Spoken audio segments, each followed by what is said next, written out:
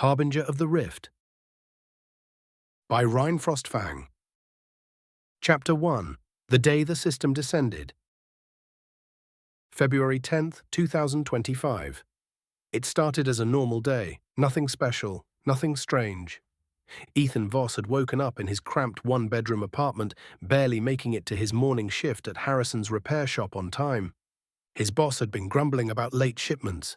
Customers had come in, asking about parts they couldn't afford. Everything had been mundane, routine, until suddenly, it wasn't. Ethan had been walking home when it happened. 1 second, the city hummed with life. Cars rolling by, streetlights flickering as the sun began to set. The next dash, the sky cracked, not a sound, not an explosion. A shimmering fracture spread across the atmosphere, glowing with eerie, pulsating red veins. And then, the messages appeared. System initialization complete. Welcome, humanity. Your existence has been recalibrated. The new order begins now. Ethan froze. It wasn't just on his phone. It wasn't just on a billboard or some kind of elaborate ad. The text hovered in the air itself, a projection burned into reality. And when he turned, everyone around him was seeing it too. A man in a suit stumbled back, staring at the sky. A woman on the phone dropped it, her face pale. The entire world had just been hijacked. Something bigger than governments, bigger than science, bigger than anything humanity had ever seen. And before Ethan could even begin to process it, the screams started, the air shuddered, not just in one place, everywhere, all at once. Across the city, crimson gashes split open reality, swirling masses of darkness forming in their centers. Ethan's breath hitched. People froze in the streets, their gazes locked onto the unnatural distortions.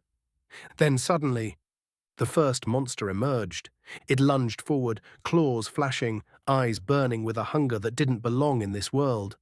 And chaos erupted. Cars crashed as drivers panicked, swerving onto sidewalks.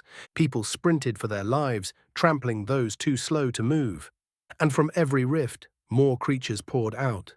Not just one species, not just one kind. Dozens of different monstrosities.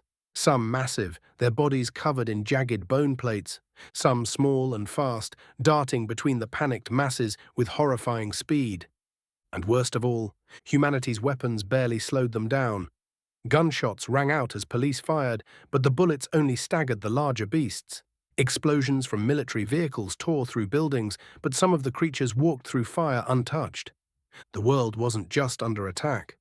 It was being reset. And Ethan, he only had one thought. Emma. Ethan tore through the streets. His legs burned, his lungs screamed, but he didn't stop. His sister's school was only 3 blocks away. If he could get to her, if he could find her before these things did. But when he rounded the corner, his breath caught in his throat. The school was already in flames, windows shattered. Bodies, teachers, parents, children scattered across the pavement, lifeless, and standing amidst the destruction was a new rift, not like the others. This one was bigger, darker, and from within, something else stepped out, the creature that took her. It wasn't like the monsters that had come before. They had been savage, feral. This one, it walked, slow, deliberate, with purpose. It was tall, easily 7 feet, draped in something like armor, but its body wasn't metal or flesh. It was wrong. Like its form didn't quite fit in this reality. Its limbs shifted as it moved, its shape flickering for half a second. As if it was deciding what to be. And its eyes. Ethan would never forget those eyes. Black voids, with a single glowing red ring in the center. Not like an animal, not like a machine. Something old, something watching. Something choosing, and when its head tilted, its empty gaze locking onto him. A sickening pulse of energy rippled outward, a single unspoken command. The monsters around it stopped attacking. They moved aside, and Ethan realized this thing wasn't here to kill at random. It was here to collect, to take something specific, and then it turned and reached for Emma. Ethan didn't think. Didn't hesitate. He threw himself forward, his body colliding with the creature, fists slamming against its unnatural form. It felt like punching stone wrapped in silk. It didn't react. Didn't even acknowledge him. It simply gripped Emma's arm, gently, almost carefully. She screamed, tears running down her face. "Ethan!" Ethan grabbed her other arm, pulling with everything he had. "No, no, you're not taking her. Let go." The creature studied him, then slowly, it raised one hand and placed it on Ethan's forehead. A pulse of energy ripped through him, sending agony tearing through his skull. His vision blurred, his body went limp. His grip on Emma's hand weakened, and in that single moment of weakness, the creature stepped backward, into the rift, dragging Emma with it. The last thing Ethan saw was her terrified face, reaching for him. The last thing he heard was her scream. And then, the rift collapsed. Gone. Like it had never been there at all, and Ethan, powerless, broken, bleeding, was left alone. 2 years later, the world had adapted, cities rebuilt, humanity adjusted, adventurers, guilds, dungeons. The strong thrived, and Ethan, he was still a nobody, no class, no awakening, just a porter, a nobody scraping by. But he wasn't giving up, because if Emma was alive somewhere, then he was going to find her, no matter what it took. Chapter 2. The Struggles of the Unranked. 2 years later, the world has moved on. The world didn't end when the system descended. It changed. People adapted. Cities were rebuilt. Guilds formed. Governments fractured and restructured under the pressure of the new order. Monsters still roamed outside city limits, but humanity had fought back. Adventurers were now the world's elite. The strongest controlled wealth, respect, and influence. And those without power, they barely scraped by. Ethan knew this better than anyone, because he was still one of them. Life as an unranked Ethan pulled his hood lower, shielding his face from the chill of Portland's morning wind. His coat was thin, barely holding together at the seams. Not much protection against the cold, but it was all he had. The streets were already alive with activity. Merchants setting up their stalls, adventurers in shining armor strolling confidently toward the guild hall, civilians rushing to their daily work. Ethan wasn't one of them. He wasn't an adventurer. He wasn't even considered useful. He was unranked. 2 years had passed since the system's arrival, and he still hadn't awakened a class. Most people awakened within weeks. Some had even gained legendary tier abilities on day 1. But Ethan, nothing. No skills, no power, nothing but bad luck. His stomach growled. He had exactly 3 silver and 16 copper left in his pouch. Not enough for a proper meal, not unless he skipped dinner again. His boots scuffed against the cracked pavement as he walked toward the local guild hall, a towering structure reinforced with mana-imbued stone, banners displaying the crest of the Portland Adventurers Guild. Ethan hated this place, not because of the building itself, but because of what it represented. A world where he didn't belong. Inside, adventurers lounged in expensive gear, laughing over tavern-style breakfasts served to those who could afford them. Some had enchanted weapons strapped to their backs, others had glowing rings on their fingers, each one proof of their status. Ethan wasn't jealous of their strength. He was jealous of their choices, of their ability to do something. Because for 2 years, he had been stuck. Unranked, unwanted, useless, and no one let him forget it. The guild hall, another day, another failure. Ethan approached the job board, scanning for anything that didn't require a rank. Most requests were out of reach. D-rank raid, cursed hollow dungeon. Min in strength 30 required. C-rank boss hunt, infernal basilisk. No unranked allowed. B-rank rift expedition, must be level 20 plus. His fists clenched. Nothing. As usual, the adventurers nearby noticed him. They always did. "You still looking, Voss?" Ethan turned his head toward the voice. Reiner, a level 18 swordsman with a smug grin. Gonna keep standing there like an idiot, or finally take the hint that no one's hiring a porter who can't even defend himself? Ethan ignored him. He had learned long ago that responding only made it worse. Another adventurer, Sarah, a healer, leaned in. "Hey, maybe he's hoping for a miracle." She laughed, nudging Reiner. "Maybe he's waiting for the system to finally pity him and give him a class." Ethan's jaw tightened. He forced himself to breathe. They weren't worth it. They weren't the reason he was here. A chance at something more. Then he saw it. A small handwritten job request tacked to the bottom of the board. Porter needed, F-rank dungeon, Nightshade Caverns. Low risk, team already assembled, looking for supply carrier, pay 5 silver per trip. It wasn't a combat job, it wasn't prestigious, but it was a foot in the door, a chance to step into a dungeon, a chance to, maybe, finally awaken. Ethan reached out, only for another hand to grab the paper first. His stomach dropped. He turned and came face to face with another unranked.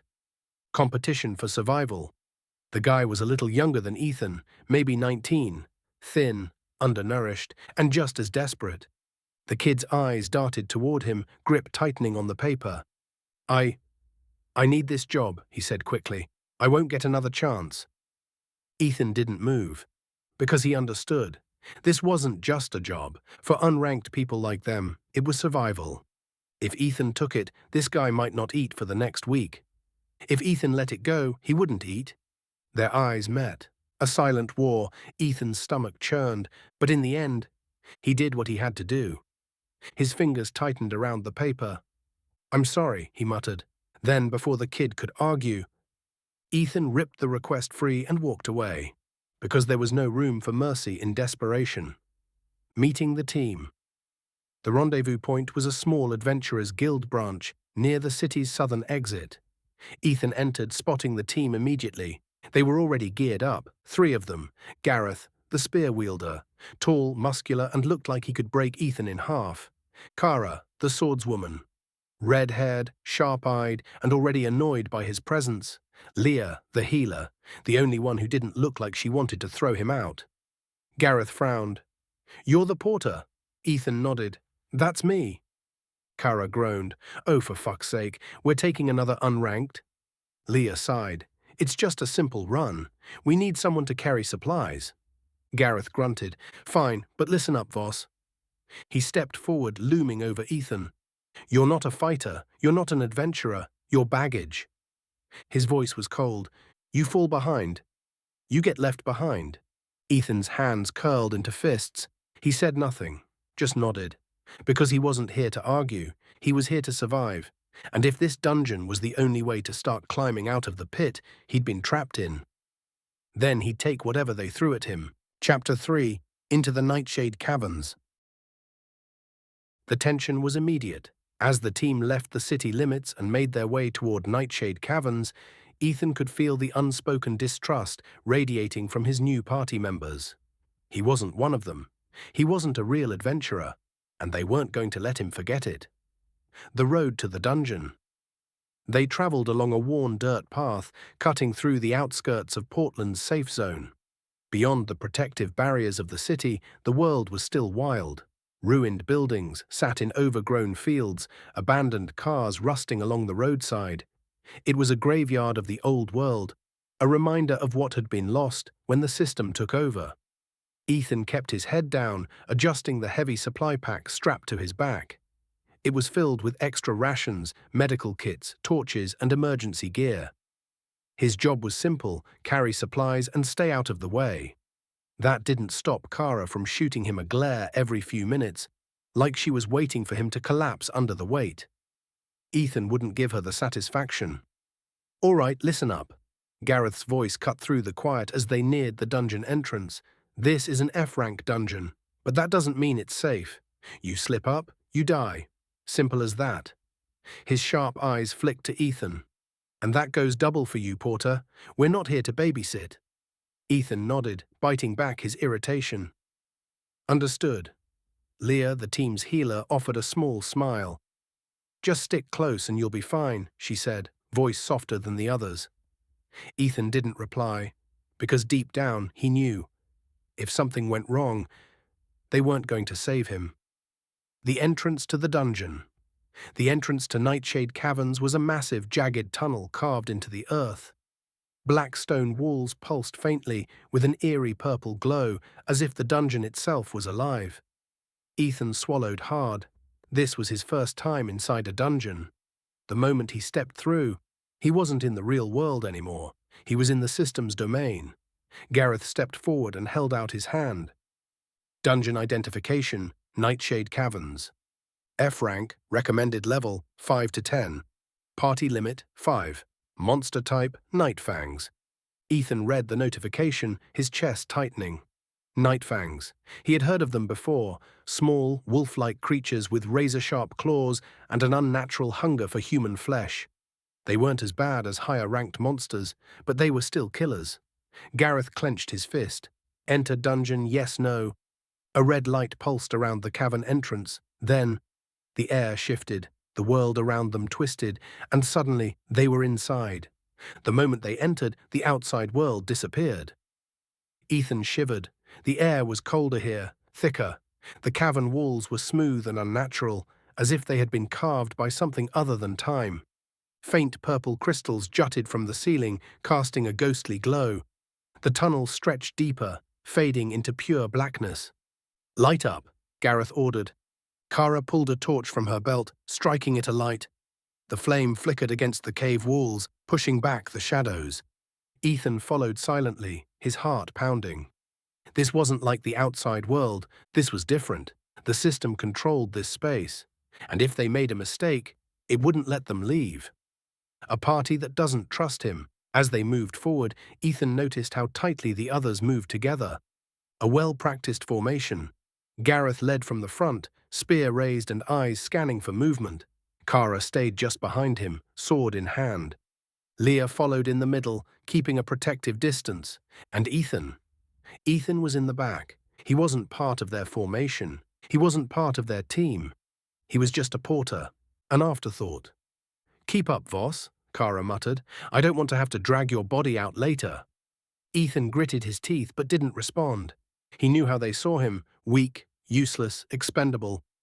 But he wasn't here to prove anything to them. He was here to survive, and maybe, just maybe, find a way to awaken his class. The tunnel twisted, leading into a larger cavern. Gareth held up a hand, signaling for them to stop. "Something's close," he muttered. Ethan strained his ears. For a moment there was only silence. Then, a low, guttural growl echoed from the darkness ahead. Ethan's blood ran cold. Then came the eyes. Small, glowing yellow orbs appeared in the shadows, dozens of them. The Nightfangs were watching. Kara grinned. Finally. Then the monsters attacked. The chaos of battle. The Nightfangs lunged from the darkness, their forms a blur of black fur and flashing claws. Gareth reacted first, thrusting his spear forward with practiced precision.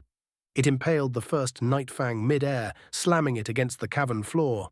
Kara was next. Her blade flashed, slicing through the neck of another beast before it could reach her. Ethan stumbled backward, heart hammering. He wasn't fighting. He wasn't supposed to. But watching them move, watching them fight like it was second nature, he felt pathetic. Another Nightfang broke through, darting past Gareth's defenses, straight for Ethan. His breath caught. It was too fast. He had no time to move. Then, a burst of light flared beside him. Leah's staff glowed bright blue, and a surge of mana slammed into the monster, sending it skidding backward. "Stick to the back," she snapped at Ethan. Her voice was sharp, but not cruel. Ethan forced himself to move, pressing against the cavern wall. The battle ended as quickly as it had started. The last Nightfang collapsed, its body lifeless on the cold stone. Kara flicked the blood from her sword. Easy. Ethan's breathing was shaky. It had been easy for them. For him. He had frozen. A harsh reminder of what he already knew. He didn't belong here. Not yet. But he would one way or another. Chapter 4. The Weight of Weakness. The stench of blood filled the cavern. The bodies of Nightfangs lay scattered across the cold stone floor, their dark fur slick with fresh wounds. Gareth wiped his spear clean, his expression unreadable. Kara rolled her shoulders, exhaling like she had just finished a warm-up. Leah checked her mana reserves, her staff still glowing faintly from the last spell. And Ethan? Ethan stood frozen, his hands trembled, his breath was uneven. Because he had come face to face with death. And he had done nothing.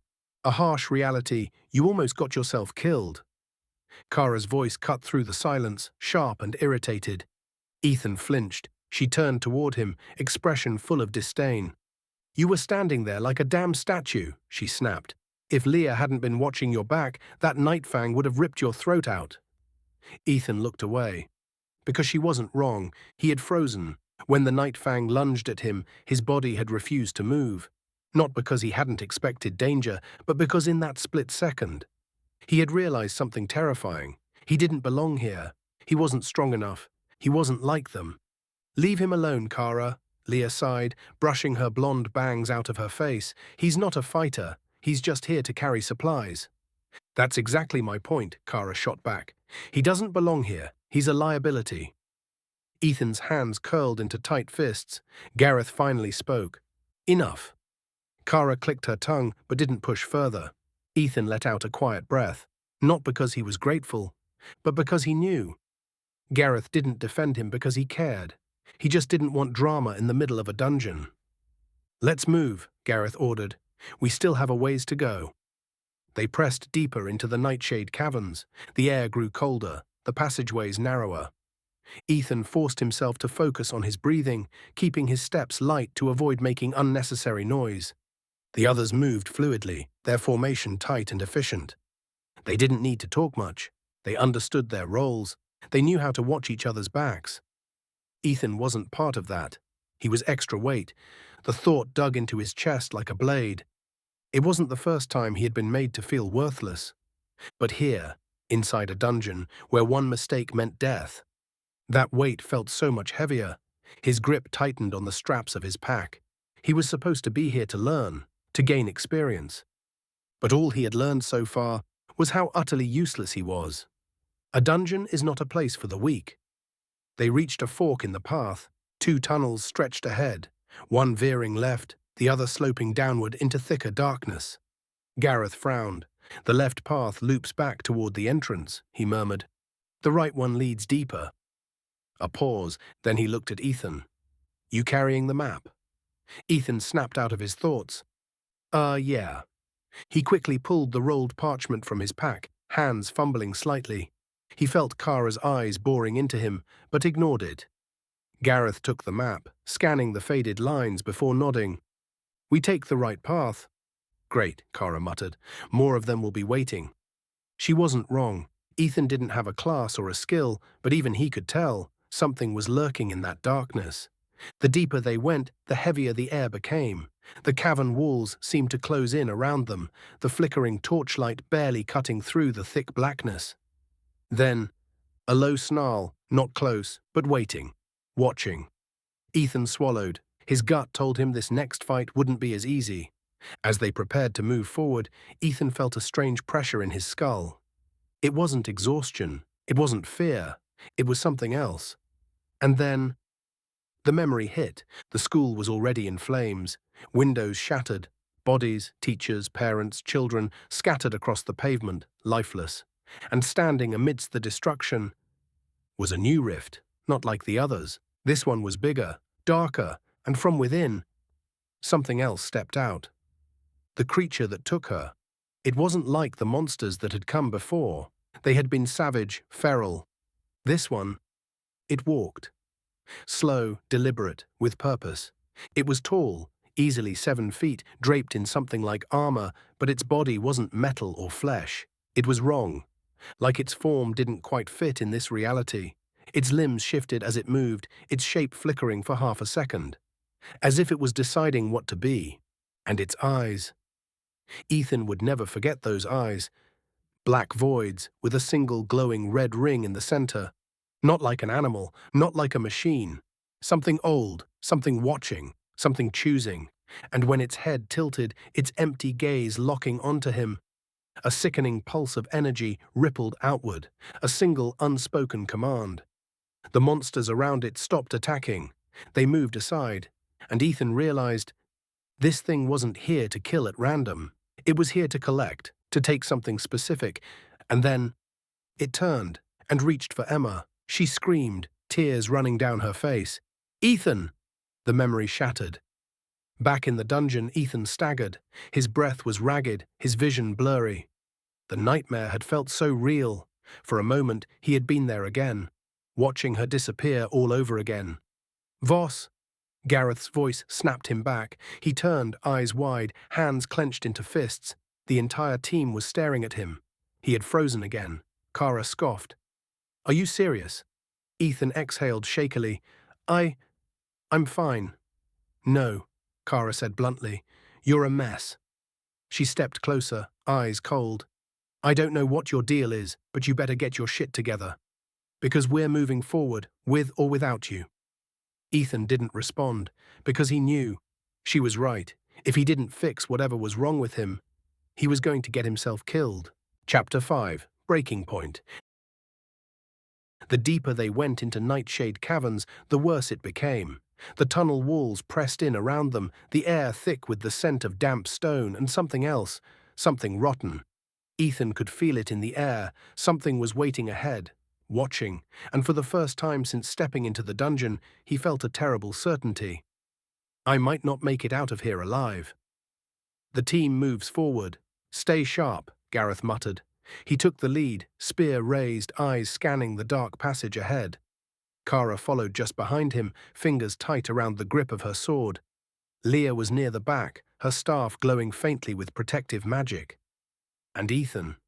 He was in the very rear, alone, not because of strategy, because that's where they wanted him.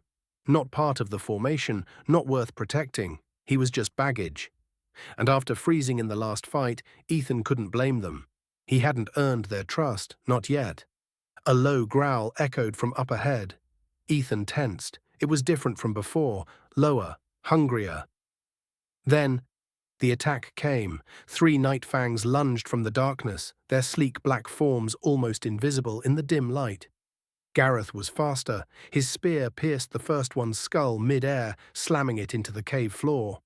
Kara dodged left, her sword flashing in a clean arc. Blood splattered the stone.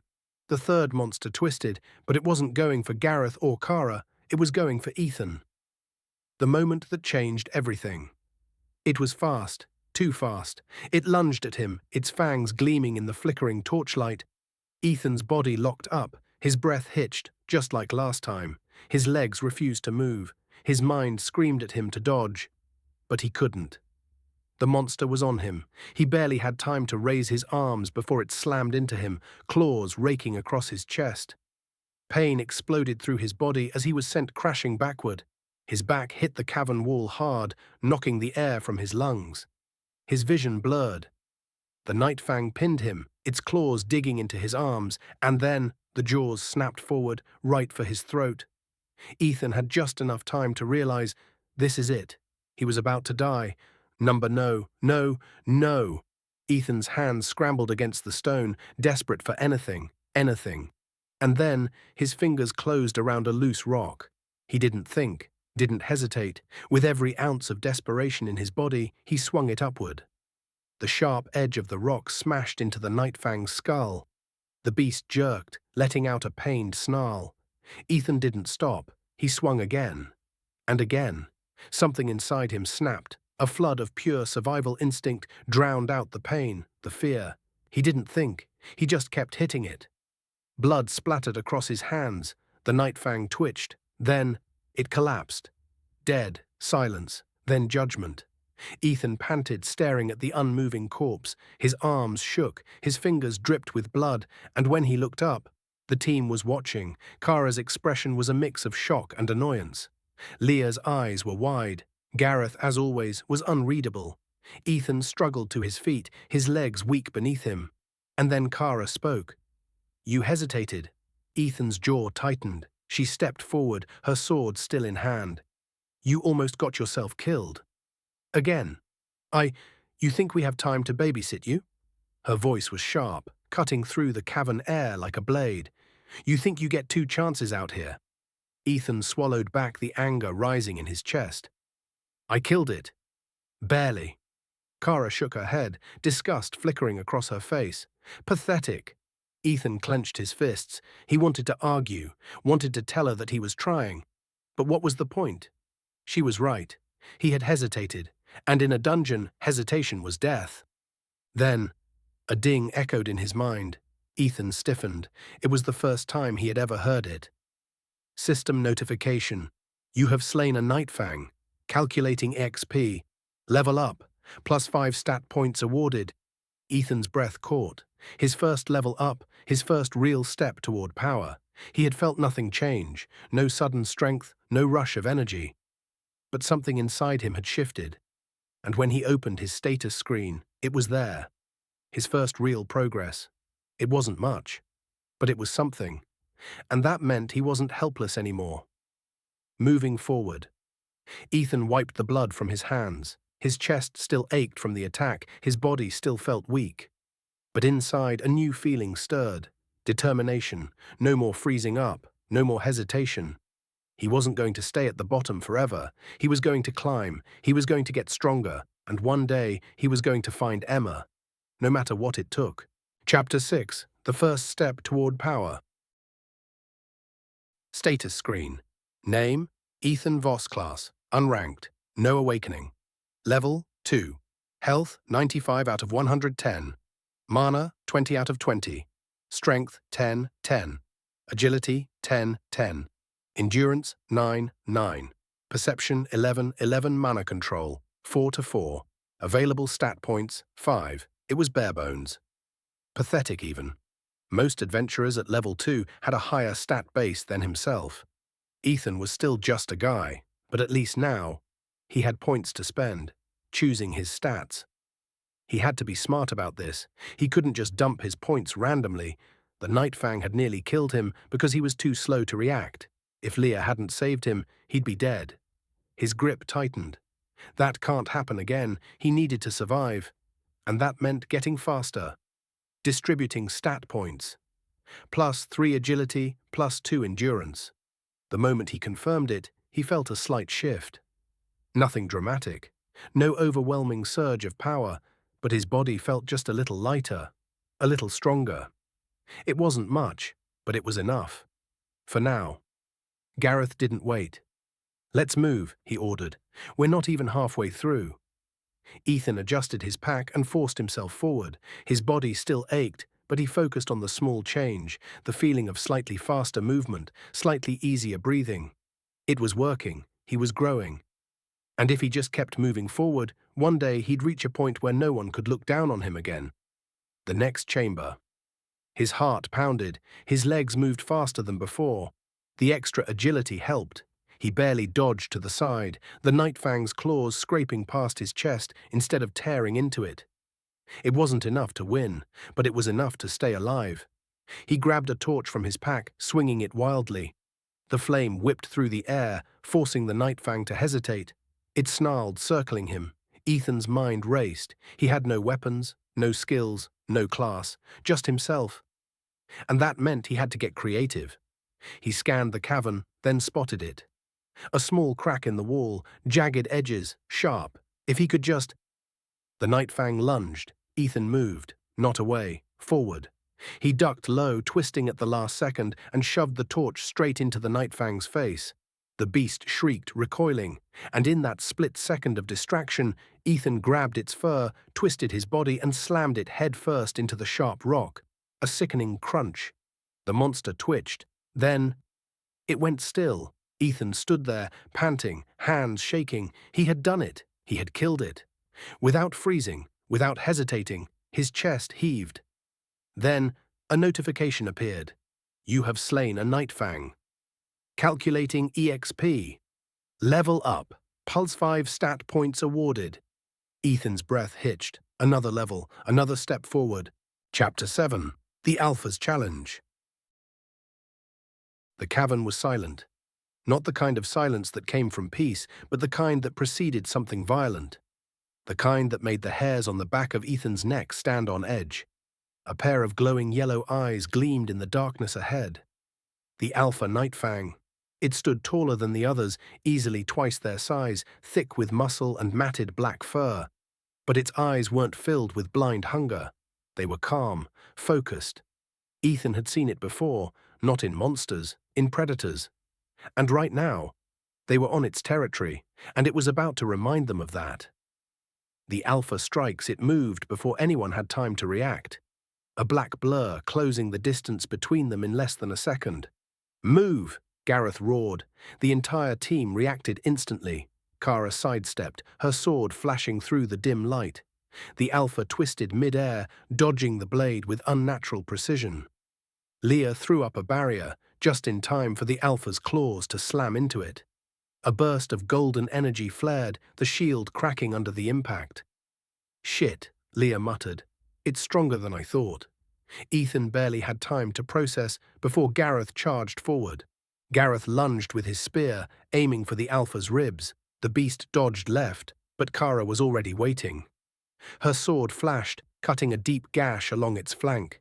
Black blood splattered across the stone floor. The Alpha snarled. Not in pain, in frustration, it was being outmaneuvered, and that meant it was about to change tactics. Ethan could see it, the way its muscles tensed, coiling like a spring, and when it moved, it wasn't toward Gareth or Kara.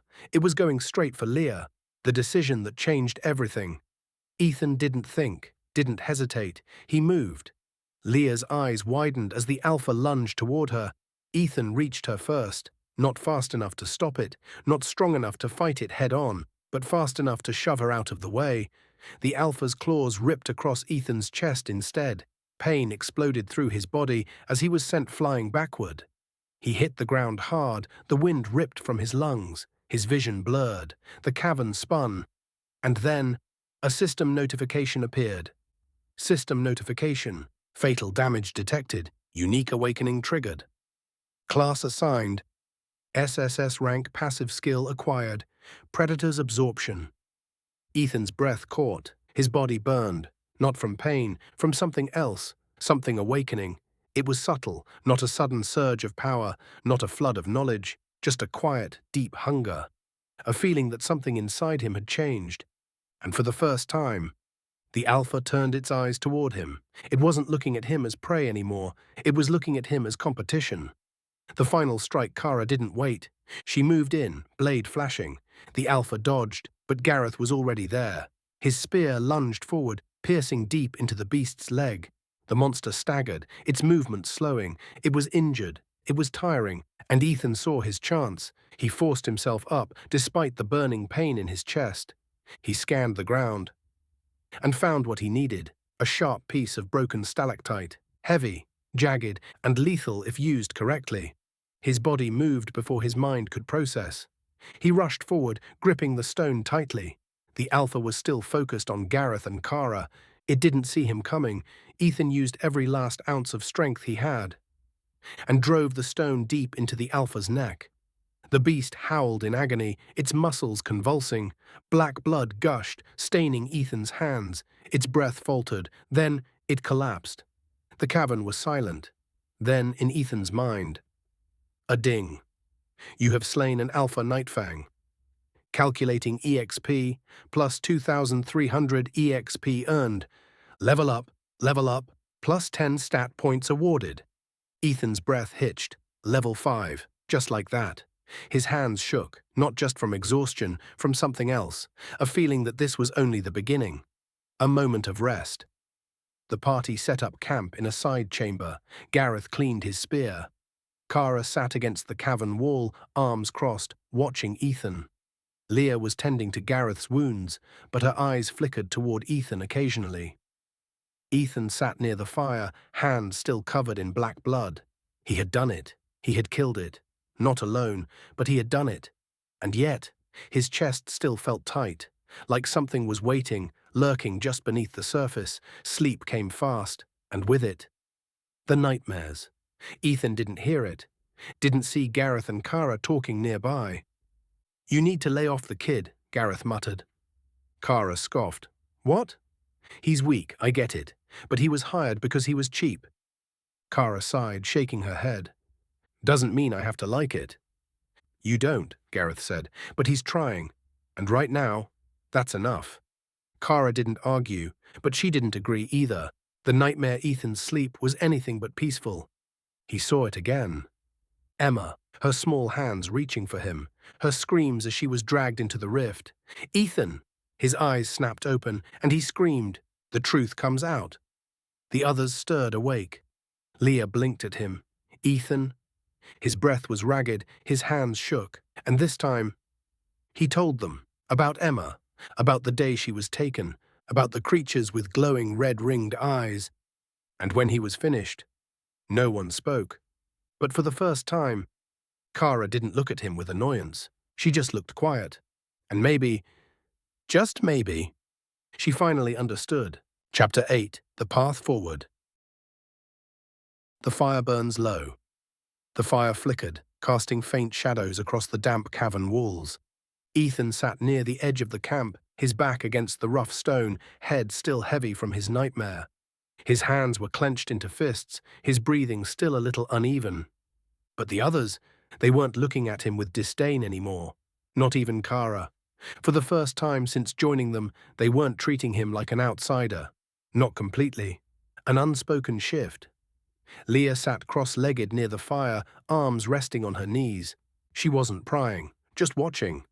Gareth was tending to his spear, running a whetstone over the metal with practiced ease. Kara was sitting off to the side, arms still crossed, but her expression was less sharp than usual. The air was different now. For the first time, Ethan felt like he wasn't completely alone. He exhaled, then opened his status screen. Ethan's first real growth status screen. Name, Ethan Voss class, unawakened, in progress. Level, 5. Health, 180 out of 200. Mana, 40 out of 40. Strength, 12 to 16. Agility, 16 to 22. Endurance, 13 to 16. Perception, 14 to 17. Mana control, 5 to 6. Available stat points, 0. Ethan stared at the numbers, heart pounding slightly. It was working. His agility was faster, his stamina was lasting longer, and he wasn't completely useless in a fight anymore. But there was still a long way to go. And Gareth? He seemed to sense Ethan's thoughts. They set out the next morning. The further they went into Nightshade Caverns, the denser the air became. The dungeon was changing. The system's presence was stronger here, and the monsters, they were getting bolder. The first fight came quickly, a lone Nightfang, smaller than the Alpha, but still dangerous. Gareth held up a hand. "You take this one," he told Ethan. Ethan blinked. "What?" "You need practice." The Nightfang growled, muscles tensed. Ethan's fingers tightened around his dagger. The monster lunged. And this time, Ethan moved. He sidestepped, using his new agility boost to avoid the strike. The Nightfang skidded on the stone, exposed. Ethan reacted. He struck fast, dagger flashing forward, and buried the blade into its throat. The creature gurgled, legs twitching. Then it collapsed. Ethan panted. Then, a notification. "You have slain a Nightfang, plus 540 EXP earned." He wasn't just surviving anymore, he was fighting, and winning. The next fights were team battles. Each one pushed Ethan further. He wasn't standing in the back anymore, he was part of the fight. Leah covered him with barriers. Kara begrudgingly called out enemy movements. Even Gareth seemed slightly less irritated with him. Slowly, step by step, he was becoming one of them. The tunnel narrowed. Too late, Gareth realized. "This is a choke point," he muttered. "We need to—" The walls shook, and from above, a Nightfang dropped directly onto Ethan. He barely had time to react before claws dug into his shoulder. Pain shot through his body as he staggered. The creature's jaws snapped at his face, and before he could move, a sword flashed. Kara's blade slammed into the Nightfang's skull, piercing clean through. The creature twitched. Then, with a sharp yank, she tore the blade free. Blood splattered across the stone. The monster slumped over, dead. Kara clicked her tongue, flicking the blood from her sword. "Try not to get crushed next time, yeah?" Ethan exhaled. For her, that was probably the closest thing to a compliment. The final room awaits. They regrouped. Their torches flickered against the massive stone doors ahead, a sign of the final chamber. Gareth narrowed his eyes. "This is it," he murmured. "The boss is behind that door." Ethan gripped his dagger. His chest felt tight, not from fear, not anymore, but from anticipation. Because this time, he wasn't just surviving, he was ready to fight. Chapter 9. The Brink of Death.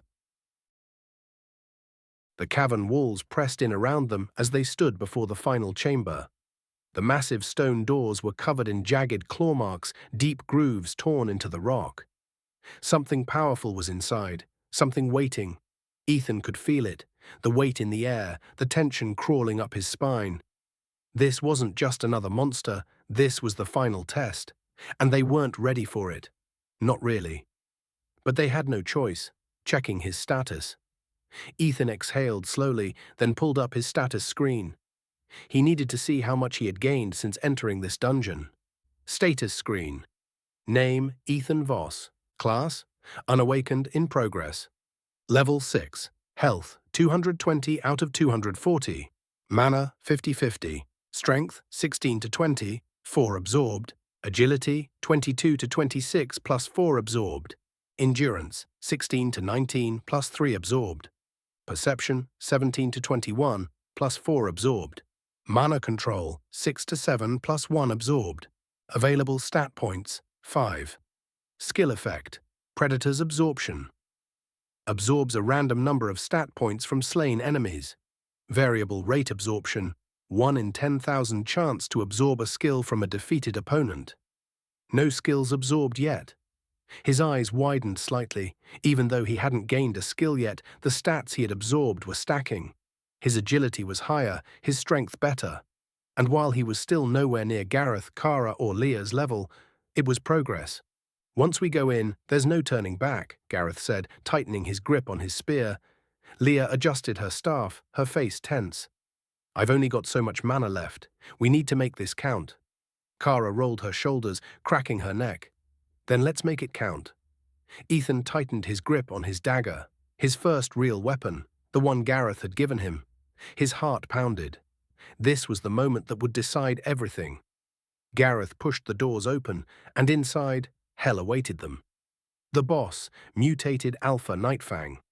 The chamber was massive, a hollowed-out cavern, its walls lined with bioluminescent fungi, casting an eerie green light. And at the far end of the room, curled atop a mound of bones, was a monster, the final boss, the mutated Alpha Nightfang. Boss monster identified, mutated Alpha Nightfang, level 20. Enhanced strength, speed, and regeneration detected. Ethan's blood turned to ice. It was twice the size of the Alpha they had fought earlier. Its fur was slick with blackened veins, twisted and pulsing with something unnatural. Its claws weren't just longer, they were dripping with venom. And when it lifted its head, its yellow eyes locked onto them, and it smiled. Ethan barely had time to react before it moved. The boss launched forward, faster than anything they had seen before. It was on Kara in an instant. She barely had time to dodge, rolling out of the way as its claws ripped through stone. Shit! Gareth was already moving, his spear thrust forward, aiming for its ribs, but the beast pivoted, swiping the weapon aside like a toy. It wasn't just strong, it was smart. It had learned, and that made it twice as dangerous. The party fights back, Kara's sword flashed, cutting deep into its flank. It snarled, but instead of retreating, its wounds pulsed. And started closing. Ethan's stomach dropped. It's regenerating. Gareth gritted his teeth. Then we need to hit it harder. Leah raised her staff. Her mana flared, golden light wrapping around Gareth and Kara. Blessing of endurance, defense up. Gareth and Kara charged. Their weapons clashed against the beast, forcing it back step by step. It was working. They were wearing it down. Then, everything went wrong. The Nightfang suddenly twisted, its eyes locking onto Leah. It moved faster than anyone could react. 1 second, it was fighting Gareth and Kara. The next, it was on top of Leah. Its jaws snapped down, aiming for her throat. Leah screamed, and Ethan moved. His body reacted before his mind could. He threw himself forward, slamming into Leah just as the monster's fangs snapped shut. Pain ripped through Ethan's side, his vision blurred, blood splattered across the ground. For a second, everything was silent. Then he hit the floor. A desperate gamble. Leah's shocked face hovered over him. He could barely breathe. His chest felt wrong. Then, another ding. Critical injury detected. Emergency stat allocation available. Recommended distribution, endurance +5. Accept. YN. His fingers trembled. He forced them to move. Yes. Warmth flooded through him. Not much, just enough.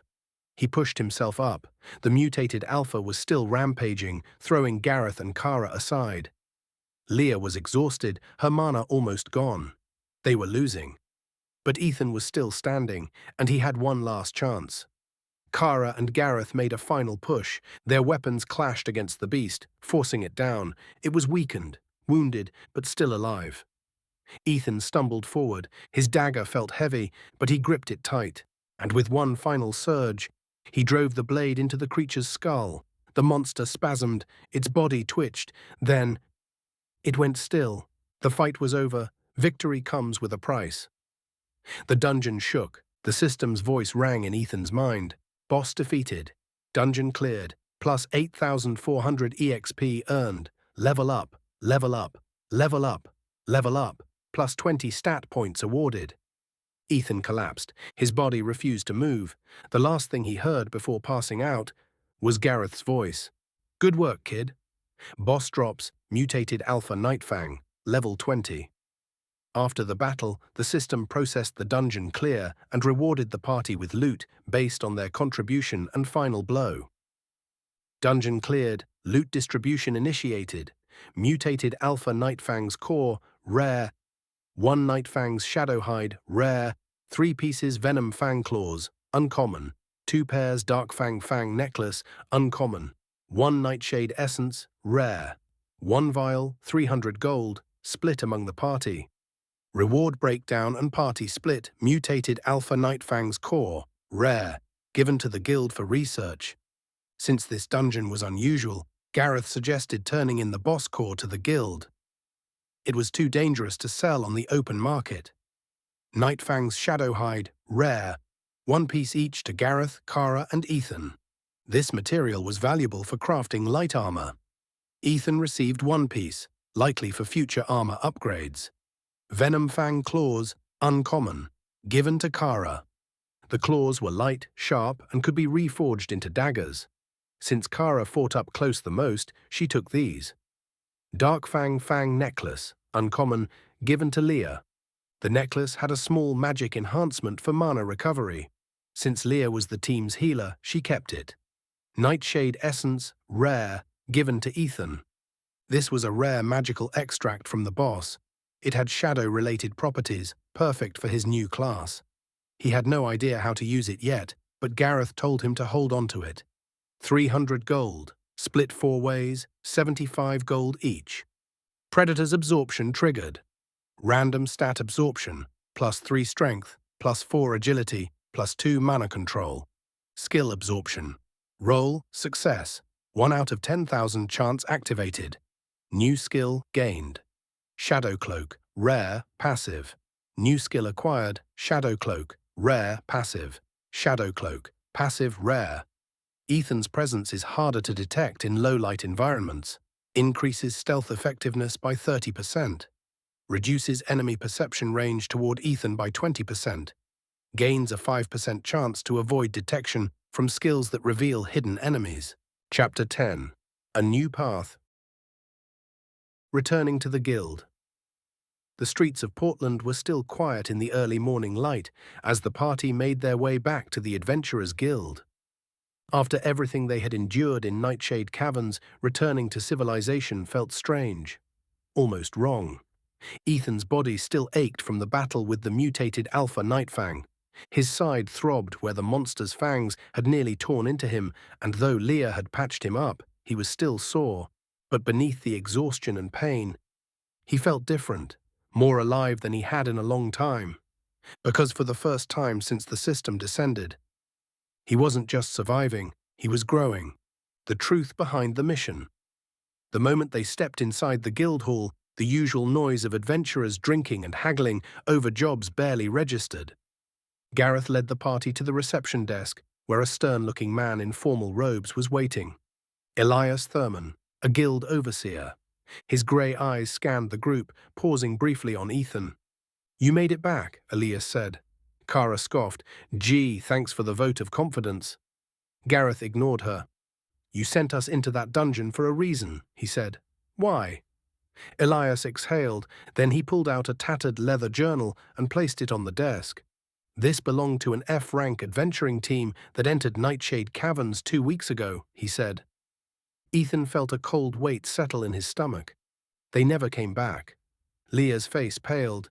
"You sent us to find out what happened to them." Elias nodded. And based on the fact that you all look half dead, I assume you found your answer. Ethan clenched his fists. That mutated boss. It hadn't been normal. Had the previous team triggered something? Had they died feeding the monster that nearly killed them? Elias's expression didn't change. Your report will confirm whether we need to close the rift permanently. That was it? They were just a test run. Ethan hated it, but there was nothing he could do.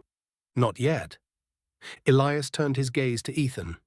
You entered that dungeon as a porter. Ethan nodded. But now? Elias studied him for a moment. You're not just a porter anymore, are you? A flicker of curiosity crossed the guild overseer's face. We need to determine your adventurer rank. Ethan's heart pounded. A guild worker motioned toward a large, circular stone platform. Rank assessment stone. Scans and measures a combatant's class, level, and power. Determines their starting adventurer rank. Elias gestured. Step forward. Place your hand on the crystal. Ethan did as he was told, pressing his palm against the cold surface. And suddenly, the crystal glowed. Ethan's awakening and skill gain. Rank assessment in progress. Analyzing class. Calculating power level. Determining abilities. A new window appeared in Ethan's vision. Class assigned, Shadowcaster, Hybrid Assassin Mage. Class type, Hybrid, Rogue Mage. Base attributes, High Agility, Balanced Magic. Specialty, Stealth, Dark Magic, High Mobility. Starting skills unlocked. Rogue skills, Shadow Step, Active Movement. Instantly dash 5 meters in any direction. Grants momentary invisibility for 1 second. Cost, 20 megapixels, cooldown 15 seconds. Silent Blade, active attack. Enhances melee weapons with shadow energy. Attacks deal plus 15% extra damage and ignore weak armor. Cost 25 MP, duration 30 seconds. Mage skills, Dark Grasp, active control, 5:37 PM, RineFrostfang. Creates shadow tendrils that restrain enemies for up to 5 seconds. Weaker enemies are immobilized completely, stronger enemies slowed.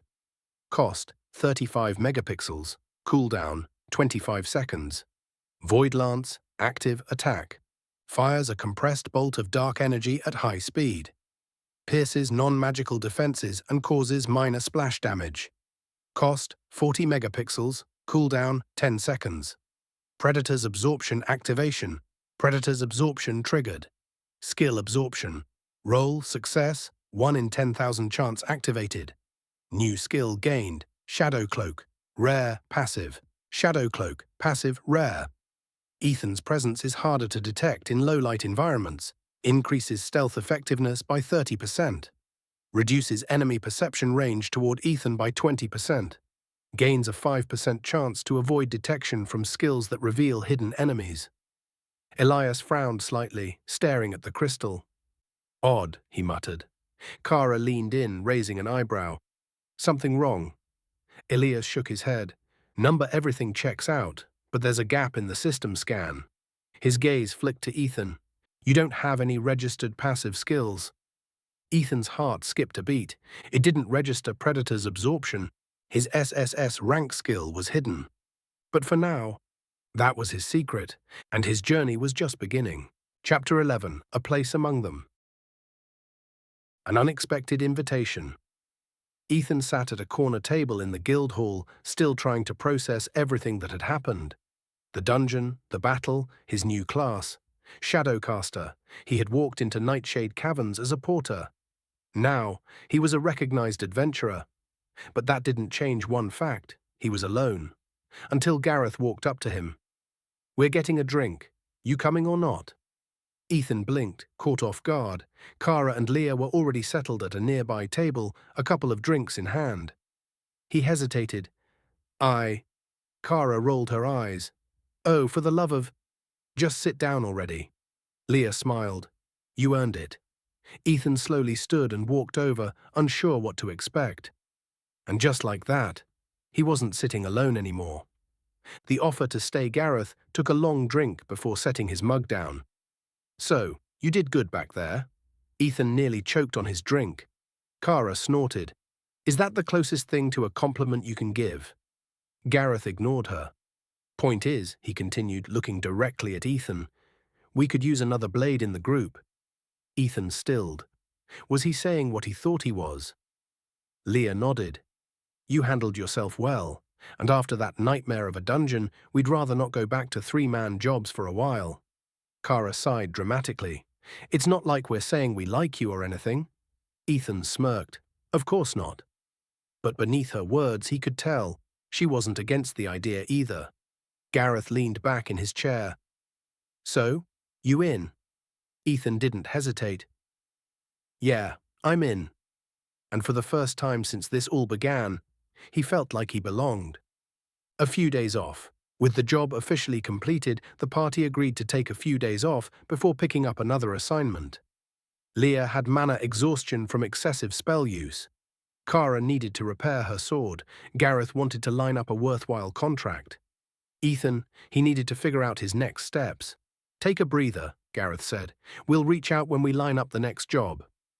Ethan nodded. After everything they'd been through, a break was well deserved.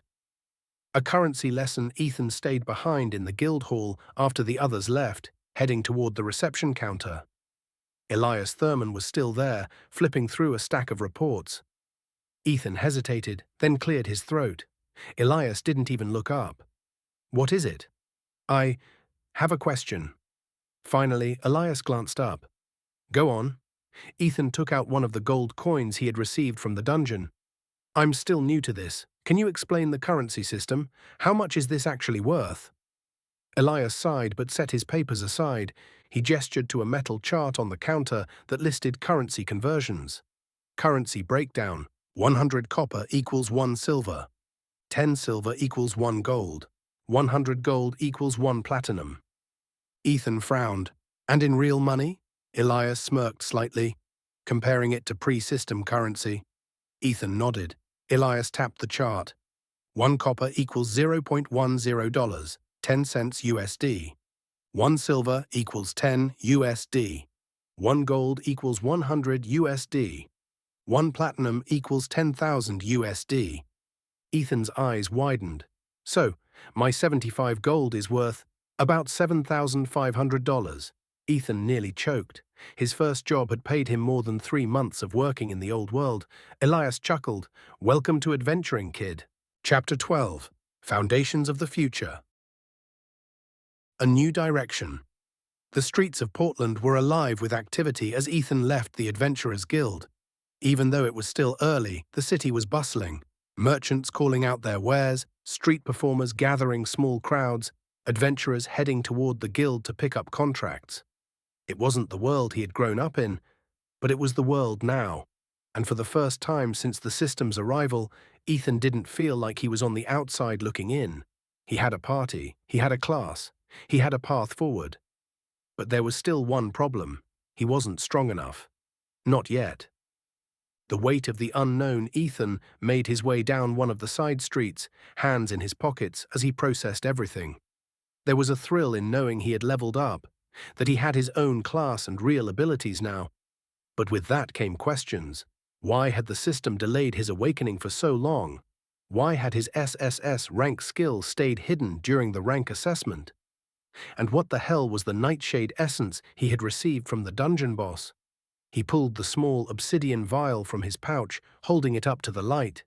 The liquid inside was thick, almost like ink, swirling in slow, unnatural patterns. There was no system description when he focused on it. No explanation. Just a single line. An essence steeped in shadow.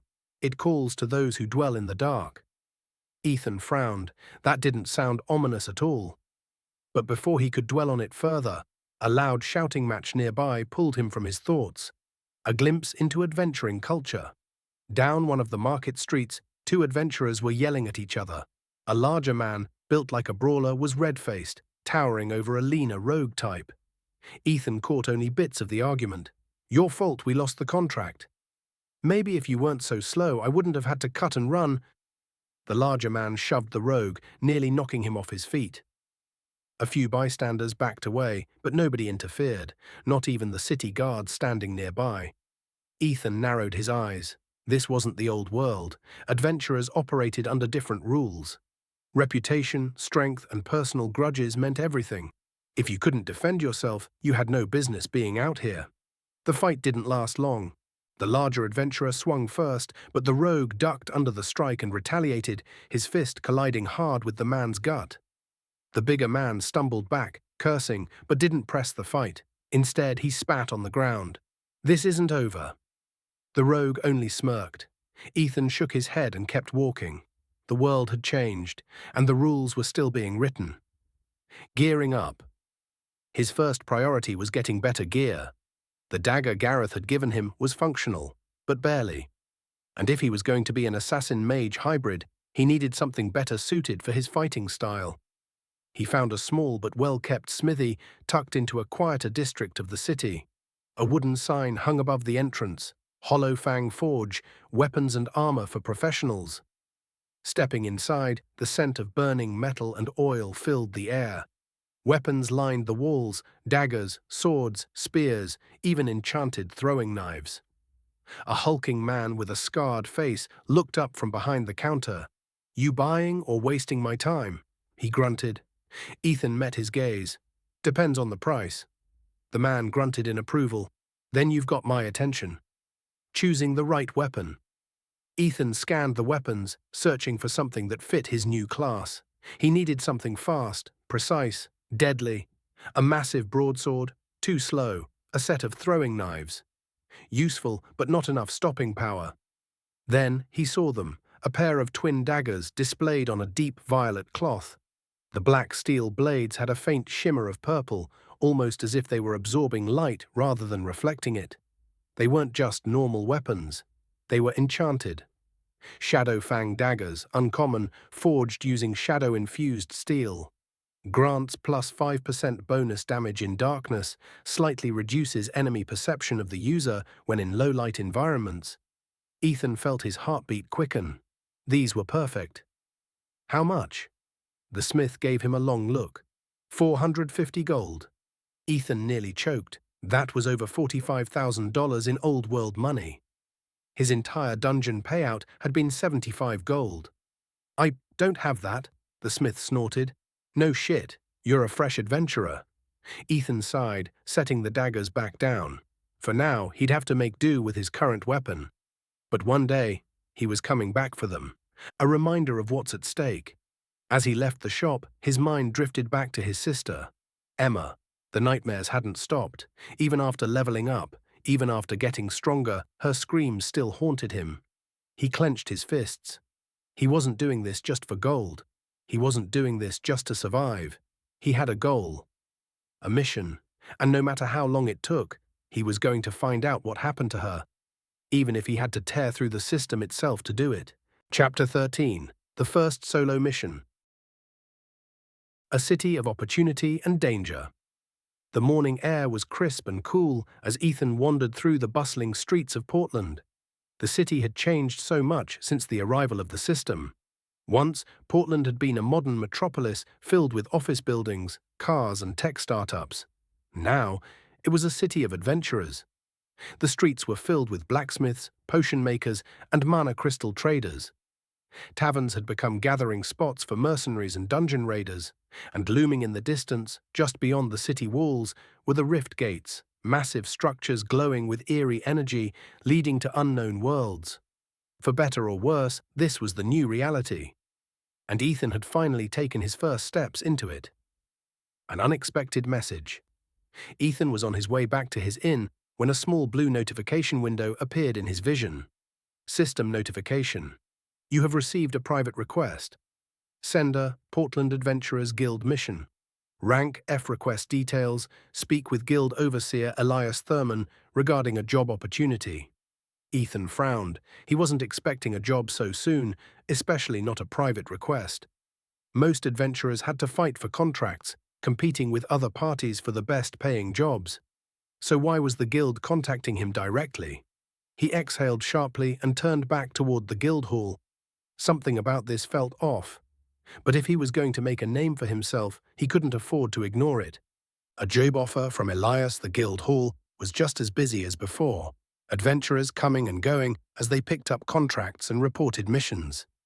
Ethan made his way to the main reception desk, where Elias Thurman stood reviewing paperwork. The guild overseer barely looked up as Ethan approached. "You got my message," Elias said simply. Ethan nodded. "What's the job?" Elias finally set down his papers and folded his arms. "There's a minor situation that needs handling outside the city." He tapped a map pinned to the counter. "About 6 miles west of here, there's a small supply outpost that regularly delivers materials to the guild. They've been late on their shipments." Ethan raised an eyebrow. "And you think something happened?" Elias gave a short nod. "It's probably nothing serious, maybe a few wild beasts. But the guild can't afford delays, so we need someone to check it out." Ethan hesitated. "Why me?" There were plenty of experienced adventurers who could handle something like this. So why was the guild reaching out to a brand new F-rank? Elias smirked slightly. "You survived Nightshade Caverns." That was all he said. But Ethan understood. That dungeon should have killed him. The fact that he made it out, not just alive but stronger, meant the guild was watching, testing him. He clenched his fists. This was his first real job, a chance to prove that he wasn't just lucky. "I'll take it," he said. Preparation and planning. Before setting out, Ethan took stock of his gear and status. His Shadowcaster class was versatile, but he still had a long way to go before he could hold his own against higher-ranked threats. Status screen. Name Ethan Voss.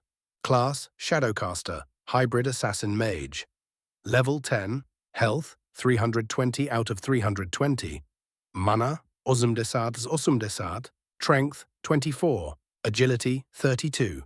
Endurance 23. Perception 25. Mana control 10. Available stat points 5. Current skills: Shadow Step, short-range dash plus invisibility for 1 second. Silent Blade, infuses melee attacks with shadow energy for extra damage. Dark Grasp, summons shadow tendrils to restrain enemies. Void Lance, launches a piercing bolt of dark energy at enemies. Shadow Cloak, passive, rare. Enhances stealth in low-light environments, reduces enemy perception range. Ethan still needed better weapons, but for now he had to work with what he had. He stopped by a small supply shop, spending 10 gold to stock up on. Rations for travel. Basic healing potions, X2. Whetstone to keep his dagger sharp. His remaining balance was 65 gold. Not great. But if he played this right, this job could be the first step toward real independence. The road to the outpost. The western roads leading out of Portland were worn but well-traveled. Caravans passed by, pulled by strange system-born beasts that had replaced traditional animals. Other adventurers occasionally rode past on mana-powered mounts, heading toward their own assignments. Ethan walked with purpose, keeping an eye on his surroundings. His perception stat had increased thanks to his leveling, and he was starting to notice details he would have missed before. A broken wooden signpost, claw marks embedded in the wood, small tufts of fur caught on nearby bushes. Something had happened here, and the closer he got to the outpost, the more uneasy he felt. Something's not right. By the time Ethan reached the outpost, the sun was beginning to dip lower in the sky. The place was silent. Too silent. The small cluster of wooden buildings stood intact, but there were no signs of people, no movement, no supplies stacked outside, even though shipments were supposed to be prepared. He approached cautiously, dagger in hand. Something felt wrong.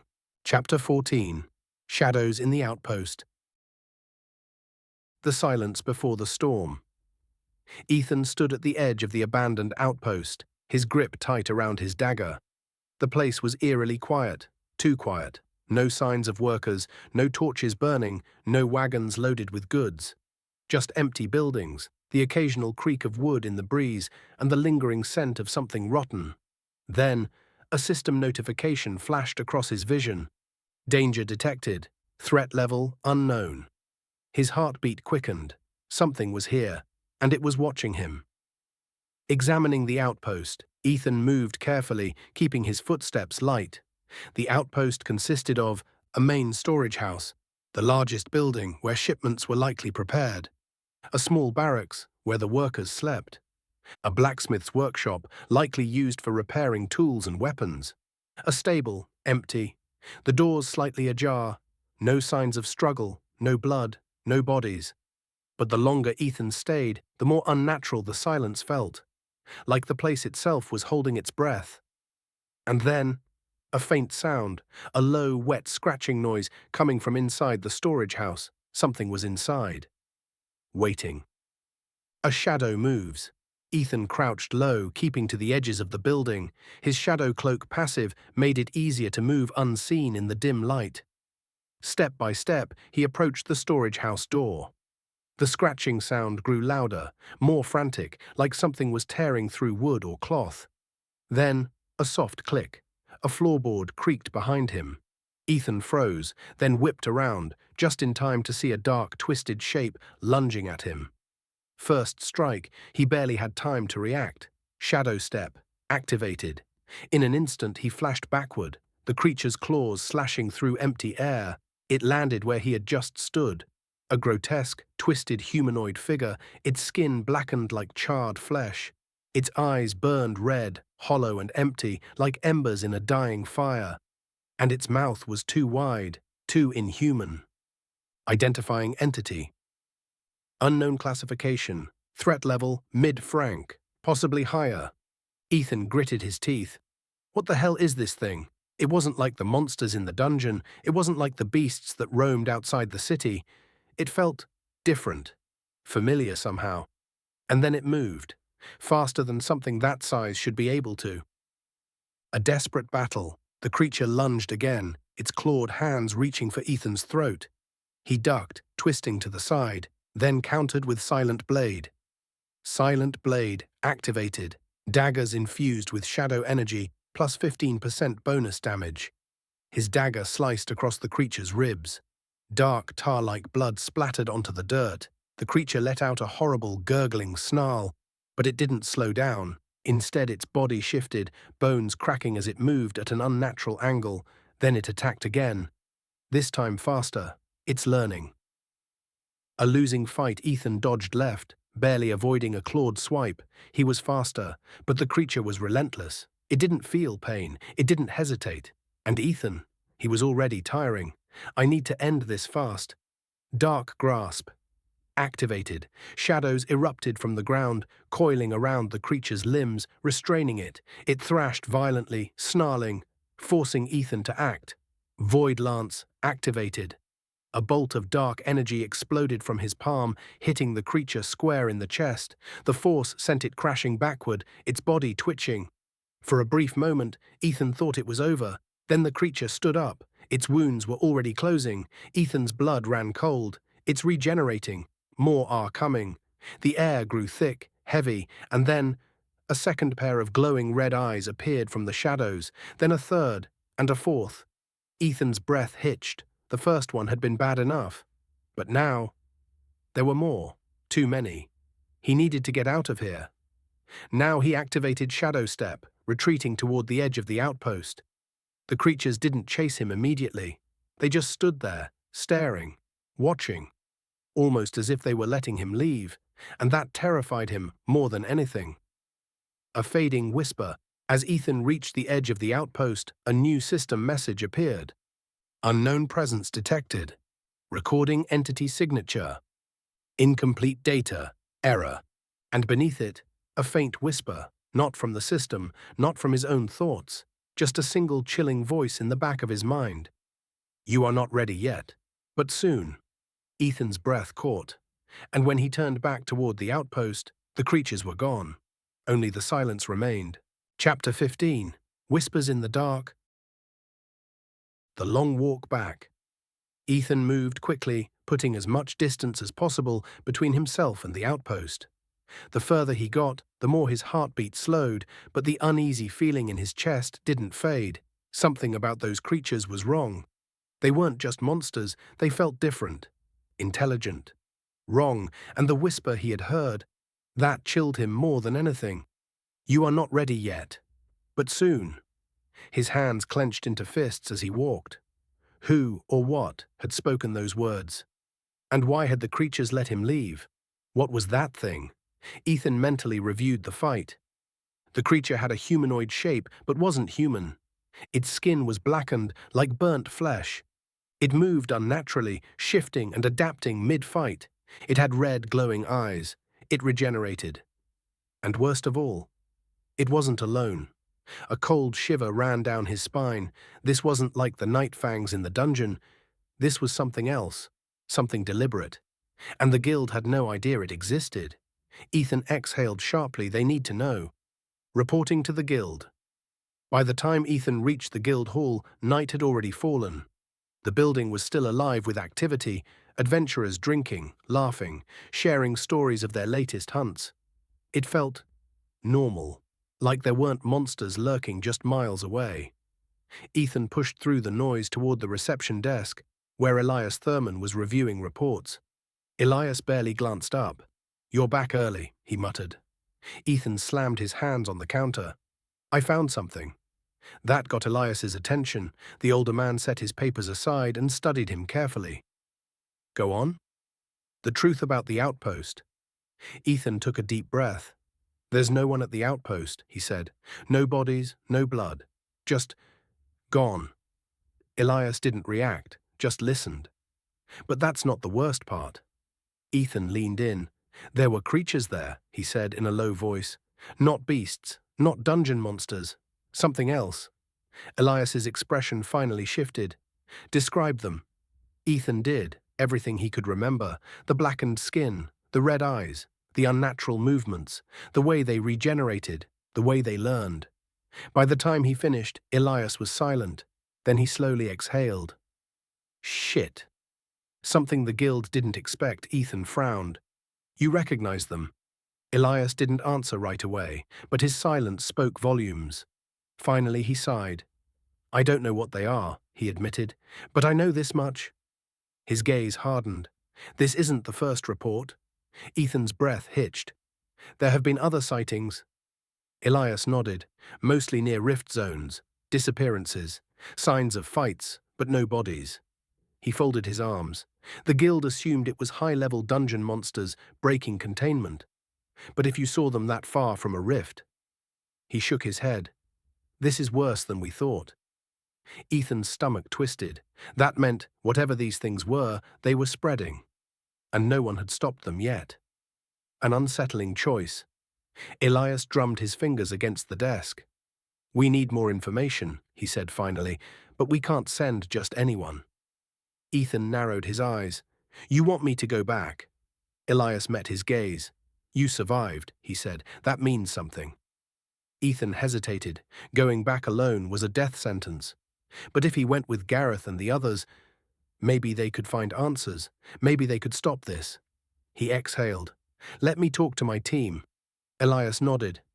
"Do it fast," he said, "because if these things are spreading, we're already running out of time." Chapter 16. A Team's Decision. A heavy truth. Ethan left the guild hall, his mind racing. The encounter at the outpost was worse than he had thought.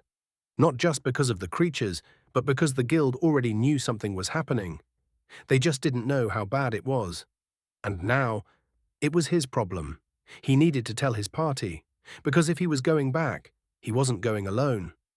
Finding the team Gareth, Kara and Leah were exactly where Ethan expected them. The Iron Flask Tavern. The place was loud with the sounds of rowdy adventurers, the air thick with the scent of roasted meat and ale. The party sat at a corner table, relaxed for the first time in days.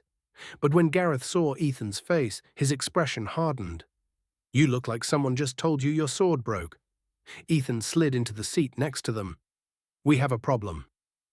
The conversation turned serious. Kara raised an eyebrow. "That was fast. Didn't we just finish a dungeon?" Ethan took a breath, then told them everything. The empty outpost, the creatures, the way they moved, adapted, regenerated, the way they let him leave. By the time he finished, the tavern noise faded into the background. Kara had gone completely still. Leah's face was pale, and Gareth, his expression was grim. "You're sure about this?" Gareth asked. Ethan nodded. "Elias said the guild has gotten other reports, but no one's actually seen these things, until now." Leah swallowed. If they're that dangerous, why did they let you go? Ethan hesitated, then he told them the worst part. The system recorded an error when I fought them, he said, like it couldn't recognize what they were. Kara sat up straighter. The system didn't register them? Ethan shook his head. Not completely. Then he hesitated. And I heard something. A voice. Gareth's eyes narrowed. A voice? Ethan nodded. You are not ready yet. But soon. Silence. The weight of those words settled over the table like a storm cloud. Finally, Gareth exhaled. Shit. A party decision. So let me get this straight, Kara said, leaning back. The guild wants you to go back. And you're actually considering it? Ethan met her gaze. Yes, Kara scoffed. Are you insane? You barely survived the first time. Leah spoke up, her voice quieter. But if we don't go, what happens? Gareth's expression was unreadable, but Ethan could tell he was already thinking ahead, weighing the risks, judging whether this was worth it. Then he sighed. We're not letting you go alone. Ethan felt a mix of relief and gratitude. So we're doing this, Kara groaned. Looks like it. Leah nodded. If these things are spreading, we need to know what we're dealing with. Gareth folded his arms. Then we prepare. We're not walking into a trap unarmed. Checking his status, before anything else, Ethan needed to see his growth. He opened his status screen. Name, Ethan Voss. Class, Shadowcaster, Hybrid Assassin Mage. Level, 10 to 11 plus 1. Level from last battle. Health, 320 to 340. Mana, Ozmdesat, Devadesat. Strength, 24 to 25, plus 1 level gain. Agility, 32 to 34, plus 2 level gains. Endurance, 23 to 24, plus 1 level gain. Perception, 25 to 26, plus 1 level gain. Mana control, 10 to 12 plus 2 level gains. Available stat points, 5. New system log from Predator's Absorption. Random stat absorption. Plus 2 agility, plus 1 endurance. Skill absorption. Roll failed. No new skills acquired this time. Ethan frowned slightly. His agility boost would help him move faster, but he had hoped for another skill. Still, every stat counted. Preparing for the next mission. Gareth stood. We need gear, he said. Better weapons, better supplies. Ethan nodded. He still had his dagger, but if he was going to fight these things again, he needed more. Kara sighed. Guess I'll get my sword reforged. Leah adjusted her cloak. I'll stock up on potions. Gareth glanced at Ethan. We head out at sunrise. Be ready. Ethan exhaled slowly. They were doing this. Chapter 17. Shadows in the Market. Morning preparations. The sun was still rising over Portland, casting long shadows across the city's stone streets as Ethan moved through the bustling marketplace. They were leaving for the outpost at noon, and Gareth had given everyone a simple task: gear up, stock supplies, and meet back at the guild. It felt almost routine. Except it wasn't, because this time they weren't just hunting monsters, they were walking into the unknown, and Ethan wasn't sure they'd all walk back out. A weapon worthy of the hunt. The Hollow Fang Forge was quieter than the rest of the market, its front sign worn but sturdy. Inside, the scent of burning metal filled the air, and a massive scarred blacksmith was hammering away at a glowing hot blade. Ethan stepped forward. The smith, Voss, glanced up. Back again? He grunted. Ethan nodded. I need something better than this. He set his old dagger on the counter. Voss barely spared it a glance. That thing's barely worth scrap metal. Ethan exhaled. I need a real weapon. The blacksmith rubbed his jaw. You're a shadowcaster, right? Ethan tensed slightly. How do you know? Voss snorted. You walk quiet. Your stance is balanced, and you've got the look of someone who fights better in the dark. He turned and grabbed a case from behind the counter, setting it down with a heavy thud. Inside were a pair of daggers, sleek, black steel with faint purple runes carved along the blades. Twin shadow fangs, uncommon, forged from shadow-infused steel. Grants plus 5% bonus damage in darkness. Slightly reduces enemy perception of the user when in low-light environments. Ethan felt his pulse quicken. These were perfect.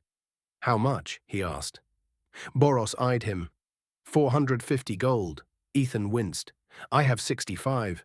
The blacksmith sighed. Look, kid, you're not walking out of here with those for that price. Ethan gritted his teeth. He needed those daggers. But before he could speak, Boros tapped the counter. I'll make you a deal. Ethan looked up. What kind of deal? Boros smirked. I've got a job that needs handling. You take care of it, and I'll knock the price down. Ethan hesitated. What kind of job? The blacksmith leaned forward. There's something lurking in the sewers beneath the city, something that's been attacking workers. Ethan frowned. A monster? Boros shrugged. Could be. Or it could be something worse. He folded his arms. You bring me proof it's dead, I'll cut the price in half. Ethan exhaled, a side job right before heading back to the outpost. But he glanced at the daggers. He needed them, and this was his only chance. Deal. Boros nodded. Then I suggest you don't waste time. A descent into darkness. The entrance to the sewers was at the edge of the marketplace, a rusted iron grate leading down into the tunnels. Ethan crouched, gripping the bars. The air was stale and damp. Whatever was down there, it had been lurking for a while.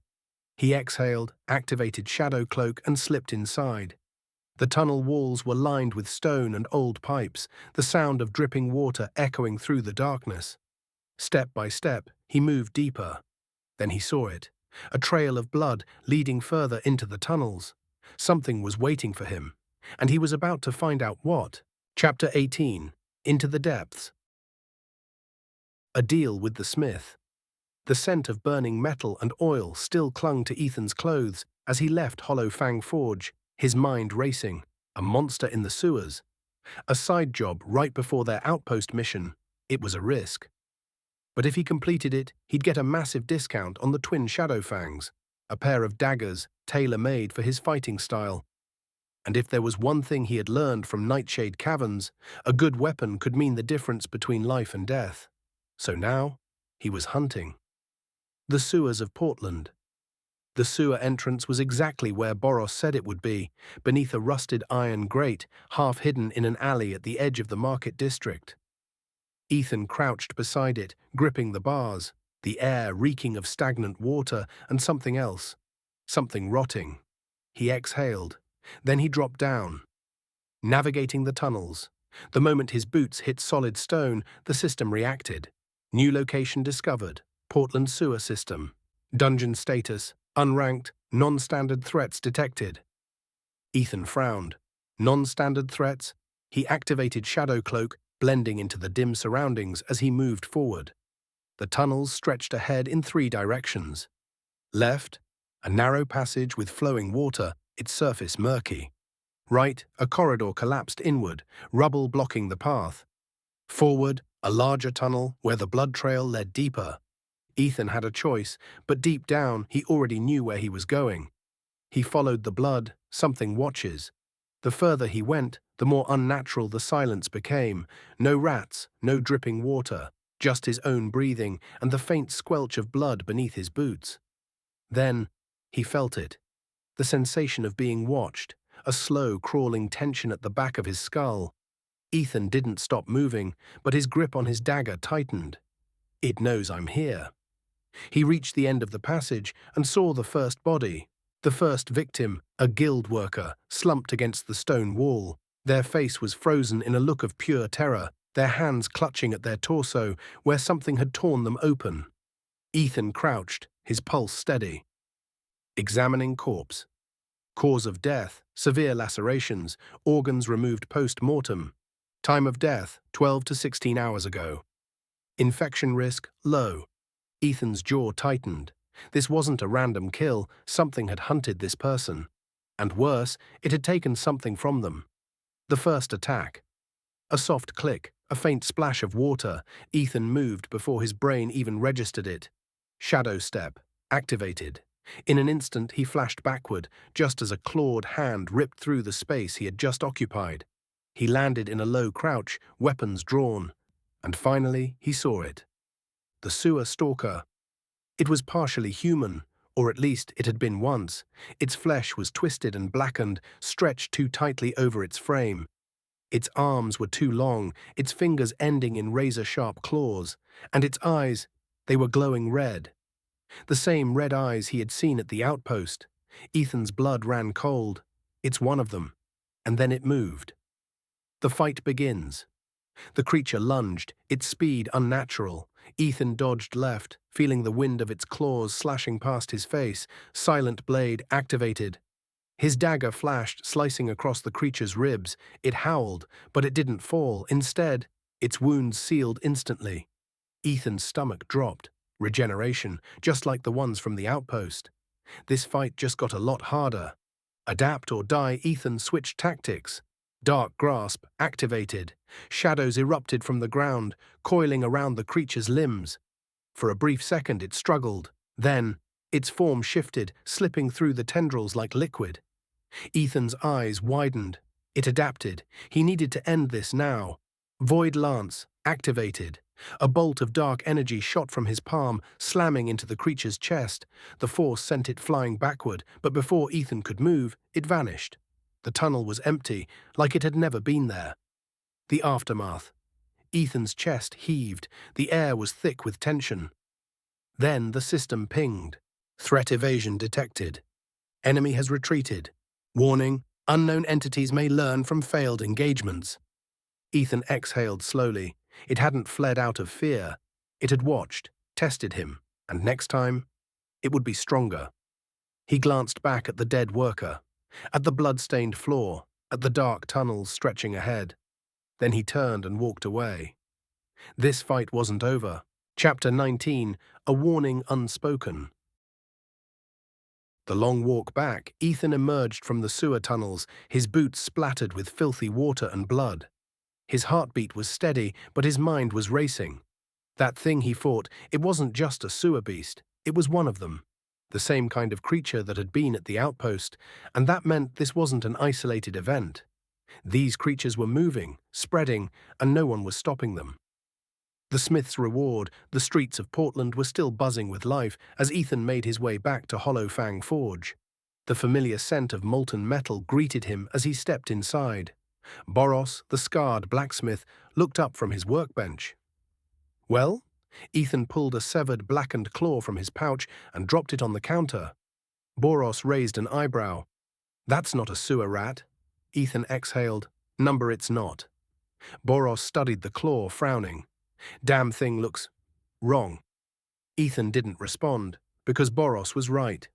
The longer you stared at the twisted, charred flesh, the more it seemed to shift, like something was still alive beneath it.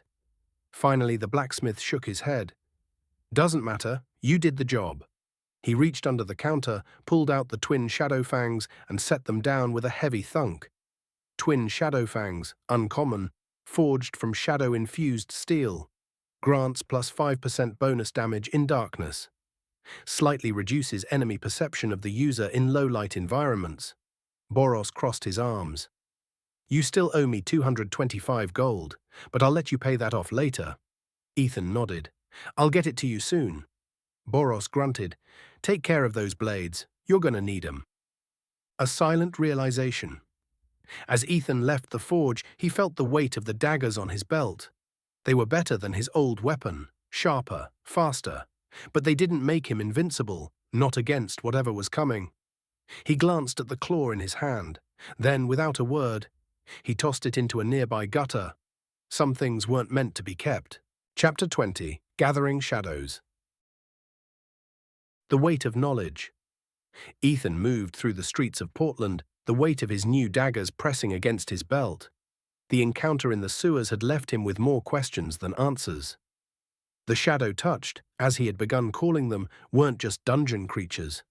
They weren't like the Night Fangs or any monsters categorized by the system. They were something else, something that wasn't supposed to exist. And that terrified him, because if the system itself couldn't recognize them, then how the hell was he supposed to fight them? A city on edge. Despite the familiar bustle of the market, Ethan noticed something different. People were uneasy. Adventurers spoke in hushed tones, some glancing toward the guild hall with wary expressions. A merchant muttered to his assistant, "Another one gone." Another adventurer, a heavily armored warrior, shook his head. "They're not saying much, but the guild's looking into it. I'd stay close to the city if I were you." Ethan frowned. This wasn't normal. He stepped toward one of the murmuring adventurers. "What's happening?" The man turned, blinking in surprise before recognizing Ethan. "You're the one who went to the outpost, right?" Ethan hesitated, then nodded. "Yeah. What's going on?" The adventurer's expression darkened. More disappearances. Ethan's stomach tightened. Returning to the guild. By the time Ethan reached the guild hall, the tension in the air was thick. He pushed through the crowd, ignoring the noise around him as he headed straight for the reception desk. Elias Thurman was there, talking in low tones with another guild official. When Elias saw him, he barely hesitated before nodding. "Inside, now." Ethan followed him through the guild's restricted door, leading into a private office. Elias shut the door behind him. "You heard?" Ethan exhaled. "Disappearances." Elias nodded. 2 more last night. Both F-rank adventurers. No bodies, no signs of struggle. Same as before. Ethan gritted his teeth. The pattern was clear. Whatever was happening was spreading. A choice to make. Elias leaned against his desk, studying Ethan. "I know you're already heading back to the outpost with your team." Ethan nodded. "Good." Elias crossed his arms. "Because whatever you found last time, I think we're only seeing the beginning." A pause, then, "Do you want the guild's help?" Ethan blinked. "What?" Elias's expression was unreadable. "You're the only one who has fought one of these things and survived. I can send other adventurers to investigate. I can authorize better gear for you and your team. But if I do that..." His gaze hardened. "The guild takes full control of this mission. That means you report directly to me, and anything you find is classified." Ethan's jaw tightened. This was a calculated move. Elias wasn't offering help out of kindness. He wanted control. If Ethan accepted, he'd gain resources and information. But he'd lose his ability to act freely. He thought of his sister. Emma was taken when the system first descended, and no one had ever given him answers. Would the guild really help? Or would they bury the truth if it didn't fit their agenda? Ethan's fingers curled into a fist. "No." Elias raised an eyebrow. "No?" Ethan exhaled. "My team and I are handling this. If I find something, I'll decide what to do with it." For a long moment, Elias said nothing. Then, the corner of his mouth twitched upward. "Good answer." A team reunited. Ethan left the guild office, his mind still processing everything. The moment he stepped into the main hall, a familiar voice called out. "About time." Gareth, Kara, and Leah were waiting near their usual table. Kara was leaning against the wall, arms crossed, while Leah sipped from a cup of tea. Gareth eyed Ethan. "You're late." Ethan shrugged. "Had a conversation with Elias." Leah arched an eyebrow. "That can't have been fun." Ethan exhaled. "He offered to back us with guild support. I turned him down." Gareth gave a small nod, like he had expected it. "Good. That would have put us under their thumb." Kara snorted. "Yeah, I'm not looking to be a guild puppet." Leah hesitated. "Still, I can't help but wonder what they're not telling us." Ethan agreed, but they'd find out soon enough, because now, they were going back. The journey to the outpost begins. The next morning, the party set out before dawn. This time they were better prepared. Gareth had upgraded his spear, reforging it with a stronger metal alloy. Kara had a fresh blade, newly sharpened and reinforced. Leah carried extra mana potions, ensuring she wouldn't run dry mid-battle. Ethan had his new daggers, the twin shadow fangs resting at his sides. The road stretched ahead of them, the faint glow of sunrise painting the horizon, and with every step, Ethan felt the shadows growing closer. Waiting. Watching. And this time, he was ready to face them. Chapter 21. The Path to Shadows.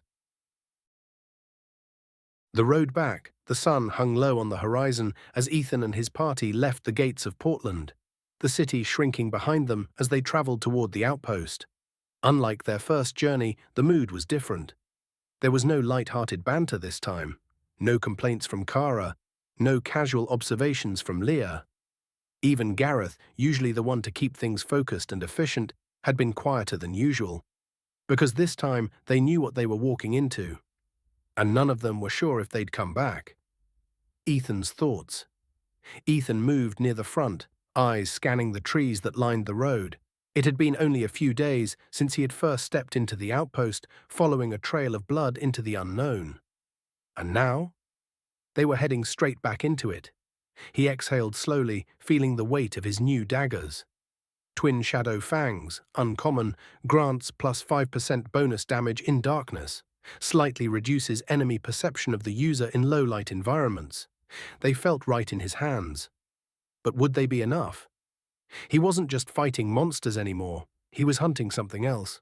Something the system itself couldn't identify. He glanced at Gareth. "What's the plan when we get there?" Gareth didn't answer immediately. Then finally, "We assess first, check for survivors, see if there are new tracks." His jaw tightened. "And if those things are waiting for us?" Kara answered for him, her voice hard. "We kill them." Simple, but Ethan had a feeling it wouldn't be that easy. A restless camp. They traveled for hours, pushing forward until the sun had dipped beyond the trees. By nightfall, they made camp just off the main road, setting up in a small clearing. Ethan crouched by the fire, watching the flames flicker against the dark. Leah sat across from him, murmuring a quiet spell, letting her mana flow through a small stone as it absorbed residual energy from the environment. Kara leaned against a tree, sharpening her sword with slow, methodical movements, and Gareth stood at the edge of the clearing, spear resting against his shoulder, watching the woods. The silence stretched. Then Leah broke it. "Do you think we'll find anything different this time?" Ethan didn't answer right away. Then finally, "I think we're going to find something worse." Leah frowned, looking up. "You sound sure." Ethan hesitated, then he told them. About the sewers. About the thing he fought, about how it was the same as the creatures from the outpost. Gareth's grip on his spear tightened. Kara had stopped sharpening her sword. Leah's face had gone pale. Ethan finished, exhaling slowly. "I don't think these things are just hiding in dungeons." Gareth exhaled. "I was afraid of that." Ethan frowned. "What do you mean?" Gareth looked at him. "The first few times we fought dungeon creatures, what did they do?" Ethan paused, thinking. "They fought to kill." Gareth nodded. "Exactly. They acted like normal monsters. Aggressive, territorial, mindless." He stared into the flames. "But the thing you fought?" His voice was calm but heavy. "It left," Leah whispered. "It was testing you." Ethan nodded. Yeah." Silence fell again. Then Kara scowled, throwing a small rock into the fire. "Great, so now we're fighting smart monsters." Leah exhaled. "Number smarter." Kara scoffed, but there was no real bite in it. Gareth finally sat down, resting his arms on his knees. "Get some sleep," he muttered. "We reach the outpost by midday." Ethan didn't argue, but as he lay back, staring at the stars, he knew none of them were going to sleep well tonight. The outpost revisited. By midday, the outpost was in sight. Ethan stared at it, something cold curling in his gut. It looked exactly the same. Empty. Silent. Undisturbed. As if nothing had ever happened. Gareth motioned with his hand, signaling them to spread out. Kara took the left side, moving toward the storage sheds. Leah checked the barracks, scanning for any traces of mana. Ethan and Gareth moved toward the center. The silence was worse than before. The first time, Ethan had felt an unsettling emptiness. But now he felt like he was being watched. He saw Gareth tense beside him. "You feel that?" Ethan nodded, hand on his dagger. Then, a rustling noise. Both men turned instantly. A figure stumbled out from behind one of the buildings. A man. His clothes were torn, his skin pale, his eyes wide with terror, and the moment he saw them, he collapsed. A survivor. Leah rushed forward before Gareth could even give an order, her hands glowing with soft golden mana as she checked the man's vitals. "He's alive," she breathed. But barely. Ethan crouched beside her. The man's lips were dry, cracked. His breathing was shallow. Then, his eyes fluttered open. For a moment, he just stared at them. Then, run. The whisper barely escaped his lips. Ethan's blood turned ice cold. Gareth cursed. Shit, where's Kara? A scream. Then, a horrible wet snarl. Ethan's head snapped up. Kara was already moving. And behind her, crawling out from the shadows, were three of them. The shadow touched. Ethan ripped his daggers free. No time to think. No time to run. This time, there was no escape. The fight was already here. Chapter 22. The hunt begins. The ambush. The first snarl cut through the silence like a blade. The shadow touched emerged from the edges of the outpost, their movements unnatural, almost as if they were gliding rather than walking. Their charred, twisted flesh shifted as they moved, their red eyes glowing with a sickening hunger. Ethan counted three of them. No four. One had just crawled out from the shadows near the barracks. His pulse quickened. They were surrounded. Kara had already drawn her blade, eyes locked onto the closest creature, the one that had come from her side. Gareth gritted his teeth, adjusting his grip on his spear. Leah stood frozen, torn between reaching for her staff or the injured man at her feet. And Ethan? He took a slow breath and tightened his grip on his daggers. There was no running this time. This was a fight, and they had no idea how many would be left standing when it was over. The first clash. The creatures moved first. The one closest to Kara lunged, its limbs bending at unnatural angles. She sidestepped, but the moment she did, the creature's fingers stretched, extending into thin, whip-like claws. Kara barely dodged in time. Shit, she hissed, rolling to avoid another slash. Gareth moved next, striking at the one to his right. His spear found its mark, stabbing clean through the thing's shoulder. For a split second it froze, then, without hesitation, it grabbed the spear shaft with its bare hands, and pulled. Gareth was yanked forward off balance as the creature opened its mouth, too wide, revealing jagged, shifting teeth. Leah reacted fast, thrusting a hand forward. Barrier ward activated. A glowing shield of mana slammed into the creature's chest, sending it stumbling back. Gareth ripped his spear free, spinning it into position, but the moment he did, a second creature was already charging from the left. Ethan's instincts kick in. Ethan had no time to think. Shadow step activated, his body blurred, moving instantly to the side as the third creature swiped at where he had just been. He landed behind it and struck. Silent blade activated. His daggers sliced deep, cutting into the thing's side. Dark, tar-like blood spilled onto the dirt. It should have been crippling. But instead, the creature twisted unnaturally, as if its body had no bones, and then it lashed out, faster than before. Ethan barely ducked under the counterattack, his breath caught. It's adapting. It had already adjusted to his speed. His daggers wouldn't be enough. Not alone. The tide of battle, Gareth held the front line, blocking two creatures at once. His spear flashed, but the shadow-touched were getting faster, avoiding his strikes with inhuman flexibility. Kara was engaging the fourth, moving with fluid precision, her sword cutting through the air. But her opponent was predicting her movements, shifting in ways that should have been impossible. Leah was barely keeping up, her healing magic already draining her mana. And Ethan? His mind raced. They couldn't just fight these things head-on. They had to change the approach. A new strategy. Ethan's eyes flicked to the barracks, its entrance wide open.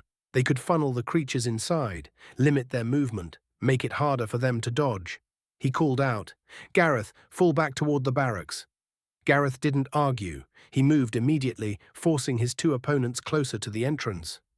Kara caught on, leading hers in the same direction. Ethan slashed at his own enemy, forcing it back. Then he ran. The others followed. One by one, the creatures pursued them, snarling, and the moment they were all inside, Leah raised her hand. Barrier ward activated. A wall of mana sealed the entrance. The creatures were trapped. And now, it was time to finish the fight. A brutal finish. Inside the tight space of the barracks, the shadow-touched had no room to move. They were fast, but not faster than steel and magic combined. Gareth drove his spear straight through one's skull. Kara severed another's head in a single clean strike. Leah blasted a third with raw, radiant energy, burning it from the inside out. And Ethan? He faced the last one alone. It lunged at him, and he let it. Then, Void Lance, activated. A bolt of pure shadow energy erupted from his palm, hitting the creature square in the chest. It screamed, louder than before. Its body shuddered violently. Then, finally, it collapsed. The barracks fell silent, and the fight was over. The aftermath. For a long moment, no one spoke. Ethan's chest heaved, sweat dripping from his brow. Kara wiped blood from her cheek, shaking her head. Gareth exhaled. That was too close. Leah sank to her knees, completely drained. But then, a soft noise made Ethan's head snap up. The survivor. He was still on the ground, his breathing shallow. And now, he was staring at them. His lips trembled. Then, in a voice barely above a whisper, "They're not the worst thing here." Ethan froze. Gareth narrowed his eyes. "What do you mean?" The man's hands shook violently. He swallowed hard. "They have a master." The air felt heavier. Ethan's blood turned to ice. "What?" The man's eyes darted toward the far end of the outpost, toward a small ruined building. Then, his voice cracked. "He's still here." Chapter 23. The Master of Shadows. The survivor's warning. The man's words hung in the stale air of the barracks, heavier than the blood still dripping from their weapons. They have a master. He's still here. No one spoke. Ethan's heart pounded in his chest, his grip tightening on the hilts of his daggers. His body was still running hot from the fight, adrenaline thrumming in his veins. But this? This was something else. Gareth was the first to break the silence. "What do you mean, a master?" The survivor's hands trembled. I don't know," he stammered, "but I saw him. It wasn't like them." His breath hitched. It looked human. A deep, uneasy silence followed. Kara scoffed, but it was forced. "That's ridiculous," she muttered. "You're saying one of these things is—" "What?" "A person." The man swallowed. "Not a person. But it used to be." Ethan's blood turned cold. Leah stepped forward, kneeling beside the man. "Where did you see it?" The survivor raised a shaky hand, pointing toward the ruined building at the far end of the outpost. Ethan followed his gaze. The structure was half collapsed, its stone walls cracked with age. It had been a watchtower once. Now, it was nothing but a grave of forgotten things. And yet, Ethan felt something, a quiet, pulsing wrongness emanating from within the ruins. Like something was waiting, watching. Gareth exhaled sharply, rising to his feet. "We need to check it out." Leah's expression darkened. "Are you sure?" Gareth nodded. "We don't leave unknown threats behind." Ethan tightened his grip on his daggers. "We end this now." Approaching the watchtower, the air grew thick as they made their way toward the ruins. The outpost had been silent before, but now it felt like the entire world was holding its breath. Every step was measured. Careful. Ethan's senses were sharp, his perception on high alert. Kara walked beside him, her sword drawn, her usual smirk gone. Leah whispered a soft incantation, weaving mana into a barrier spell, ready to defend if needed. And Gareth? He led them forward, his spear gripped tightly, his eyes focused. Unwavering, the ruined tower loomed before them, its stone walls cracked and covered in creeping vines. Ethan felt it now, a pulse of darkness. Like a faint heartbeat, thrumming in the air. Something was inside, something was awake. A voice in the dark. They stepped past the crumbling threshold, weapons drawn. Inside, the air was colder. Dust swirled in the dim light, the broken ceiling casting long, jagged shadows across the ruined floor. Ethan felt it immediately, the presence, the feeling of something watching. And then, a voice, low, smooth, mocking. "You're late." Ethan's stomach dropped, the others tensed. Kara spun, her sword raised. Leah whispered, "Who?" Then, from the far end of the room, a figure stepped forward. The master revealed. At first glance, he looked human, but Ethan knew better. He was tall and slender, draped in a long, tattered black coat. His skin was ashen grey, as if drained of life, and his eyes, they weren't red. They were void black, swirling with shifting darkness. Ethan felt his chest tighten. The shadow touched had red eyes. But this was something worse. Gareth's voice was low. "Who are you?" The figure tilted his head, a faint smile curling his lips. "No one important," he murmured. His voice was calm, unnervingly smooth, like a blade being sharpened against stone. Just a remnant, a whisper, a shadow of what came before. His gaze swept over them, lingering on Ethan. Though I must say, I'm surprised. Ethan's fingers curled tighter around his daggers. Surprised about what? The man, the master, as the survivor had called him, smiled. That you're still alive. An impossible fight.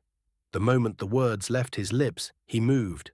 Fast, too fast. 1 second he was standing still. The next, he was right in front of Ethan. Ethan barely had time to react. Shadow step, activated. He blinked backward, dodging by inches. But the master's hand brushed his chest as he moved. And suddenly, Ethan felt like he'd been hit by lightning. Pain exploded through his body, shadows curling along his limbs like smoke made of ice. He gasped, dropping to a knee.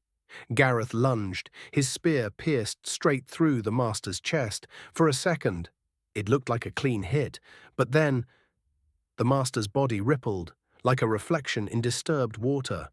Gareth's spear passed through him, through nothing. The master laughed softly. Predictable. Then he struck back. A wave of black force erupted from his hand, slamming into Gareth's chest. Gareth was flung backward, crashing through a crumbling wooden beam. Kara moved next, her blade flashing. Blade arc activated. A crescent of pure mana shot toward the master. It hit. But he didn't react. Kara's eyes widened. What the fuck? The master stepped forward, unaffected. Leah threw up her hands. Barrier ward activated. A shimmering shield formed around the group.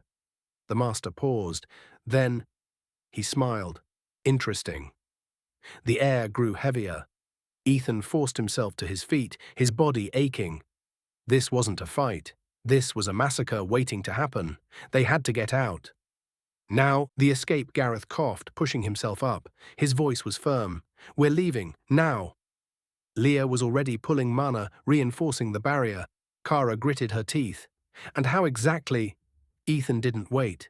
Dark grasp, activated. Shadows erupted from the ground, wrapping around the ruined ceiling, and then he pulled. The entire roof caved in. Dust and rubble filled the air, cutting off their view of the master. Ethan didn't hesitate. Move!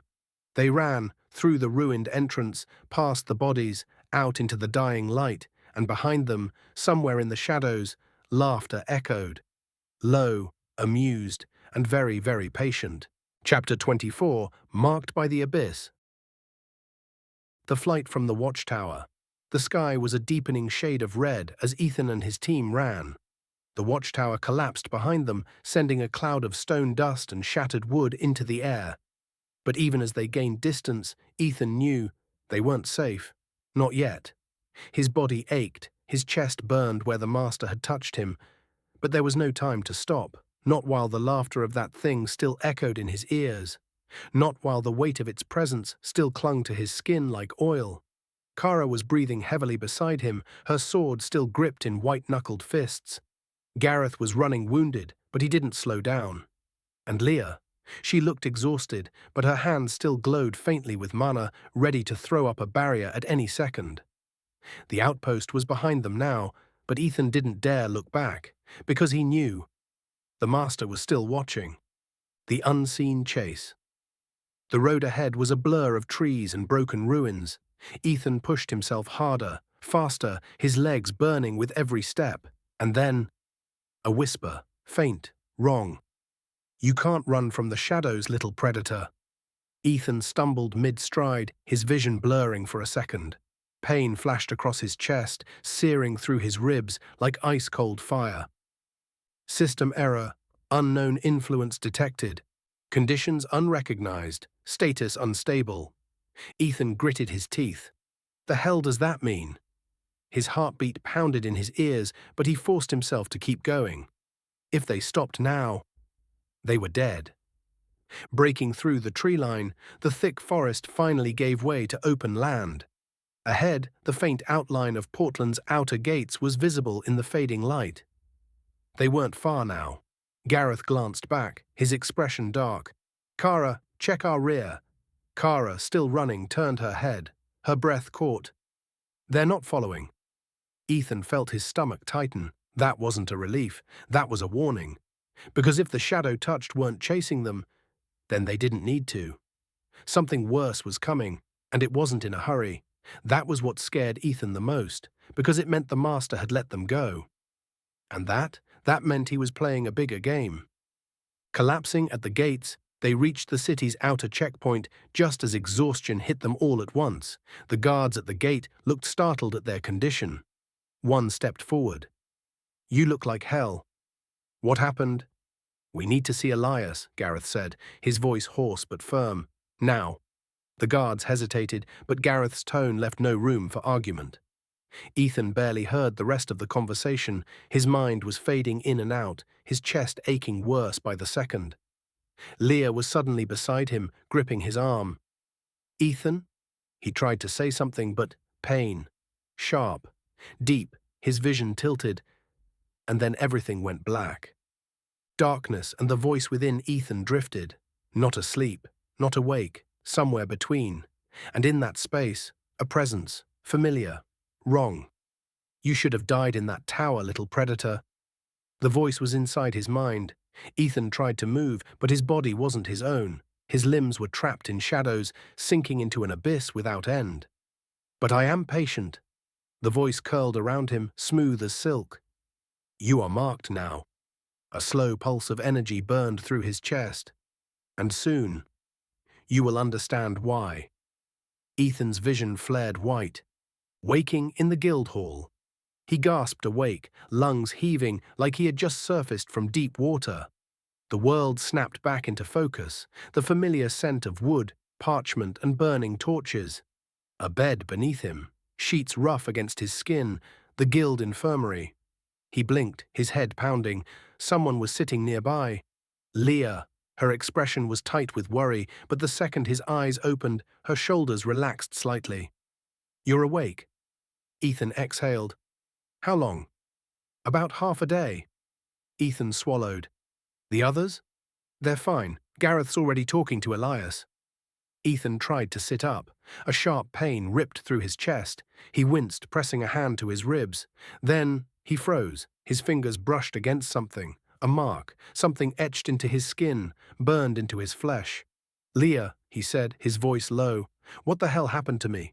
Leah hesitated. Then, slowly, she lifted his shirt enough to expose his upper chest.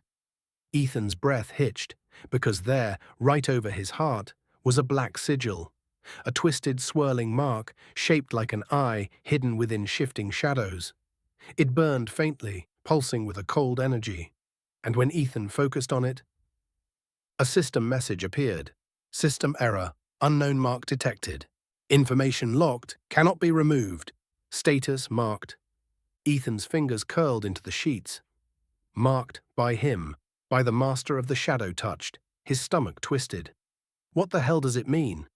Leah looked just as shaken. "I don't know," she admitted. Her voice was quiet. "But whatever it is, I don't think it's going away." A new path and an unseen chain. Ethan let the truth settle over him. He had fought monsters, survived dungeons, barely escaped the shadow touched. But this was different. This was personal. The master had let him go, had marked him for a reason, and Ethan knew this wasn't over, not by a long shot, because he wasn't just hunting the darkness anymore. Now, the darkness was hunting him. Chapter 25. Secrets Beneath the Surface. The weight of the mark. Ethan sat on the edge of the infirmary bed, staring at the black sigil burned into his chest. It pulsed with a slow, unnatural rhythm, as if it had its own heartbeat. His heartbeat. The moment he touched it, a sharp, static-like sensation ran through his fingers, not quite pain, but not far from it. Leah watched him from across the room, her expression tight with concern. "Does it hurt?" she asked. Ethan exhaled, lowering his shirt. No, that was a lie. It didn't hurt in the way a wound would, but it felt wrong, like something buried beneath his skin, pressing against his very existence. And the worst part, the system didn't recognize it. System error, unknown mark detected. Information locked, cannot be removed. Status marked. Ethan clenched his fists. Even the system didn't know what it was, which meant whatever the master had done to him, it was beyond the rules of this world. A deepening concern. Leah was still watching him, her fingers lightly tapping against her arm. "You should let Elias examine it." Ethan's jaw tightened. "The guild doesn't know what this is any more than we do." Leah sighed, rubbing her temples. "They might not know yet. But if this is something dangerous—" "It is dangerous," Ethan cut in, standing. Leah blinked at him, surprised. Ethan turned away, running a hand through his hair. "I don't need them experimenting on me just to confirm that." Leah was silent for a moment. Then, softly, "We're in over our heads, Ethan." Ethan knew that, but he wasn't ready to trust the guild with something he didn't even understand himself. Not yet. First, he needed answers, and for that, he needed to check something. Ethan's status, a growing change. He exhaled, pulling up his system status. The numbers flashed across his vision. Status screen. Name, Ethan Voss. Class, Shadowcaster. Hybrid Assassin Mage. Level, 11 to 12, +1 level from recent battle. Health, 340 to 360. Mana, Deca, Stopette. Strength, 25 to 27, +2 level gain. Agility, 34 to 36, +2 level gains. Endurance, 24 to 26, 2 level gains. Perception, 26 to 28, +2 level gains. Mana Control, 12 to 14, +2 level gains. Available stat points, 5 new system log from Predator's Absorption. Random stat Absorption, +1 strength, +2 perception, +1 endurance. Skill Absorption. Roll, success, new skill acquired. Ethan stiffened. A new skill. His pulse quickened as he scrolled down, and then, new skill acquired, Umbral Echo, Shadowcaster exclusive, rare rank. Creates a temporary shadow clone that mimics the user's last attack. Clone lasts 3 seconds before fading. Can be used for feints, distractions, or chaining attacks. Mana cost, 50. Cooldown, 30 seconds. Ethan's breath hitched. This was huge. A skill like this meant he could create openings in battle, misdirect enemies, outmaneuver opponents. And the best part, he had absorbed it. Which meant, one of the Shadow Touched had this ability. That sent a chill down his spine, because if he had it now, then that meant they were using it against him before. A meeting with Elias Leah left to get Gareth and Kara. Ethan forced himself to focus, taking a few deep breaths before heading toward the guild's main hall. He needed to stay in control. He needed to make sure the guild didn't find out about the mark. Not yet. By the time he arrived, Gareth and Kara were already seated across from Elias. The guild overseer's expression was grim. "You all look like shit." Kara rolled her eyes. "Nice to see you too, Elias." Elias ignored her, his focus shifting to Ethan. "So," he said, steepling his fingers, "tell me exactly what happened." Ethan sat down, and for the next 10 minutes they told him everything. When they finished, Elias sat in complete silence. Then finally, he exhaled. "This is worse than I thought." A truth they weren't supposed to know. Ethan narrowed his eyes. "You knew something like this existed, didn't you?" Elias didn't answer immediately. Then, quietly, "Not exactly." Kara crossed her arms. "That's vague as hell." Elias sighed. "There have been whispers." "Whispers?" Leah asked. Elias met Ethan's gaze. "Disappearing parties, F-ranks going missing. At first we assumed it was standard dungeon losses. But now," he leaned forward, his eyes hard, "now I think the system is hiding something from us." The room went silent. Leah looked shaken. Gareth's expression remained unreadable. And Ethan? He felt a cold certainty settle in his chest, because this confirmed something he had already suspected. The system was broken, or worse, it was never meant to help them at all. The next move, Elias exhaled. "We need information," he said. Kara scoffed. "No shit." Elias shot her a look before turning back to Ethan. "You saw him. You felt his presence. If we're going to figure out what's happening, you need to retrace your steps." Ethan's jaw tightened. "You're asking us to go back?" Elias shook his head. "Not yet." He tapped his fingers against the desk. "There's a place, a library, not in Portland, but in the ruins beyond the northern fields. Old-world knowledge. If anything still holds answers about what we're dealing with, it's there." A long pause. Then Gareth spoke. "When do we leave?" Elias smirked. "As soon as you're ready." Ethan's grip tightened. A library with forgotten knowledge, a place where the truth about the shadow touched might be buried. Something about this felt right, like the next piece of the puzzle. And maybe, just maybe, it would tell him what the hell was happening to him. Chapter 26, The Road to Forgotten Knowledge. Ethan stood in the guild hall, the weight of their next mission settling on his shoulders. An ancient library hidden in the ruins beyond the northern fields. A place where forgotten knowledge might hold the key to understanding the shadow touched and the master who had marked him. The system wouldn't recognize these creatures. The guild had no answers. If there was any hope of figuring out what was happening to him, it would be there. And this time, they weren't heading into another dungeon, they were heading into history itself. Preparations begin. Ethan pulled up his status screen one last time before leaving the guild. Status screen. Name, Ethan Voss. Class, Shadowcaster, Hybrid Assassin Mage. Level 12, Health 360 out of 360. Mana, 105 na 105. Strength, 27. Agility, 36. Endurance, 26. Perception, 28. Mana Control, 14. Available stat points, 5 skills. Shadow Step, short-range teleport with momentary invisibility. Silent Blade, enhances melee weapons with shadow energy for extra damage. Dark Grasp, summons shadow tendrils to restrain enemies. Void Lance, launches a piercing bolt of dark energy at enemies. Shadow Cloak, passive, rare. Enhances stealth and reduces enemy perception range. New, Umbral Echo, rare, Shadowcaster exclusive. Creates a temporary shadow clone that mimics Ethan's last attack for 3 seconds. Ethan exhaled. His abilities were growing, but so were his enemies. He allocated his 5 free stat points, boosting Perception +2, Endurance +2, and Mana Control +1. He needed to survive longer. He needed to sense danger before it struck. And most importantly, he needed control. Because whatever was happening to him wasn't normal. And the mark on his chest, it was a constant reminder that something inside him was changing. Meeting at Hollowfang Forge. They agreed to meet at Hollowfang Forge before setting out.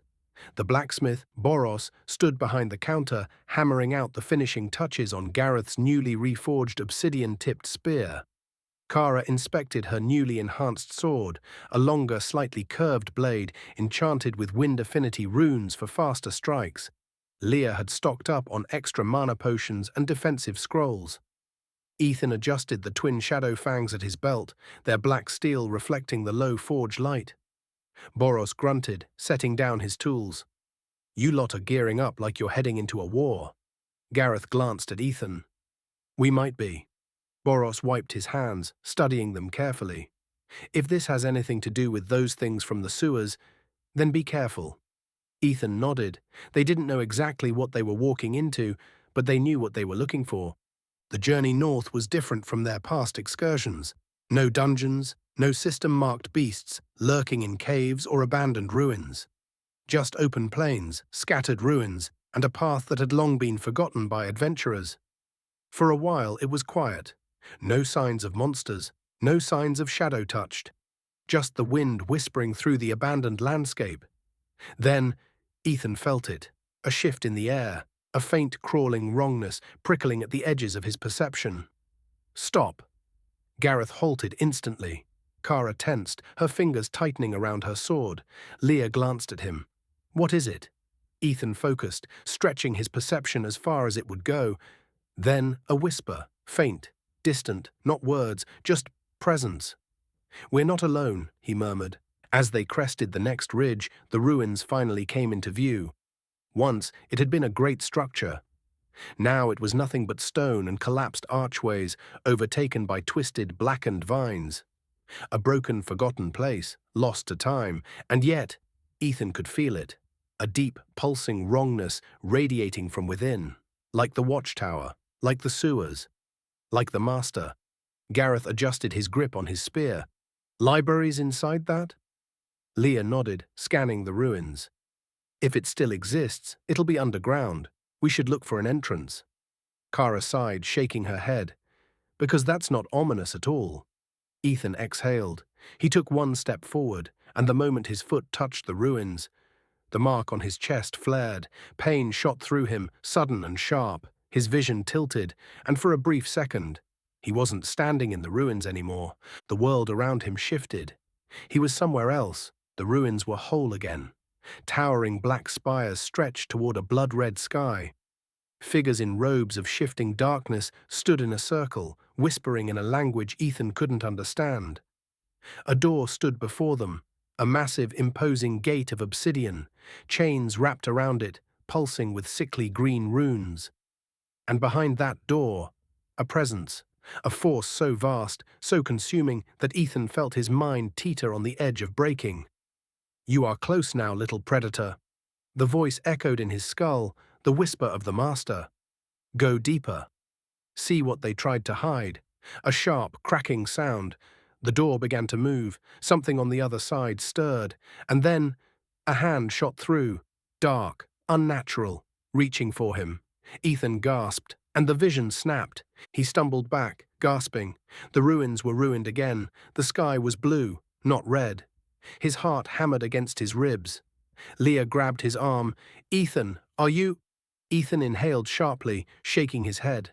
I saw something. Gareth frowned. What? Ethan looked back at the ruins, and he knew. Whatever was buried here, it had been sealed away for a reason. And now, they were about to break that seal. Chapter 27. The Seal of Forgotten Knowledge. The ruins of the lost library.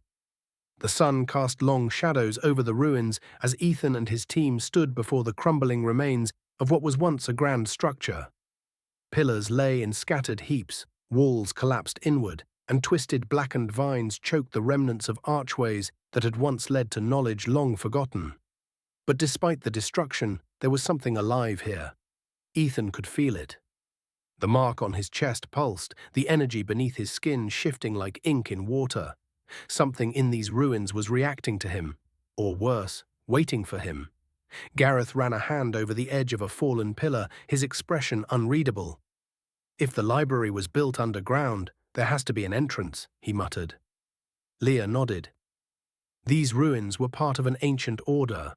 If the records are true, the entrance should be hidden beneath the foundation. Kara sighed. Which means digging through a bunch of collapsed stone. Fantastic. Ethan didn't respond. He was still processing what he had just seen, the vision that had struck him the moment he stepped onto the ruins. A massive obsidian gate, wrapped in chains of pulsing green runes, and something behind it, waking up.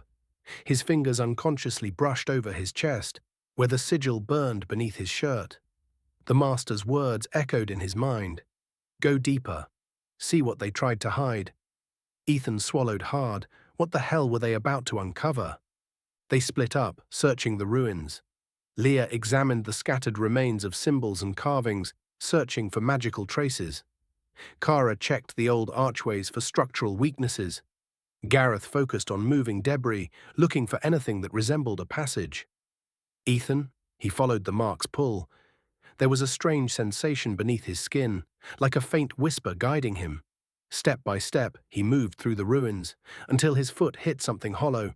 He froze, then, slowly, he knelt, brushing away the dirt and debris beneath him. And there, beneath the dust of time, was a stone slab. A door, marked with a symbol identical to the one on his chest. Ethan's breath caught. Found something. The others gathered as Ethan finished unearthing the stone slab. Gareth crouched beside him, running a hand over the surface. "It's not just any door," he muttered. "It's sealed." Leah frowned, pressing her fingers against the etched runes lining the stone. "There's magic here," she whispered. "Old magic, and powerful." Ethan's stomach twisted. Something about this felt wrong. This wasn't just a hidden entrance. It was a barrier, a lock, a warning. And if his mark was connected to this place, did that mean it was meant to be opened? Or meant to be kept shut? The mark reacts. Leah took a step back. "I can try to break the seal, but this magic is ancient. If I mess up—" She hesitated. Kara crossed her arms. "Then let's not mess up." Gareth exhaled. "We don't have a choice. If this is the entrance, we need to open it." Ethan barely heard them, because the moment he placed his hand on the stone slab, the mark on his chest burned. Not just a dull ache, a searing, pulsing pain that sent a shockwave through his entire body. His vision blurred. The whispers returned, faint, echoing, calling. The runes on the stone flickered to life, pulsing in time with his heartbeat.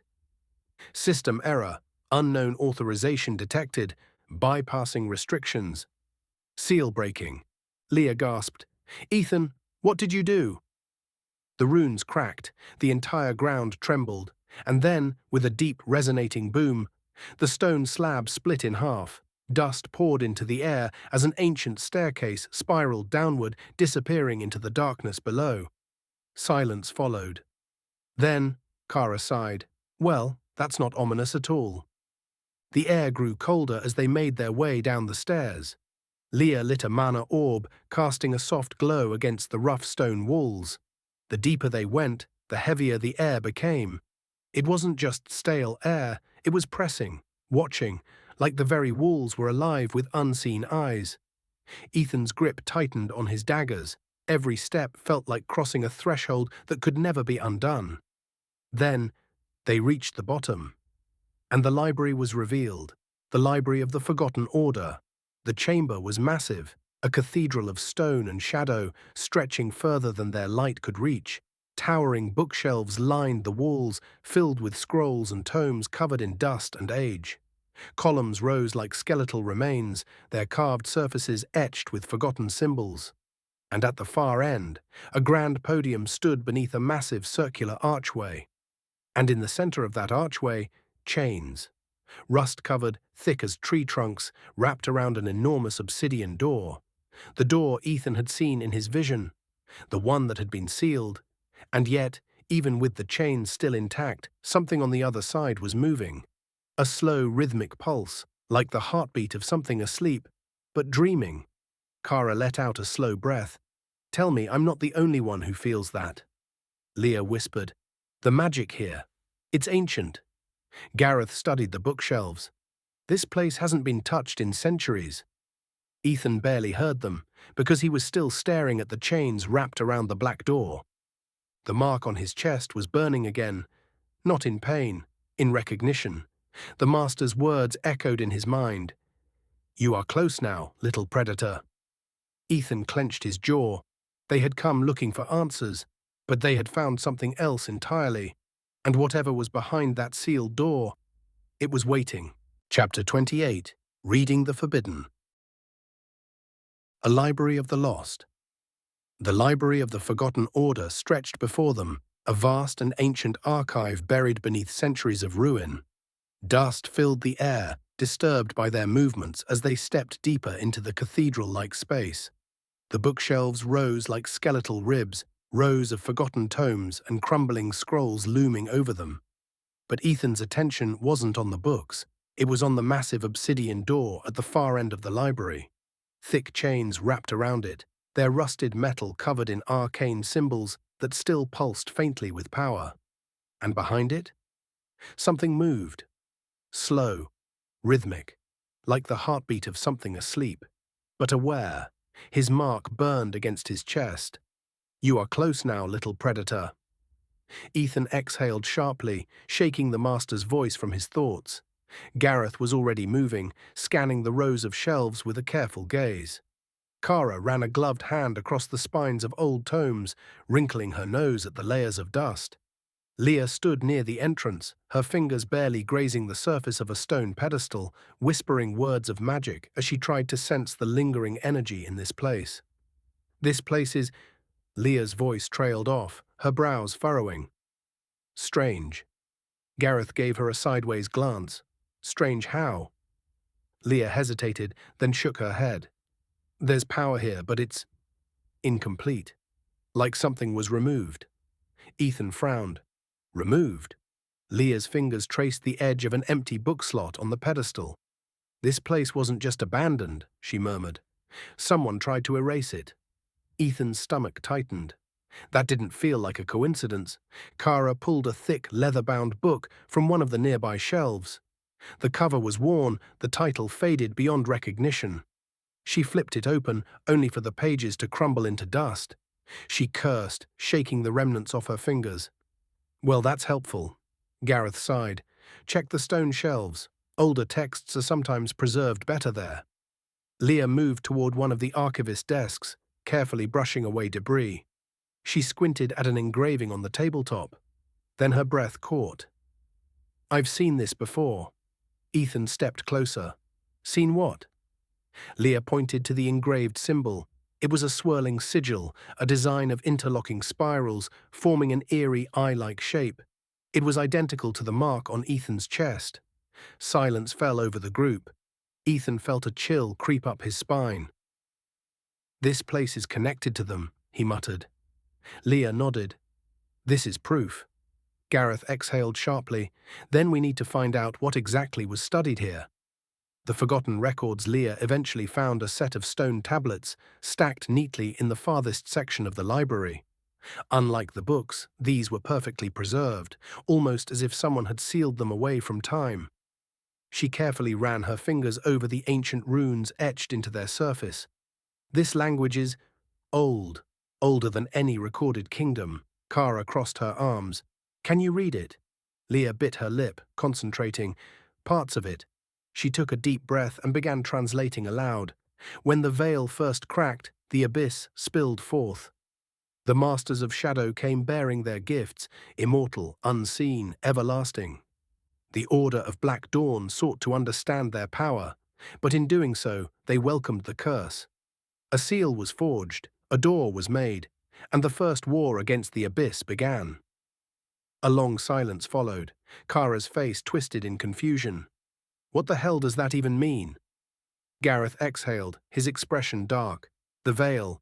The abyss. He looked at Leah.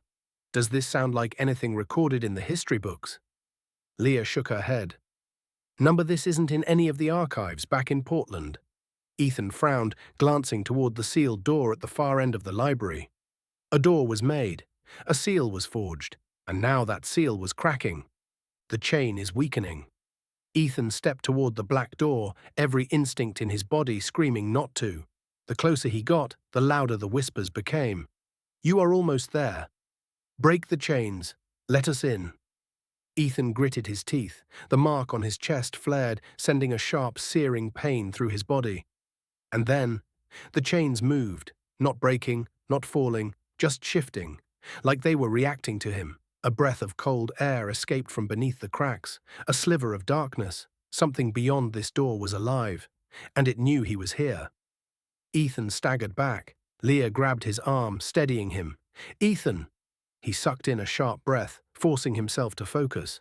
Gareth's gaze was hard. We need to leave. Ethan looked at him. But we just got here. That's exactly why we need to leave, Gareth interrupted. We came for information. We got it. We don't know what the hell is behind that door, and I'm not about to find out while standing in the middle of its prison. Kara nodded. For once, I agree. I'd rather not be here when whatever's in there decides to say hello. Ethan hesitated.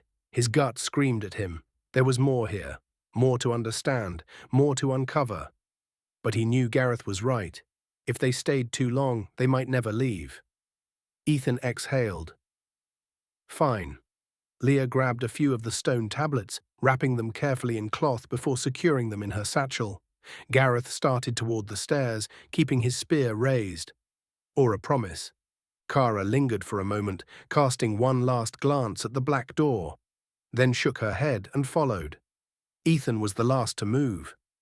As he turned away from the door, the whispers faded. But one final message echoed in his mind. You will return. You will finish what they started.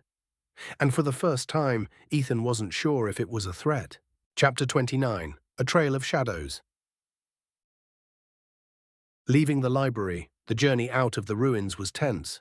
Not because they were being chased, not because something had attacked, but because the silence was worse.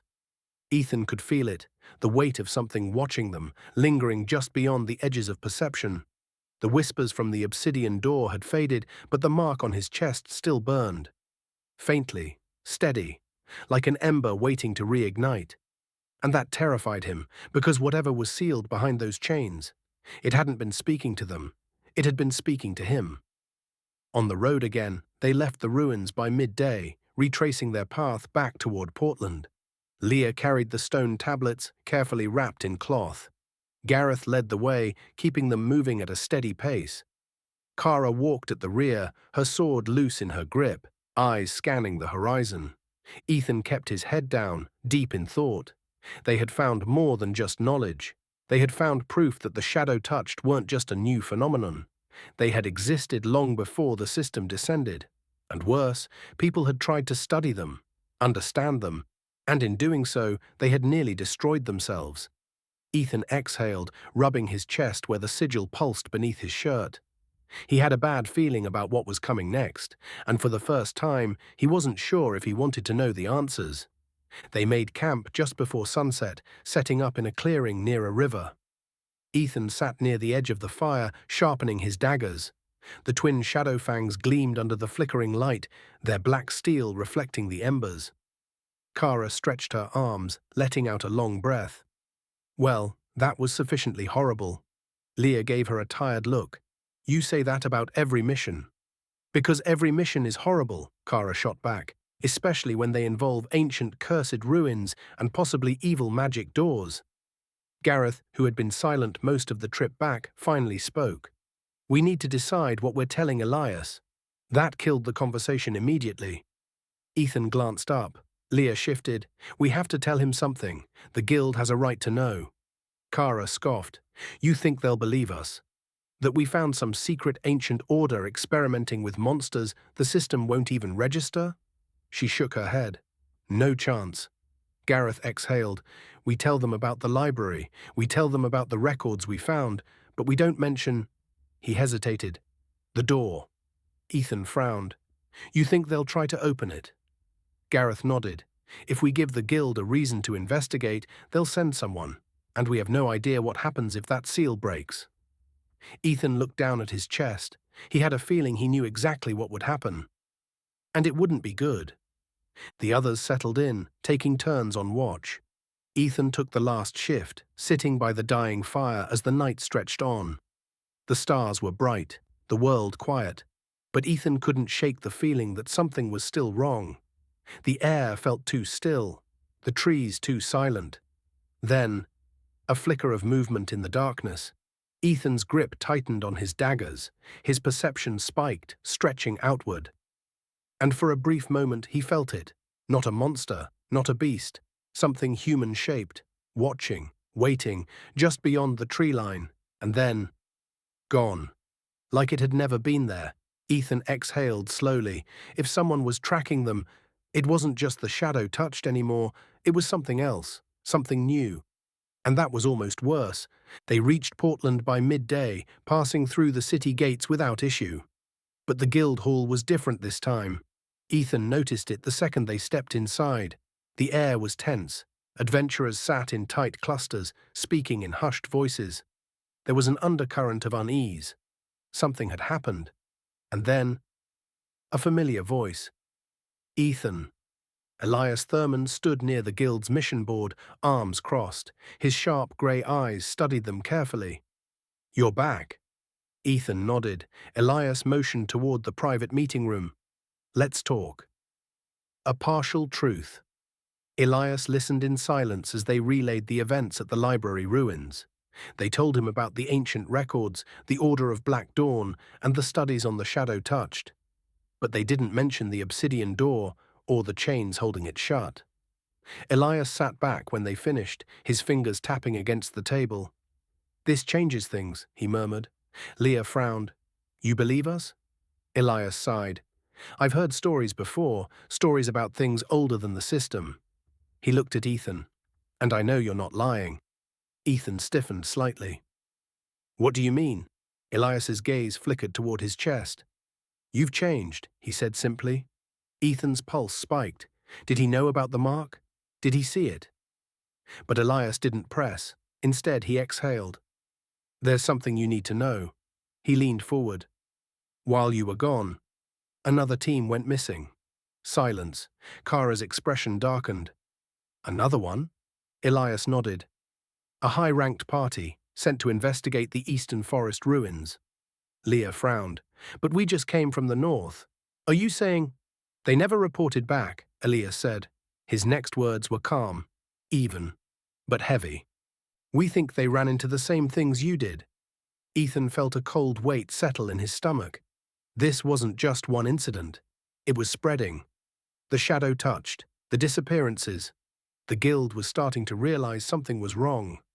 But Ethan already knew the truth. This wasn't just getting worse, it had already begun.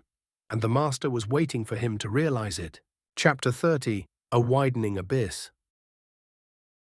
A world on edge. Ethan stood in the guild's private meeting room, his mind racing. Another party had vanished. The guild was starting to notice the pattern, but they were still missing the truth. The shadow-touched weren't just random anomalies. They weren't dungeon creatures. They weren't even supposed to exist. And yet, they were multiplying, spreading. And Ethan knew deep in his bones that the Master's influence was growing with them. The obsidian door in the library ruins had been sealed for a reason. But if these disappearances meant what he thought they did, then something was breaking those seals. And soon, they wouldn't just be hunting shadow-touched, they'd be fighting whatever came next. The guild's response. Elias exhaled, rubbing his temple as he looked at Ethan's team. "You're telling me you found evidence that the shadow-touched existed before the system?" Leah nodded. The records were clear. They were known as Masters of Shadow. The Order of Black Dawn studied them, tried to contain them. Kara crossed her arms, and failed, apparently. Elias didn't argue. Instead, he looked at Ethan. "What do you think?" Ethan hesitated, then quietly. "I think history is repeating itself." Elias narrowed his eyes. "Explain." Ethan's fingers tensed around his belt. "The ancient order tried to stop them, tried to lock them away." His voice dropped lower, but they didn't succeed. Elias was silent. Then, finally, he leaned forward. "I want you four to investigate the eastern ruins." Ethan blinked. "That's where the missing party went." Elias nodded. "If these disappearances are connected, we need to know why." His grey eyes sharpened. "We need to know what we're up against." A new mission, the Eastern Ruins mission.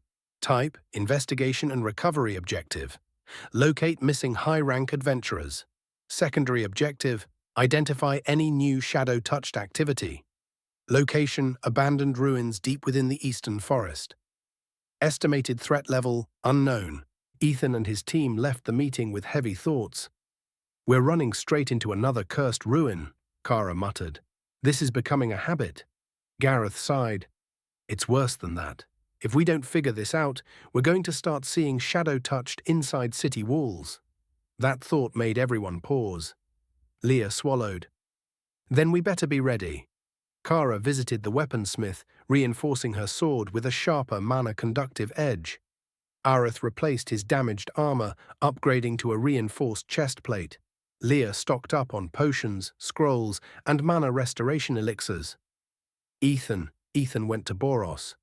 The blacksmith looked up as Ethan entered the Hollow Fang forge. "Back already?" Ethan set his twin Shadow Fangs on the counter. "I need them upgraded." Boros studied him for a long moment. Then, with a knowing grunt, he took the daggers. "I'll see what I can do." Ethan exhaled. He had a feeling he was going to need every advantage he could get. The eastern ruins were a day's travel from Portland. The first half of the journey was uneventful. No monsters, no signs of other adventurers, no attacks. But the silence was almost worse. The deeper they traveled, the heavier the air became. The sky seemed darker, even in daylight. The trees twisted slightly, their branches curling in unnatural angles. And worst of all, the system notifications stopped. No new location discovered, no danger level alerts. It was as if the system itself refused to acknowledge this place.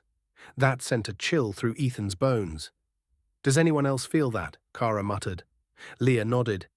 "It's like the air is watching us." Ethan clenched his jaw. This wasn't just a missing persons mission, this was a warning. And they had already stepped past the threshold. By mid-afternoon, they reached the first signs of the lost adventurers.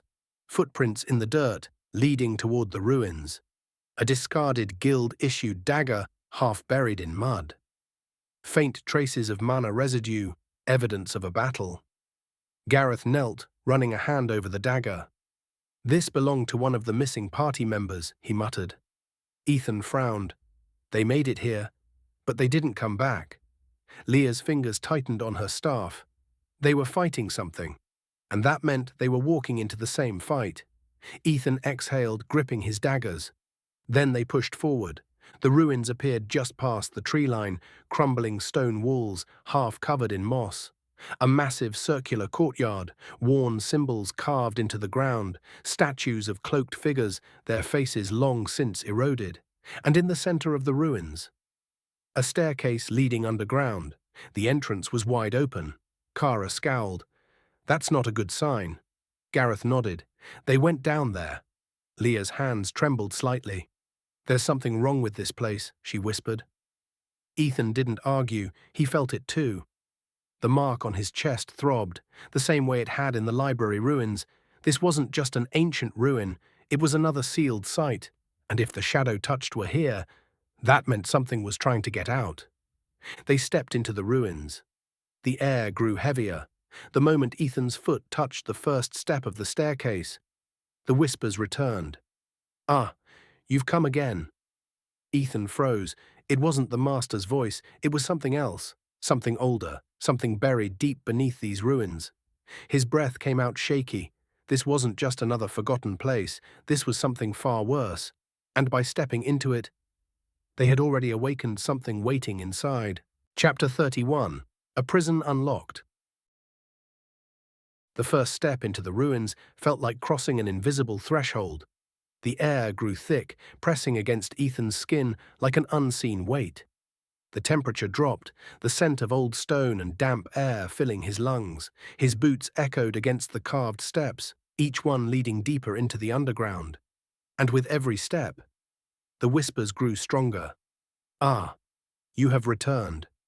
Ethan's chest tightened. This voice, it wasn't the master. It was something else, something buried beneath this place. His fingers unconsciously brushed over the mark on his chest. The sigil throbbed, pulsing in time with an unseen heartbeat. And Ethan had a horrible feeling.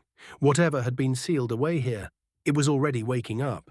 The staircase spiraled downward, the air growing colder, heavier with each passing second. Leah's mana orb floated ahead, casting an eerie glow over the ancient stone walls. The carvings were old, far older than the system, symbols of cloaked figures, their arms raised toward a swirling abyss. Chains carved into the stone, wrapping around a figure that had no face. Kara let out a slow breath. "This place is cursed." Gareth, his spear held tight, didn't argue. Ethan, however, wasn't looking at the walls. He was looking at the floor. Blood. Not fresh, but not ancient either. Dark stains painted the ground, leading deeper into the ruins. "They made it this far," he muttered. Leah swallowed hard. "Then where are they now?" No one had an answer, but they kept moving. And then they found the first body, the missing adventurers. The corpse was slumped against the wall, its armor torn open by deep, jagged wounds. A guild insignia was barely visible beneath the blood. Leah's breath caught. "That's one of them." Gareth knelt, checking for any signs of life. Nothing. The adventurer had been dead for at least a day. Kara scowled. What did this? Ethan didn't need to guess. He already knew, the same thing that was waiting for them below. He turned toward the darkness, gripping his daggers. We're not alone down here. The tunnel finally opened into a massive chamber, and Ethan's breath hitched. This was it. This was another prison, just like the library. But unlike before, this one was already broken. The chains were shattered, lying in pieces on the ground. The stone carvings of the seal were cracked, barely holding their form, and the air was alive with something unnatural. Ethan's chest burned as his sigil pulsed. Closer. His grip on his daggers tightened. And that's when he saw the second body. Unlike the first, this one was different. Its flesh was blackened, veins twisting like darkened roots. Its eyes were gone, leaving only hollow sockets filled with shadow. And worst of all, its mouth was open, as if it had died screaming. Leah took a staggered step back. This one changed. Ethan's blood ran cold, because if that was true, then whatever was sealed here had already infected someone, and that meant they weren't just dealing with a broken prison, they were dealing with a spreading curse. The air shifted, a flicker of movement in the darkness. Ethan's perception spiked. Then, a deep, inhuman growl. From above, Ethan looked up, and his stomach dropped. A figure hung from the ceiling, its body twisted beyond recognition. Blackened veins crawled across two long limbs, its fingers ending in razor-sharp claws. Its head snapped toward them, empty sockets glowing with a sickly shifting light, and then it dropped, straight toward them. Shadow step activated. Ethan blinked backward, narrowly dodging as the creature slammed into the ground. The stone shattered, dust exploding into the air. Gareth lunged, his spear flashing forward. The creature moved too fast, one unnatural twist, and it was suddenly behind him. Kara reacted instantly. Blade arc activated.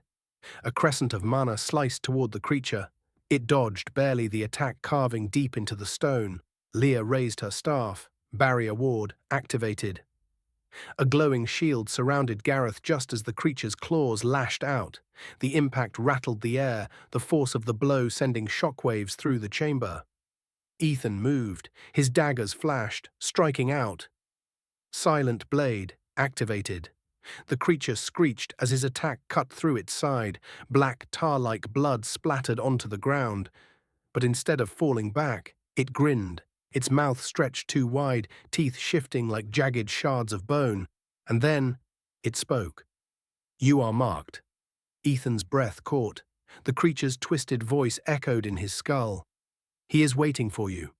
And for the first time, Ethan realized something horrifying. This wasn't just a shadow touched. This was something worse, something that had been locked away for centuries, something that knew him. And as it lunged again, Ethan knew that this time it wasn't just a fight for survival, it was a fight for the truth. Chapter 32. The Corrupted One. The creature lunged, its two long limbs twisting unnaturally as it blurred through the air. Ethan barely had time to react. Shadow step activated. He blinked backward, his body slipping into the darkness just as claws slashed through empty space where his chest had been. But the creature was too fast. It twisted mid-air, landing on all fours, its head snapping toward him with an unnatural crack. "You are marked." Its voice wasn't human. It wasn't even fully real. The words rippled through Ethan's mind, crawling beneath his skin like venom. "He is waiting for you." The master. Ethan's breath hitched. The creature knew. And that meant this wasn't just some random shadow touched. It was something else entirely. Something that had been sealed here for a reason. Gareth moved first, his spear striking out with lethal precision. Piercing strike activated. The tip of the weapon flashed forward, only for the creature to vanish. One moment it was right in front of them. The next, it was on the ceiling, clinging to the stone like an insect. Kara cursed. "That's just cheating." The creature's head snapped downward, grinning. Then it dropped again, straight toward Leah. Barrier ward activated. A shimmering golden shield formed around her just as the creature slammed against it. The entire chamber shook. Leah staggered, her arms trembling from the sheer impact. "We can't keep up with it," she gasped. Ethan gritted his teeth. If they couldn't match its speed, they had to trap it instead. Dark grasp activated. Ethan threw a hand forward. Shadows burst from the ground, writhing like living tendrils as they lashed toward the creature. The corrupted being hissed, twisting away. But Ethan had expected that. And that's when he struck.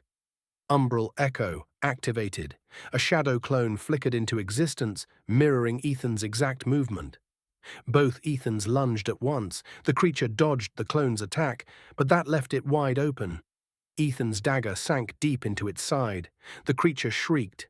Black, thick blood splattered onto the stone, but the moment Ethan pulled his blade back, the wound was already closing. His stomach dropped. It's regenerating. Leah clenched her teeth. Something's keeping it alive. Kara dodged a swipe, rolling to the side. Then we need to find what's fueling it. Ethan scanned the chamber, his perception pushing outward. That's when he felt it. A pulse, a wrongness in the air. His gaze snapped toward the far wall. There, hidden behind crumbling stone and dust, was a blackened crystal. It pulsed with faint, dark energy. Ethan's heart slammed against his ribs. That's it. Gareth followed his gaze. The anchor. Ethan nodded. That thing isn't just a shadow touched, he muttered.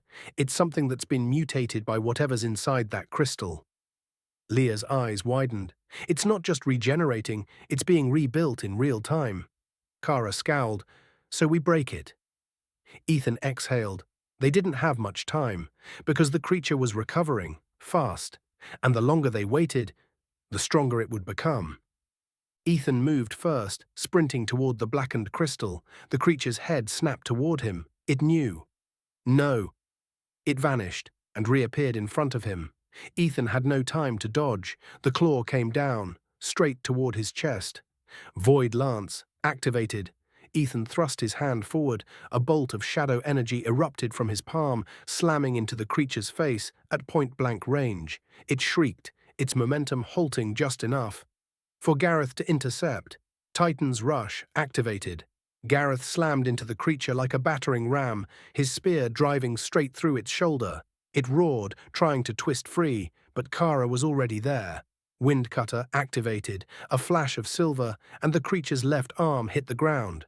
It shrieked, a horrible soul-wrenching sound, but Ethan didn't stop. He reached the crystal and drove his dagger straight into it. The effect was instant. The moment the blade pierced the core, the chamber trembled.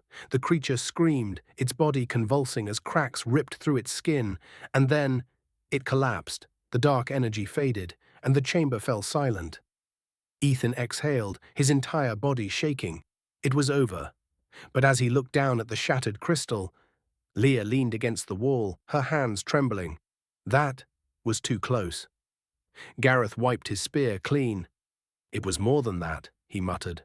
Ethan stared at the blackened remains of the crystal, his fingers still gripping his daggers. This was a prison, not for the creature they fought, but for the corruption itself. And if these things were starting to break free, then that meant the Master's influence was spreading. Kara exhaled sharply, kicking a loose stone across the chamber. So let's recap. She counted on her fingers. 1, that wasn't a normal shadow touched. 2, it was being controlled by some corrupted magic. And 3? She narrowed her eyes. We have no idea how many more of these anchors exist. Ethan's grip tightened. That was the worst part, because if this place was connected to the library ruins, then how many other sealed sites were out there? How many prisons had already been broken? And the most important question, who was breaking them? The Master's reach. As they turned to leave, Ethan felt a final whisper crawl through his mind. You cannot stop it. The chains will break, and you, little predator, will be the one to finish what they started. Ethan staggered. Leah caught his arm. Ethan. He forced himself to breathe. I'm fine. But he wasn't, because this wasn't just about surviving anymore. The Master was planning something, and Ethan was part of it, whether he wanted to be or not. Chapter 33. A Gathering Storm. The weight of silence pressed against them as Ethan and his team climbed the winding staircase, leaving the broken prison behind. Every step felt heavier, as if the darkness below was trying to pull them back. Ethan's fingers itched near the hilts of his daggers. Not from fear, from certainty. Something had been released, not the creature they had slain, but something deeper, and the master's voice still echoed in his mind. The chains will break. His mark pulsed beneath his shirt, a cold, rhythmic reminder that the fight wasn't over. It was just beginning. A forest changed. The ruins behind them faded into the trees, but the unease didn't leave. Kara narrowed her eyes, gripping her sword. "Tell me I'm not the only one who thinks this place is off." Leah frowned, glancing around. "It wasn't like this when we arrived." Gareth slowed his pace, scanning their surroundings. Something's changed. Ethan felt it too. The forest wasn't just quiet, it was waiting, and that was worse than anything they had fought so far. They pushed through, moving fast, covering ground in near silence. There were no signs of wildlife and no monsters crossing their path, not even a system notification, as if the system itself refused to acknowledge this part of the world. By the time they reached the gates of Portland, the sun had already started to set. Ethan felt the tension ease slightly as the familiar sight of the city loomed ahead. But the moment they entered the guild hall, he realized something was wrong. A city on edge. The guild was different. The usual boisterous energy was gone. Adventurers sat in tight groups, whispering. Ethan caught fragments of conversation as they moved through the hall. Another patrol missing. They're keeping it quiet, but a whole team, gone, just like the others. Leah stiffened. More disappearances. Kara exhaled. That's not good. Gareth didn't say anything. He was already walking toward the guild's meeting chambers. And Ethan? He followed. Because he knew, without a doubt, something was happening. And it was about to get much worse. Elias Thurman sat behind his desk, staring down at a map covered in red-marked locations. He looked up the moment they entered. "You're back," Gareth nodded. "We found them." Elias's jaw tightened. "And?" A long pause. Then Gareth shook his head. "No survivors." Elias's fingers curled into a fist. Kara crossed her arms. It wasn't a normal attack. Something changed them. Leah placed the wrapped stone tablets onto Elias's desk. "These ruins, they weren't just dungeons," she said quietly. "They were prisons." Elias's gaze flicked toward the tablets. Ethan saw the sharp tension in his posture. "You're sure?" Elias asked. Leah nodded. Kara scowled. "I think the better question is, why the hell were they locked away in the first place?" Silence. Then Elias exhaled, rubbing his temple. "Because someone knew," he muttered. "Someone, long before the system, knew what these things were." He looked at Ethan, his expression unreadable. "And now, we're waking them up." The growing shadow Elias unrolled the map, tapping a spot farther east. "This is where the last missing team was last seen," he said. Ethan frowned. It wasn't random. It was another ruin, another prison, another place where something was waiting. Leah's face darkened. "They're all connected." Elias nodded. "And the more we look, the more we're going to find." A pause, then, quietly, "Which means the real question is..." He met Ethan's gaze. "How many have already been broken?" Ethan's breath hitched, because he knew. It wasn't just one. It wasn't even just a few. This was happening everywhere, and the master. He was waiting for it, waiting for the moment when the final chain would break, and when it did, everything would change.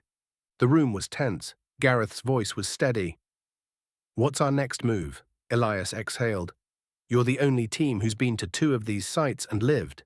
His grey eyes hardened. "I need you to go again." Leah swallowed. "Where?" Elias tapped the easternmost location. "It's farther out, almost at the edge of the mapped world." Kara groaned. "Oh great, even less system coverage." Elias ignored her. "If these sites are connected, then we need to get ahead of them." He leaned forward. "Because if we don't stop this now..." His next words sent a chill down Ethan's spine. "There won't be anything left to save." A path into the unknown. The mission was set. They would be walking straight into it. As they left the room, Ethan's chest tightened. The mark pulsed again, and this time, it wasn't a whisper, it was a command. "Come, little predator. Come and see what was left behind." Ethan exhaled sharply, because he wasn't just hunting the truth anymore, the truth was hunting him back. Chapter 34. A New Rank, a Greater Burden. Ethan stood in the guild hall, arms crossed as he and his team waited near the mission board. The news had spread fast, and because of that, they were being promoted. But as Ethan stood there, listening to the murmurs of adventurers around them, he wasn't sure if that was a reward or a warning. Because their next mission, it was taking them farther than they had ever gone, into a place even the system refused to acknowledge.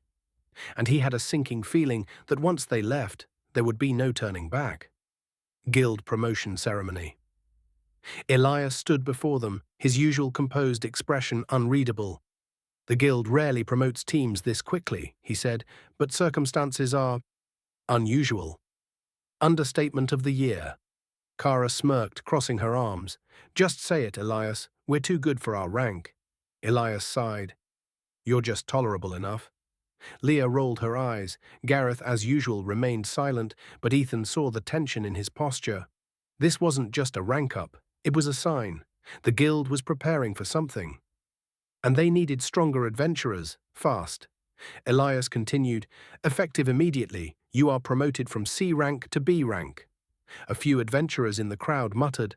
Most teams took years to climb ranks. They had done it in weeks. Elias handed each of them a new identification card. "Your access to higher-tier quests will be unlocked," Elias continued. "You will also receive a bonus stipend." Kara perked up. Finally. Elias shot her a look before turning back to Ethan. "But make no mistake," he said, "this promotion isn't a reward." His grey eyes darkened. "It's a necessity." Because what was coming next was going to be far worse than anything they had faced before. With the rank up confirmed, they gathered in one of the private training halls to go over their updated stats. Ethan Voss, B-rank adventurer, class Shadowcaster, hybrid assassin mage, level 14, health 390 out of 390, mana 120 cross 120, strength 30, agility 40, endurance 28, perception 32, mana control 18. Available stat points, 5. Skills, Shadow Step, uncommon. Short-range teleportation with momentary invisibility. Silent Blade, rare. Coats melee weapons in shadow energy for increased damage. Dark Grasp, uncommon. Summons shadow tendrils to bind enemies. Void Lance, rare. Fires a concentrated blast of dark energy. Shadow Cloak, passive, rare. Enhances stealth and reduces enemy perception. Umbral Echo, rare, Shadowcaster exclusive, creates a temporary shadow clone that mimics Ethan's last attack. New, Abyssal Resilience. System unrecognized. The mark on Ethan's chest has strengthened his resistance against unknown energy types. Ethan stared at the new skill. Abyssal Resilience. The system didn't even recognize what it was. And that was the part that terrified him the most. Checking their status, with the rank up confirmed, they gathered in one of the private training halls to go over their updated stats. Ethan Voss, B-rank adventurer. Class Shadowcaster, hybrid assassin mage. Level 14, health 390 out of 390, mana 120 out of 120, strength 30, agility 40, endurance 28, perception 32, mana control 18, available stat points 5, skills, Shadow Step, uncommon, short-range teleportation with momentary invisibility, Silent Blade, rare, coats melee weapons in shadow energy for increased damage, Dark Grasp, uncommon, summons shadow tendrils to bind enemies, Void Lance, rare, fires a concentrated blast of dark energy, Shadow Cloak, passive, rare, enhances stealth and reduces enemy perception. Umbral Echo, rare, Shadowcaster exclusive, creates a temporary shadow clone that mimics Ethan's last attack. New, Abyssal Resilience, system unrecognized. The mark on Ethan's chest has strengthened his resistance against unknown energy types. Ethan stared at the new skill. Abyssal Resilience. The system didn't even recognize what it was. And that was the part that terrified him the most. Gareth Halloway, B-rank adventurer class, Titan Vanguard, frontline tank and spear specialist. Level 16, health 540 out of 540. Mana 90 out of 90. Strength 44. Agility 26. Endurance 50. Perception 20. Mana control 14. Available stat points 5. Titan's Rush uncommon. Gains temporary damage resistance when charging into battle. Piercing Strike rare. A precise spear thrust that ignores partial armor. Iron Guard uncommon. Enhances defensive posture, reducing incoming damage. Anchor Stance rare. Cannot be forcibly moved for 5 seconds. Earth Shatter epic one-time skill drop. A groundbreaking slam that stuns nearby enemies. Gareth grunted, rolling his shoulders. Solid enough, he muttered. Ethan couldn't help but think, if Gareth is worried about what's next, we're in trouble. Cara Vale, B-rank adventurer. Class Stormblade Duelist, speed-focused melee fighter. Level 15. Health 370 out of 370. Mana Stow Strength 35. Agility 42. Endurance 25. Perception 28. Mana control 22. Available stat points 5. Cara Vale, B-rank adventurer class. Stormblade Duelist, speed-focused melee fighter. Level 15. Health 370 out of 370. Mana 100 out of 100. Strength 35. Agility 42. Endurance 25. Perception 28. Mana control 22. Available stat points 5. Skills Windcutter uncommon. Fires a high-speed blade of compressed air. Blade Arc rare. A rapid spinning slash that releases energy. Storm Step uncommon. Dashes in an unpredictable zigzag, increasing evasion. Skyward Strike rare. A rising slash that boosts into the air. Thunderous Edge epic. Temporarily coats weapon in lightning, increasing speed and impact. Cara grinned. Oh hell yes. Ethan smirked. Try not to electrocute yourself. Cara rolled her eyes. No promises. Leah Morin, B-rank adventurer class, Celestial Warden, light magic healer and barrier specialist. Level 15. Health 350 out of 350. Mana 210 out of 210. Strength 18, agility 24. Endurance 28, perception 30. Mana control 50. Available stat points 5. Skills Barrier Ward rare. Generates a defensive shield against physical and magical attacks. Healing Light uncommon. A focused burst of healing energy. Divine Sigil rare. Places a magic seal that purifies minor corruption. Light Lance uncommon. Fires a concentrated spear of light energy. Sanctuary Zone epic. Creates a wide area where allies regenerate health and resist dark magic. Cara grinned. Oh hell yes, Ethan smirked. Try not to electrocute yourself. Cara rolled her eyes. No promises. Cara Vale, B-rank adventurer class, Stormblade Duelist, speed-focused melee fighter, level 15, health 370 out of 370, mana 100 out of 100, strength 35, agility 42, endurance 25, perception 28, mana control 22. Available stat points 5. Skills Windcutter uncommon. Fires a high-speed blade of compressed air. Blade Arc rare. A rapid spinning slash that releases energy. Storm Step uncommon. Dashes in an unpredictable zigzag, increasing evasion. Skyward Strike rare. A rising slash that boosts into the air. Thunderous Edge epic. Temporarily coats weapon in lightning, increasing speed and impact. Cara grinned. Oh hell yes. Ethan smirked. Try not to electrocute yourself. Cara rolled her eyes. No promises. Leah Morin, B-rank adventurer class. Celestial Warden, light magic healer and barrier specialist. Level 15. Health 350 out of 350. Mana 210 out of 210. Strength 18. Agility 24. Endurance 28. Perception 30. Mana control, 50 available stat points, 5. Skills, Barrier Ward, rare, generates a defensive shield against physical and magical attacks. Healing Light, uncommon, a focused burst of healing energy. Divine Sigil, rare, places a magic seal that purifies minor corruption. Light Lance, uncommon, fires a concentrated spear of light energy. Sanctuary Zone, epic, creates a wide area where allies regenerate health and resist dark magic. Leah sighed. Looks like I'll be working overtime. Ethan smirked. As always. She nudged his arm, but the worry didn't leave her eyes. Because this wasn't just another rank up, it was a step deeper into the unknown, and none of them knew if they'd come back from it. Chapter 35. Beyond the system's reach. The weight of their promotion still lingered as Ethan and his team prepared to leave the city. B rank. It was supposed to be a step forward. Instead, it felt like a final warning. Because this time, they weren't heading into another dungeon. They weren't tracking random disappearances. They were heading into the farthest edges of the known world.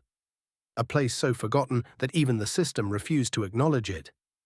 And something deep in Ethan's gut told him, this mission wouldn't just change them, it would decide everything.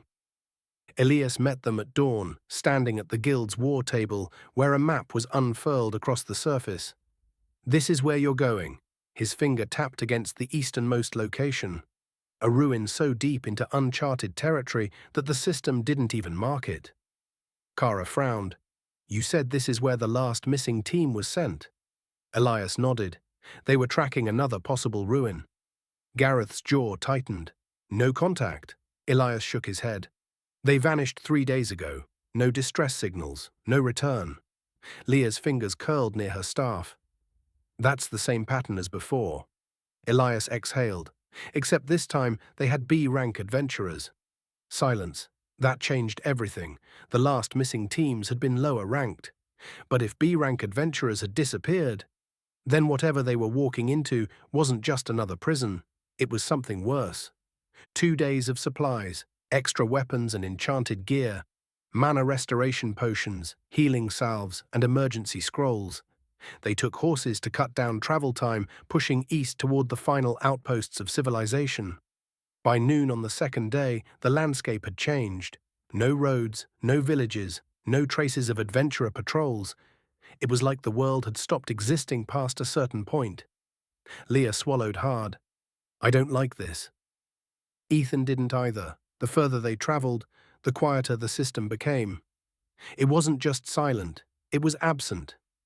Like whatever was ahead of them wasn't just beyond the map, it was beyond the system's control, and that meant anything was possible.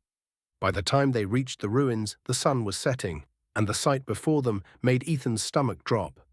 Massive stone structures, half buried in overgrowth, collapsed towers, their skeletal remains reaching toward the sky. Strange symbols carved into every surface, symbols that pulsed faintly in the dark. But the worst part, it wasn't abandoned, because the moment they stepped past the first ruined gate, the shadows moved. It felt like the ruins themselves. It felt like something was watching them, waiting. Kara gripped her sword. Yeah, this place is cursed as hell. Gareth scanned the area. Where's the missing team? Ethan's perception stretched outward. Then, a faint pulse, weak, almost gone. There's someone still here. Leah stiffened. A survivor? Ethan's jaw tightened. I don't know. But whoever it was, they were waiting for them in the city's heart, and Ethan had a terrible feeling about what they were about to find. Chapter 36. The Last Survivor. The wind whispered through the ruins, carrying the scent of age and decay. Ethan's hand rested on the twin shadow fang draggers at his belt, his body tense. They weren't C-rank rookies anymore, they were B-rank adventurers now. And yet, as he stared into the darkness of the forgotten city, he didn't feel stronger. He felt like he had just stepped into something much bigger than himself. Because if a team of experienced B-rank adventurers had vanished here, then their new rank wouldn't mean anything, not against what was waiting in the dark. Signs of a struggle, they moved cautiously, weaving through the overgrown streets. The stone beneath their feet was cracked and uneven, covered in a web of eerie symbols that pulsed faintly in the dim light. Weapons lay scattered in the dirt, deep claw marks carved into walls, the faint scent of blood lingering in the air. Leah whispered, "This wasn't a normal fight." Ethan nodded. The attacks weren't random. Something had hunted them, and from the looks of it, it had won. Ethan closed his eyes, stretching his perception outward. At first there was nothing. Then a faint flickering presence, weak, fading. "There," he muttered, pointing toward a collapsed temple. Without another word, they moved. The last survivor. Inside the ruins of the temple, the air was thick with the scent of death. Ethan found him near the altar. A man, slumped against the stone, his armor torn, bloodied, and covered in dark veins. Leah rushed forward. She placed a hand over his chest, her magic flaring. Healing light activated. The man jerked awake, gasping. His eyes snapped open, and Ethan's stomach dropped. Because his left eye, it wasn't normal. It was blackened, with a faint swirling pattern inside, like the sigil on Ethan's chest, and then the man spoke. "You shouldn't have come here." Chapter 37. The Marked One. Ethan stared at the injured man, his heartbeat thundering in his ears. The adventurer's left eye, once human, was now blackened, swirling with unnatural patterns. A mark. A symbol Ethan recognized, because it was just like his. "You shouldn't have come here." The man's voice was hoarse, barely more than a whisper. Leah's magic flared as she pressed her hands against his chest, trying to stabilize him. Healing light activated. The golden glow pulsed, sealing the worst of his wounds. But the black veins creeping across his skin, they didn't fade. Leah's breath caught. "I can't heal it." The man laughed weakly. "You won't be able to." His glowing eye flickered toward Ethan. "Not unless he wills it." Ethan's stomach twisted, because he knew exactly who the survivor was talking about. The master, and that meant whatever had marked this man. It wasn't just some curse. It was a claim. The man coughed, blood speckling his lips. Gareth knelt beside him, voice firm. "What happened to your team?" The man's fingers twitched. "We were looking for the ruins." His breath hitched. "We found them." His marked eye pulsed. "And then they found us." Kara's expression darkened. "Shadow touched?" The man shook his head. "No." His fingers clenched against the stone floor. "They weren't like the others." Ethan's grip tightened on his daggers. "Then what were they?" The survivor's voice dropped to a whisper. "They used to be us." A nightmare reborn silence fell. Ethan felt his chest tighten. "What do you mean?" The man's blackened eye flickered, his lips curled into a tired, broken smile. "They weren't monsters when they entered the city." His voice shook. "They were adventurers." Leah froze. Kara's fingers tightened around her sword. Gareth's expression darkened. Ethan felt cold, because if this man was telling the truth, if the creatures that had attacked his team were once adventurers, that meant the corruption wasn't just spreading. It was turning people. And the worst part, the survivor had been left alive, not saved, not spared, but left as a warning. Ethan stepped closer. The mark on his chest burned, reacting to the survivor's tainted presence. The man noticed. His glowing eye narrowed. "You have it too." Ethan's breath caught. The survivor's voice was barely a whisper now. "Then he's already watching you." Ethan clenched his fists. "Who is he?" The man chuckled weakly. "You already know." Ethan's pulse spiked, and the moment the words left the survivor's lips, the air changed. A pulse of dark energy rippled through the ruins. And Ethan knew something had arrived, something had found them, and it was too late to run. Chapter 38. The Corrupted Ones. The air shifted. A deep wrongness seeped into the ruins, twisting the space around them like an unseen pressure. Ethan's mark burned, a cold pulse running beneath his skin. A warning, a whisper. "You are seen." He whirled around, daggers drawn. Kara and Gareth tensed, weapons ready. Leah's magic flared, forming a protective barrier around the injured survivor. Then, a low growl echoed from the temple's entrance, and the shadows moved. A new horror figures stepped forward, emerging from the ruined streets beyond. Their bodies were humanoid, but wrong. Pale, stretched skin clung too tightly to their bones. Blackened veins pulsed beneath their flesh, crawling like living roots. Their eyes were gone, nothing but swirling pits of darkness. Ethan's breath caught, because he recognized what they had once been. Adventurers. They weren't monsters when they entered the city. The survivor's words echoed in his head. These weren't just enemies, they were the missing team. Or at least, what was left of them. The first corrupted one lunged. It moved faster than expected, closing the gap in an instant. Shadow step, activated. Ethan blinked back, dodging by inches as claws slashed through empty air. Gareth met the next one head-on, his spear slamming forward. Titan's Rush, activated. The impact sent the creature skidding back, but it didn't fall. Kara dashed in, her blade glowing with wind energy. Blade Arc, activated. A sharp crescent of light slashed through the nearest enemy, but the wound barely slowed it. Leah's voice rang out. Barrier Ward, activated. A golden shield blocked an incoming strike, barely holding against the sheer force. Ethan cursed. They were stronger than expected. And worse, they were coordinating. These things weren't mindless beasts. They were thinking, remembering, and that meant this fight was going to be a hell of a lot harder. The battle escalated. Gareth struck out, but the creatures adapted, dodging his spear at the last second. Kara landed a clean cut, only for the wound to seal almost instantly. Leah's light magic slowed them down, but it didn't stop them. And Ethan? Ethan was starting to realize something worse. With every failed attack, the corrupted were getting faster, stronger, like they were learning, like they were evolving mid-fight. His mark burned hotter, and then one of the creatures spoke.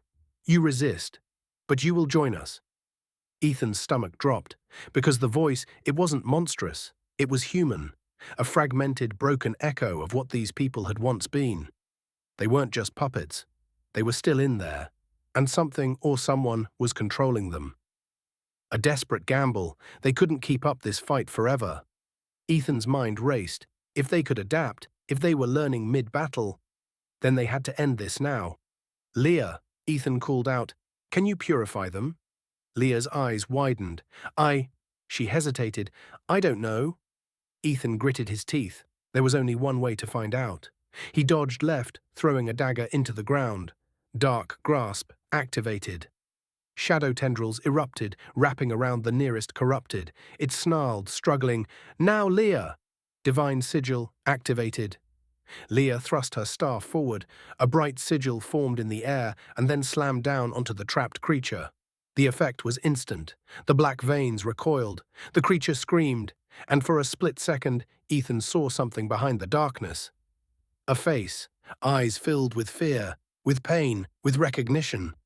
Then, the sigil flashed once more, and the corrupted one collapsed.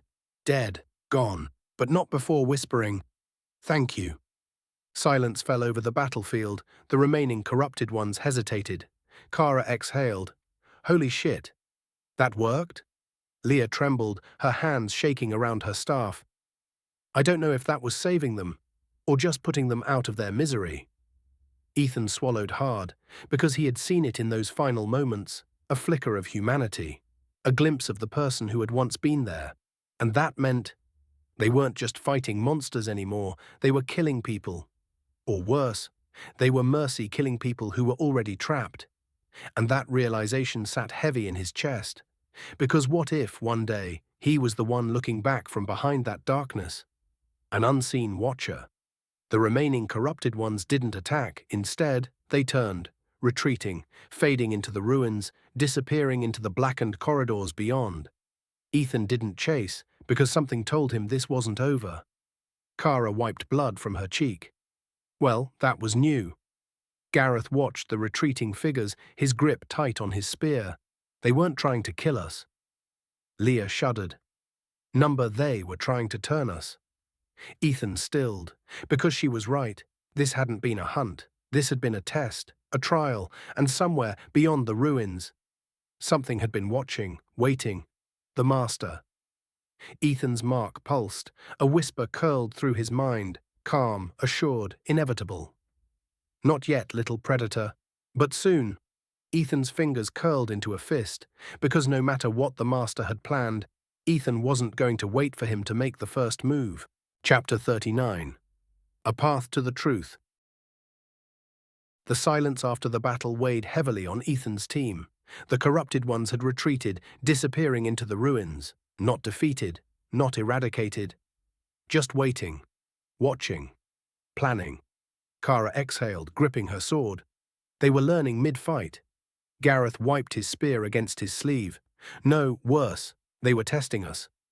Leah still knelt beside the survivor, her hands shaking slightly. They weren't trying to kill us, she murmured. They were trying to change us. Ethan's stomach twisted. Because she was right, that battle hadn't been about survival. It had been about corruption. And Ethan knew. If they had lost, they wouldn't be dead. They would be something else. The wounded adventurer, the last of the missing team, coughed, his breathing ragged. His blackened eye flickered as he looked at Ethan. You can still stop it. Ethan tensed. Stop what? The survivor's fingers trembled. The city, it was sealed for a reason. His body shuddered, veins pulsing. They locked something away here, but the seal is weakening. Leah's breath caught. Like the other ruins. The man shook his head. Number worse. His marked eye pulsed, and Ethan felt it, a flicker of recognition deep within his own brand. The master's influence. You don't have much time, the man rasped, his fingers curled against the stone. The last chain will break soon. Ethan's chest tightened. What's behind the chain? The survivor's lips parted, then his entire body seized. A violent tremor racked his frame, his blackened veins pulsing unnaturally. Leah gasped. His body, it's... The man jerked forward, his blackened eye flared. And he screamed. His voice wasn't human. It was a twisting, fractured howl that shook the ruins. Dark tendrils burst from his back, twisting wildly like a creature trying to rip free from his body. Ethan reacted instantly. Shadow step activated. He blinked forward, daggers flashing. But Gareth was faster. His spear struck true, piercing the man's chest before he could fully transform. The survivor's marked eye dimmed, his breathing slowed. And then he collapsed. Lifeless. Gone. Leah covered her mouth, her shoulders shaking. He wasn't turning, she whispered. He was being used. Kara exhaled sharply. He was already dead the moment they let him go. Gareth wiped his spear clean. They wanted us to hear that message. Ethan looked down at the man's still body. His mark pulsed again. Because they were right. This had been deliberate. The master had let them find him, not out of mercy, but because he wanted them to know. The last chain was breaking, and they were already too late to stop it. Leah swallowed hard. We can't leave yet. Kara shot her a look. You want to stay? We need to know what was sealed here, Leah insisted. Ethan nodded. She's right. They had come this far, and if there was even a chance they could find answers before whatever was locked away woke up, then they had to try. Gareth sighed, adjusting his grip on his spear. Then we go deeper. The team moved forward, pushing past the outer ruins. The city loomed ahead, its massive blackened towers stretching toward the sky. Ethan felt the pressure growing, like something was waiting for them. Like something was calling him, and as they passed beneath a massive stone archway, a system notification flashed, but it wasn't normal, it wasn't calm, it was urgent.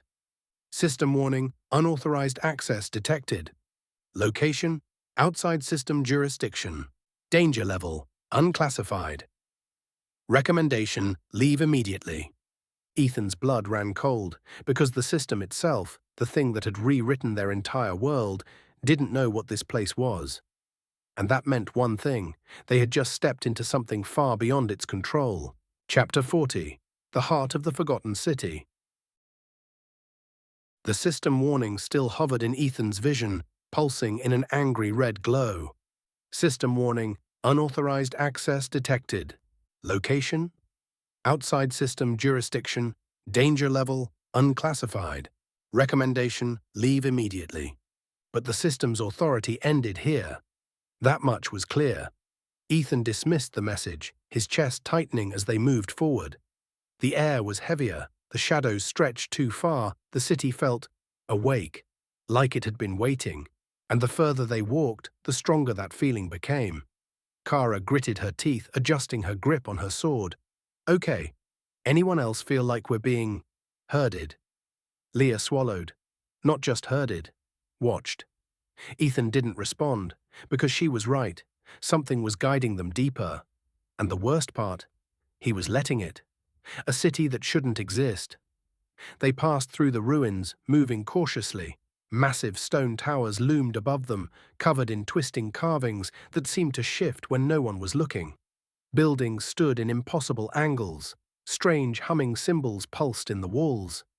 The deeper they went, the more the city looked untouched, as if it hadn't been abandoned, as if it had been preserved, waiting for someone to wake it up. Gareth's expression was grim. This place isn't dead. Ethan nodded. No, it was alive. They reached the center of the city, and there it was. A massive obelisk, towering over the ruined streets, black stone covered in glowing veins of red. Ancient symbols that hummed in a language none of them understood. The same sigil that was on Ethan's chest, carved into its base. Ethan's mark burned. Leah took a shaky step back. This isn't just some ruin. Her voice shook. This was a temple. Ethan felt his stomach drop. A temple, not for humans, not for the system, but for something else. Something older, something buried, and they had just stepped into its domain. The air shivered. And then, a whisper, faint, ancient, but not in his mind. This wasn't the master. This was something else, something left behind. You have come. Ethan froze. The others heard it too. Gareth's spear snapped upward, his stance tightening. What the hell was that? The chains weaken. The gate stirs. Leah's face was pale. Ethan, what is this? Ethan's breath came out slow, because he didn't know.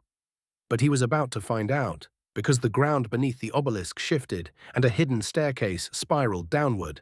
The air was suffocating, cold, damp stone beneath their feet, walls lined with more of the strange pulsing sigils, a deep thrumming like a heartbeat beneath the city. And then, they reached the bottom. A massive chamber stretched before them, and in the center, a gate. Black, obsidian-like material with massive rusted chains wrapped around it, a crack in its surface, pulsing with an eerie glow. Ethan's mark burned hotter than ever. Leah's voice was barely a whisper. This is what was sealed away. Kara exhaled sharply, and it's already breaking. Ethan stepped forward. The whispers grew louder, and this time, he understood them. Open the door, little predator. Let us finish what was started. His fingers brushed against the chains, and for the first time, Ethan felt it. A presence behind the gate. Waiting. Hungry. And he knew, whatever was sealed here, it wasn't the master, it was something worse. Chapter 41. The Gate of the Forgotten. Ethan stood before the gate, his breath uneven. The obsidian structure pulsed with an unnatural energy, the massive rusted chains straining against an unseen force. The whispers from beyond were louder now, not the master's voice, something else, something older. You are close now. Ethan's mark burned, the sigil on his chest pulsing in perfect rhythm with the cracks in the gate. He shouldn't be here, none of them should. But it was too late to turn back. The others feel it too. Leah's fingers tightened around her staff. This place, it's not like the others. Gareth's jaw was set, his grip firm on his spear. This one was meant to stay hidden. Kara scoffed, though there was unease in her eyes. So why the hell is it waking up now? Ethan exhaled, because someone was breaking the chains. And whether it was the master, or something else, it was already too late to stop it. A notification flashed in Ethan's vision, but this one was different. System alert, danger classification, unidentified. Location, Gate of the Forgotten. Warning, unknown entity presence detected. The system didn't recognize this place, just like the library ruins, just like the Eastern prison. And that meant one thing. Whatever was behind this gate, it existed outside the system's design, something that wasn't meant to be part of this world. And now it was about to return. The first chain breaks, a deep grinding sound echoed through the chamber. Ethan's chest tightened. One of the chains cracked, the metal shattered, pieces falling to the ground like broken stone. Leah took a step back. Did we do that? Ethan shook his head. No. The chain had weakened on its own, and that meant whatever was on the other side, it was fighting to get out. Ethan's vision blurred. For a split second, he wasn't in the ruins anymore. He was somewhere else. A battlefield of shadows, stretching into endless darkness. Figures in cloaks, wielding glowing weapons, chanting forbidden incantations, a massive towering entity. A being that shifted between shapes, its form never staying constant. The people fought, and they failed. One by one, they fell, their bodies turning to twisted, blackened husks. Until the last survivor, a figure wearing the same sigil Ethan bore on his chest, sealed the gate shut. And then, everything faded. Ethan gasped, stumbling back into reality. Leah grabbed his arm. Ethan! What was that? He blinked hard. I don't know. But something inside him did. Because he had felt it. This thing, whatever was locked away here, it had been defeated once. Barely. And now, it was about to wake up. Gareth's voice was grim. We need to decide. Kara narrowed her eyes. Decide what? Leah exhaled, looking at Ethan. Whether we finish what they started. Ethan looked back at the gate, at the remaining chains.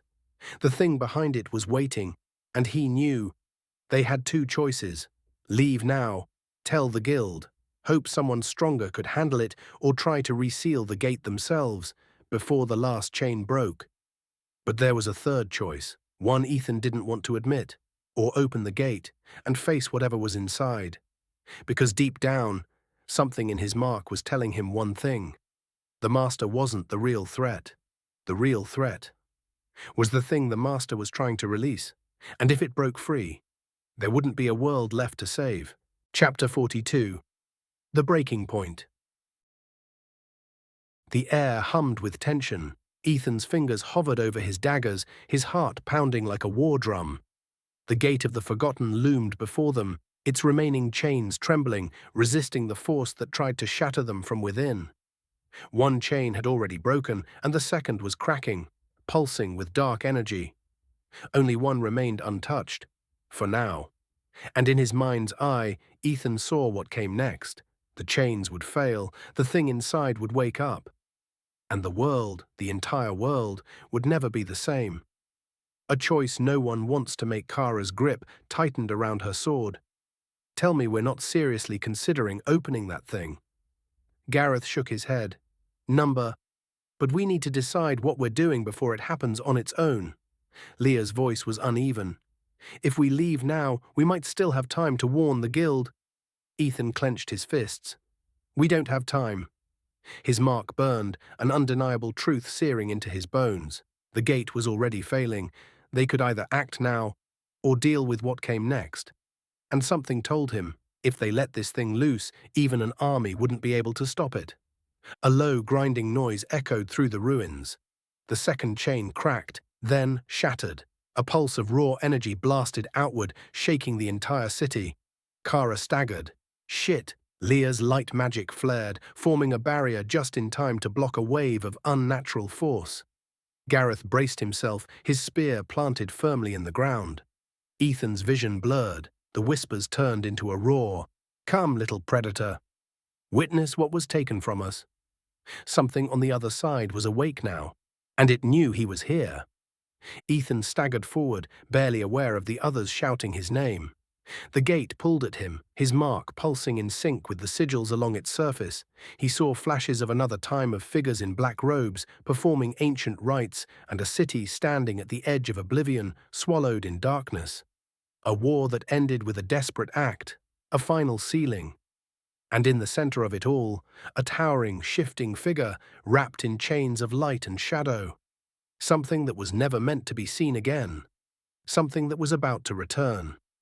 A new presence arrives. Then a voice broke through the madness. But it wasn't the master. And it wasn't the thing behind the gate. It was human. Step away from the seal. Ethan's body froze. A presence unlike anything he had ever felt descended upon the ruins. Heavy, commanding, unshakable. And then, from the shadows beyond the chamber they appeared. A team of 5 figures, clad in high-grade enchanted armor, their weapons glowing with raw power. They weren't normal adventurers. They weren't even A rank. They were S rank. The strongest of the strong, and they had come for the gate. Chapter 43. Power Beyond Understanding. The S-rank arrival. Ethan could barely breathe. The 6 S-rank adventurers stood before the Gate of the Forgotten, their presence crushing in its sheer intensity. Island Stormrider, the Voidblade warlord, radiated power, his hand resting on the hilt of his legendary blade. Kyla Ravencrown, the arcane executioner, scanned the gate with piercing violet eyes, analyzing its magic. Darius Ironheart, the unbreakable guardian, planted his massive shield into the ground, ready for war. Lyra Moonveil, the celestial healer, whispered a soft incantation, her golden aura calming the space. Razik Thornfang, the phantom slayer, barely moved, his form flickering like a shadow in the mist. Orin Blackthorn, the arcane juggernaut, cracked his knuckles, arcs of raw mana flickering around him. Their eyes fell on Ethan's team, assessing, measuring. And then Valen spoke. "Step away from the gate." Ethan's pulse pounded. These weren't just adventurers, these were living legends. But this wasn't their fight. Not yet. Gareth took a measured breath. "We've been investigating these ruins for days. That gate," he gestured, "is about to break open. You just got here." Kayla's gaze flickered, unimpressed. "And your point?" Kara scowled. "Our point is, we know more about what's happening than you do." Orin let out a short, amused laugh. "Cute," he mused, folding his arms, "but irrelevant." Ethan stepped forward. "You don't understand," he said. "Something behind that gate, something older than the system, is waking up." Valan's silver eyes locked onto him. "And you think we don't know that?" His voice was calm, controlled, but Ethan felt the weight behind it. This is a man who has faced horrors beyond imagination. And survived. Valen continued, "We were sent from the capital to handle this situation. You were not." Leah's voice shook. "So you're just going to barge in and expect us to step aside?" Darius Ironheart tilted his head. "Yes." The word was spoken with absolute certainty, like a fact, like an undeniable truth. And for the first time, Ethan felt something dangerous, something he hadn't expected. "We are outclassed, completely." A sudden pulse of dark energy exploded outward. The Gate of the Forgotten trembled, another crack forming along its surface. A voice, deep, ancient, and cold, whispered through the air. "More have come, more to witness, more to break." Ethan staggered, his mark burning white-hot. Valan's eyes narrowed, Kyla's arcane senses flared. Orin cursed, stepping back. "That thing's alive." The chains rattled violently, the city itself trembled. And then, a system message flashed. "System alert, final seal weakening. Gate status, 92% compromised. Recommendation, immediate intervention." Kyla's expression darkened. "Well, that's new." Ethan's fists clenched. They were running out of time. And now, they had to decide who was going to stop it. Chapter 44. A Plan Divided. The tremors from the Gate of the Forgotten had finally subsided. For now, but the air remained thick, charged with an unseen force. The S-rank team stood like statues, their presence overwhelming. Ethan's team, despite their B-rank status, refused to back down. 2 forces, 2 different approaches. And the gate stood between them, a ticking bomb waiting to go off. The dispute begins. Valan Stormrider's cold silver eyes scanned the group before him. "You've done well reaching this far," he said, his tone measured, unwavering. "But your part in this is over." Kara scoffed. "Oh, I'm sorry. Did we call for backup?" Kayla Ravencrown, the arcane executioner, let out a short laugh. "No," she said simply, "but you should have." Leah clenched her fists. The last team sent here disappeared. You think we're just going to leave and hope you don't meet the same fate? Darius Ironheart, the unbreakable guardian, crossed his arms. If we fail, there's nothing left for you to stop. Ethan felt a cold weight in his chest. They weren't wrong. These 6 were the strongest adventurers alive. But that didn't mean they understood the true danger. Because Ethan knew something they didn't. He had felt it through his mark. The thing behind the gate, whatever it was, wanted him there. Ethan took a step forward. No. The S-ranks turned their attention to him. He met Valen's steel-hard gaze and continued. We're not leaving. Thornfang, the Phantom Slayer, raised an eyebrow. That's bold. Ethan exhaled sharply. You don't know what's behind this gate. You don't know what's waiting. Orin Blackthorn, the arcane juggernaut, smirked. And you do. Ethan's mark pulsed under his shirt. I do. Valen's eyes narrowed. Explain. Ethan clenched his fists. It's not just a seal, it's a prison. And it wasn't made by the system. Silence. Even Lyra Moonveil, the celestial healer, looked taken aback. Kayla tilted her head. That's a hell of a claim. Ethan didn't waver. This thing, it's older than the system, older than our world. The words felt heavy, as if someone else was speaking through him. The visions he'd seen, the ancient battle long before the system descended, the figures in black robes, the final survivor sealing the gate. He could still hear the whispers. Come closer. You already know what must be done. Ethan's heart pounded. If the S-rank team failed, if they didn't understand what they were dealing with, it was over. Not just for them. For everyone. Valen studied Ethan for a long moment. The other S-ranks remained silent. Then, you're certain? His voice was calm, yet edged with something dangerous. Ethan nodded. Valan turned to his team. What do you think? Darius grunted. If the kid's right, then brute force won't be enough. Kayla sighed. Much as I hate to admit it, we don't know what's behind that gate. Lyra's golden eyes flickered toward Ethan's chest, as if she could sense the mark. He's connected to it, she murmured. Orin smirked. Great, so we've got a chosen one situation. Razik chuckled. Wouldn't be the first. Valen exhaled. Fine. He looked at Ethan, his gaze sharp. We're handling the gate. But you're coming with us. Ethan's team exchanged glances. Gareth nodded. Leah sighed, gripping her staff. Kara scowled. If they screw this up, I'm saying I told you so. Ethan swallowed. This is happening. He was about to fight alongside legends, against something none of them understood. And if they failed, it wouldn't just be the city that fell, it would be the entire world. Chapter 45. The Final Seal. A Battle for Control. The air was suffocating. The final chain rattled violently, its glowing inscriptions flickering like a dying flame. Ethan could feel it. The gate of the Forgotten was seconds away from breaking, and the thing inside was waiting, and his mark burning hotter than ever. The 6 S-rank adventurers stood ready, their expressions grim but composed. Ethan's team wasn't as calm. Leah's hands trembled around her staff. Kara's knuckles were white, gripping her sword too tightly. Gareth's usual stillness was broken by the faint tension in his stance. They all knew. This wasn't a battle they were supposed to win. This was a battle to survive. And for the first time in his life, Ethan wasn't sure if survival was an option. Valan Stormrider, the leader of the S-rank team, exhaled slowly. We only get one shot at this. His voice cut through the tension like a blade. Darius Ironheart, the unbreakable guardian, planted his massive tower shield into the stone floor. We're forming a defensive perimeter, he rumbled. Whatever comes out of that thing, we hold the line. Kayla Ravencrown, the arcane executioner, flicked her wrist. Floating runes formed around her fingertips, crackling with raw power.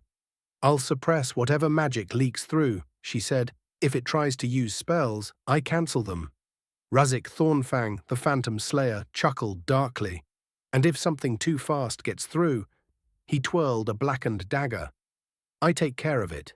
Lyra Moonveil, the celestial healer, whispered a soft prayer, her aura glowing with golden light. We have no idea how corrupting this thing is, she murmured. I'll keep us stable, but if anyone feels influenced, say something immediately. Orin Blackthorn, the arcane juggernaut, cracked his neck. And me? His grin widened. I break things. Ethan nodded slowly. And me? Valen's gaze locked onto his. You stay alive. A deep rumble shook the ruins. The final chain cracked. Then it shattered. A wave of black energy exploded outward, so powerful that even the S-rank adventurers were forced to brace themselves. Ethan's vision blurred. The whispers turned into a roar. The seal breaks. We are free. Come forward, little predator. The gate of the Forgotten cracked open, and something stepped through. At first it was just darkness, a void like mist spilling from the gate, crawling along the ground like living tendrils. Then the shape formed, a shifting figure, too tall and too thin, and its limbs twisted unnaturally, moving with an unnatural grace, and its face was an empty void, a gaping abyss where no features should exist. Black sigils burned across its skin, shifting constantly, as if reality itself couldn't define what it was. Ethan's heart stopped, because it wasn't just a monster. It was a forgotten entity, something that shouldn't exist, something that had been sealed away long before the system came into this world.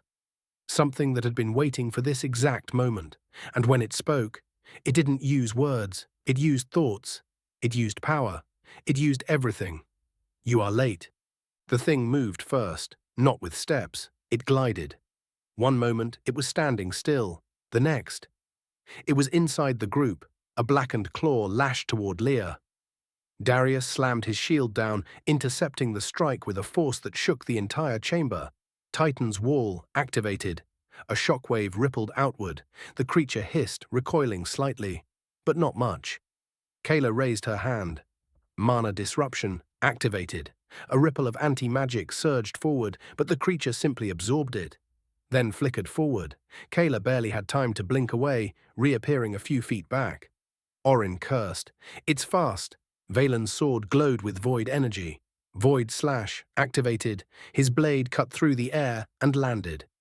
A deep gash appeared across the creature's chest, only for the wound to stitch itself back together instantly. Ethan's stomach dropped. His mark pulsed violently. The entity turned toward him. You hold the key. Ethan staggered, his mind blurred, and suddenly, he wasn't in the ruins anymore. He stood in a world of shadows. He saw them, the ancient sorcerers who had sealed this thing away, the warriors who had fought and died to stop it, the final survivor carving the sigil into their own chest, the same mark Ethan now bore.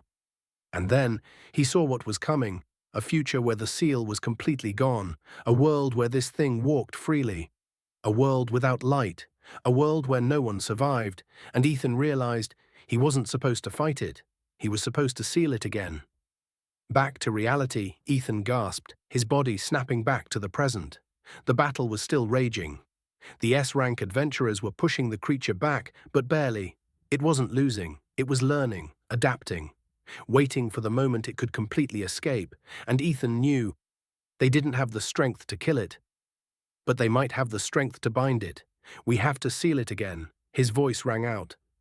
We need to restrain it, not kill it. Valen's head snapped toward him. You're certain? Ethan nodded. Then tell us how. Ethan swallowed hard, because he had seen it. The ritual, the ancient binding, and now he had to recreate it. Before the creature broke free completely, and before it was too late. Chapter 46, The Ancient Binding, a Ritual Against Time. A fight against the unstoppable.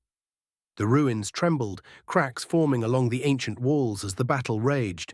The entity, the Forgotten One, shifted and warped, a being of pure corruption, barely contained in a twisted, unstable form. It could not be wounded. It could not be killed. It was learning with every second. The 6 S-rank adventurers fought like legends, their attacks powerful enough to shatter mountains. But it wasn't enough. Ethan's team was already struggling to keep up. Leah's barriers cracked under the pressure, Kara's blades barely cut before the wounds sealed. Gareth's strikes landed, but the thing didn't even flinch. They were fighting a force beyond mortality. And Ethan knew the truth now. We can't win this fight. They had one chance, one way to stop it. They had to seal it away, before it fully escaped. And he was the key. Ethan gritted his teeth, his mark pulsing violently beneath his shirt. He remembered the vision, the ancient sorcerers who had bound this thing before, the sacrificial mark they had used to fuel the seal. The runes, the incantations, the blood price. He had to recreate it. And if he failed, this thing would be free forever. "I need space," Ethan shouted. Valen's Storm Rider, the Voidblade warlord, didn't hesitate. Void Severance activated. He slashed through the air, tearing a rift of nothingness between Ethan and the Forgotten One, forcing the entity back. "Whatever you're doing," Valen said, silver eyes blazing, "do it fast." Ethan's heart pounded. This was it. He spread his arms and the mark on his chest flared with light. System override detected. "Warning, you are attempting to use ancient magic outside the system's jurisdiction." "Proceed?" Ethan ignored the warnings. He slammed his hand against the ground. Sealing sigil, activation initiated. A circle of glowing runes erupted from the stone beneath them, stretching 50 meters wide. The same sigils that had been burned into his mind from the visions, they formed exactly as he remembered. Kayla Ravencrown, the arcane executioner, cursed. "That's not modern magic." Lyra Moonveil, the celestial healer, paled. "That's forbidden." Ethan didn't care. He had no other choice. He lifted his arms and spoke the words of the ancients, a language no one should know, a spell no one should cast, a power that even the system itself feared. The runes flared, burning white-hot, and the Forgotten One screamed. The moment Ethan invoked the binding magic, the Forgotten One attacked. It moved faster than ever. It twisted space around it, trying to break free. It screamed in a voice that wasn't a sound, but a force. "You cannot bind me again. This world is mine." Darius Ironheart, the unbreakable guardian, roared as he slammed his shield into the ground. Bulwark of the Gods activated. A massive golden barrier erupted, blocking the creature's wild tendrils from reaching Ethan. Razik Thornfang, the Phantom Slayer, blurred into the shadows. He reappeared directly behind the entity and drove his daggers into the shifting void. Soul Rend activated. For the first time, the Forgotten One shuddered. Not in pain. Ethan's arms burned. The sealing magic was taking its toll. The ancient script demanded power, a sacrifice of mana, of body, of life force. It was consuming him to complete the seal. His vision blurred. The voices grew louder. One must bear the mark. One must be the anchor. Ethan's breath hitched. He finally understood. The reason the last survivor in his vision had carved the sigil into their own chest. The seal wasn't just magic, it was a living link, a chain that required a soul, and if they were going to contain this thing again, someone had to be the chain, someone had to stay behind. Ethan steeled himself. He knew what he had to do, but before he could act, Valen grabbed him. "You're not doing this alone," the Voidblade warlord snapped. Ethan's eyes widened. "You can't." Valen's silver eyes burned. "I've fought nightmares before," he said. "I've lost friends to things like this, and I won't let a damn kid carry this burden alone." Lyra Moonveil stepped forward. "Neither will I." Kayla sighed. "I can't believe I'm agreeing to this, but fine." Darius cracked his knuckles. "We all hold the line." The S-rank team wasn't just watching anymore. They were binding it with him. The binding complete. The runes flared one last time. Ethan gritted his teeth as the seal locked into place.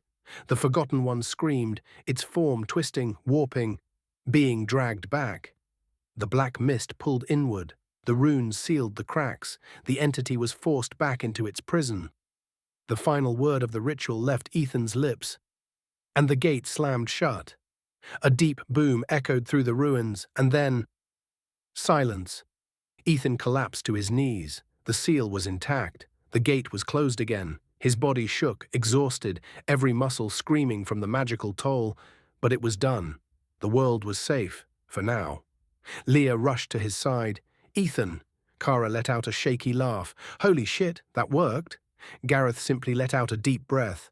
Valen exhaled, sheathing his sword. "We need to reinforce the seal," he said. "Make sure this doesn't happen again." Ethan nodded, barely able to move. Because he knew this wasn't over. This was just the beginning. Because whatever that thing was, it wasn't just a prisoner. It was a god forgotten by time, and Ethan had just become its warden.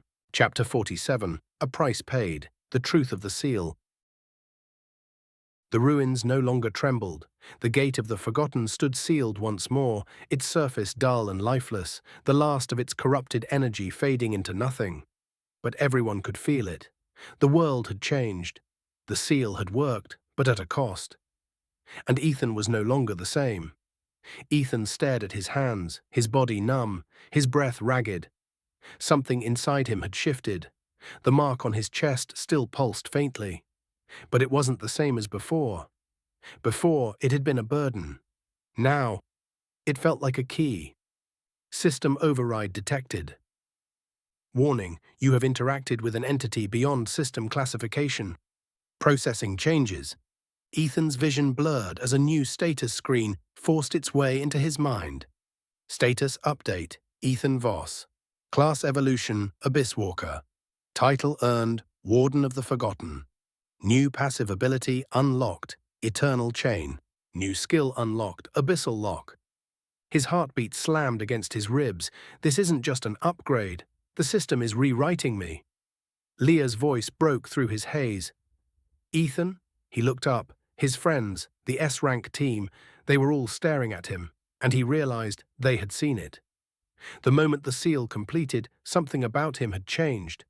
Lyra Moonveil, the celestial healer, stepped forward, her golden eyes scanning him with an unreadable expression. You're different. Ethan swallowed. Yeah. Kayla Ravencrown, the arcane executioner, crossed her arms. The system gave you a title, didn't it? He hesitated. Warden of the Forgotten. The air grew colder. Even the S-rank adventurers reacted. Valen Stormrider's gaze hardened. That's not just a title, he said. That's a binding. Darius Ironheart frowned. You don't earn something like that without a cost. Razik Thornfang, the Phantom Slayer, tilted his head. So what did you lose? Ethan clenched his fists. That was the problem. He didn't know yet. But he could feel it, the weight, the chains. He wasn't just connected to the seal, he was part of it now. And that meant, if the gate ever broke again, so would he. Gareth placed a heavy hand on Ethan's shoulder. You shouldn't carry this alone. Leah nodded, her expression full of worry. You always act like you can handle everything. But this is different. Kara, for once, didn't argue. She just muttered, yeah. This one's a bit above your pay grade. Ethan let out a weak laugh. Understatement of the year. But deep down, he knew. This was his burden now, and nothing was ever going to change that. Valen studied Ethan for a long time before speaking. You've been marked by something beyond the system. His silver eyes darkened. This isn't over, not for you. Ethan nodded.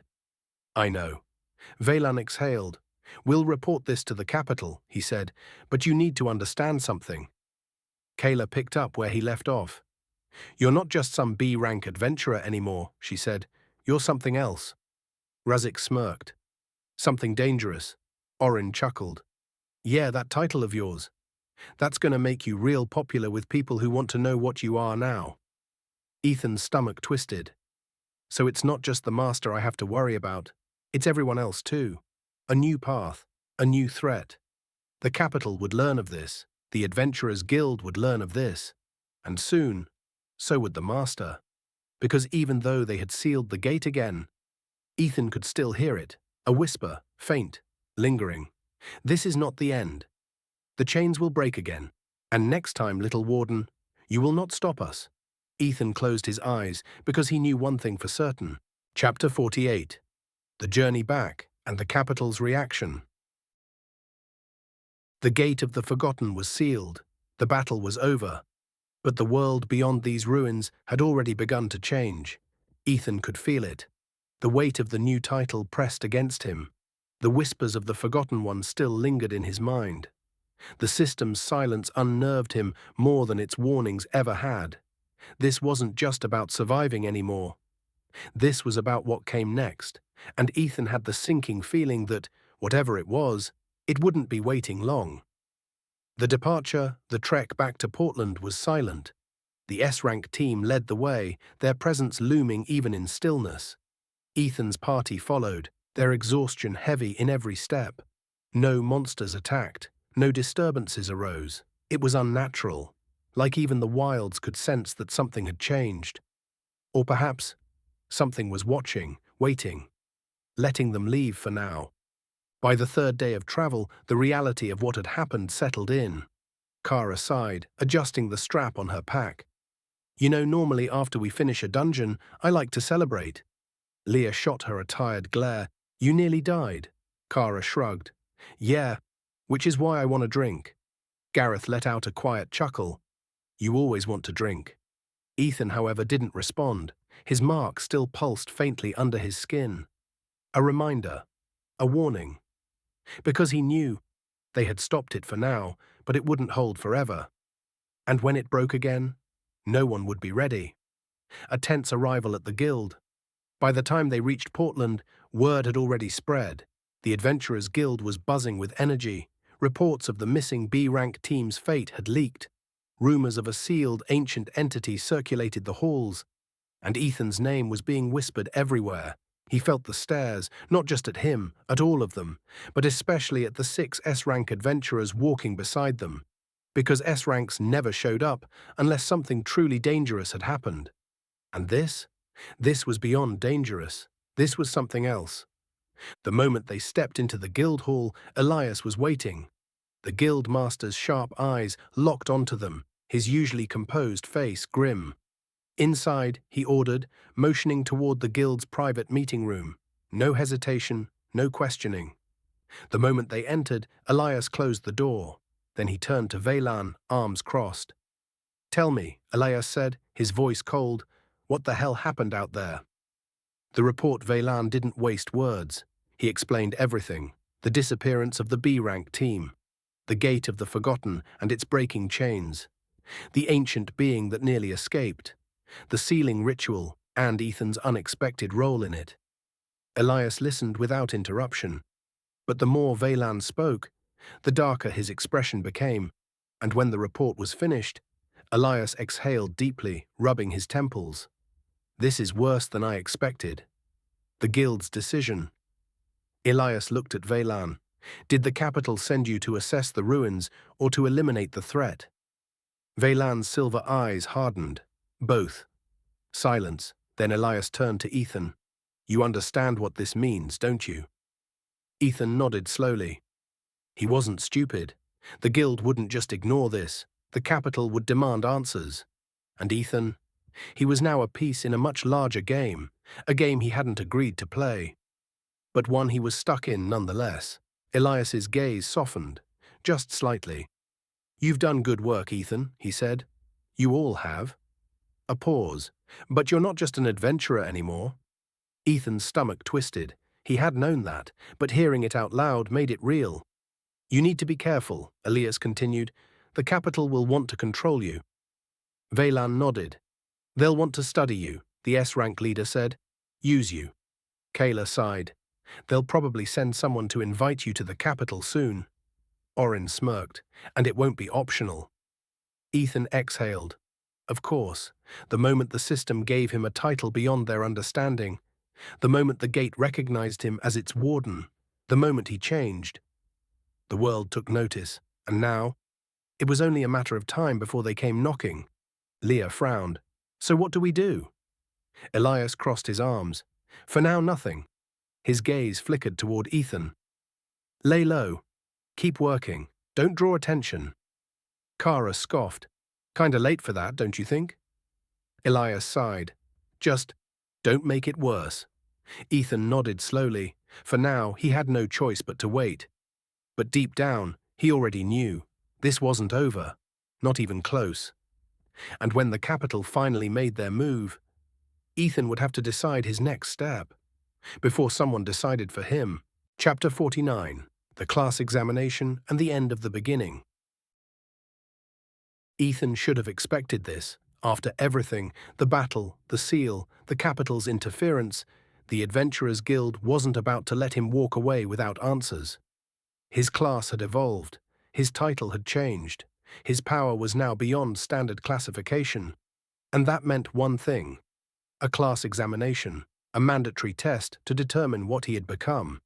Ethan stood in the center of the guild's assessment chamber, surrounded by guild officials, magic analysts, and combat instructors.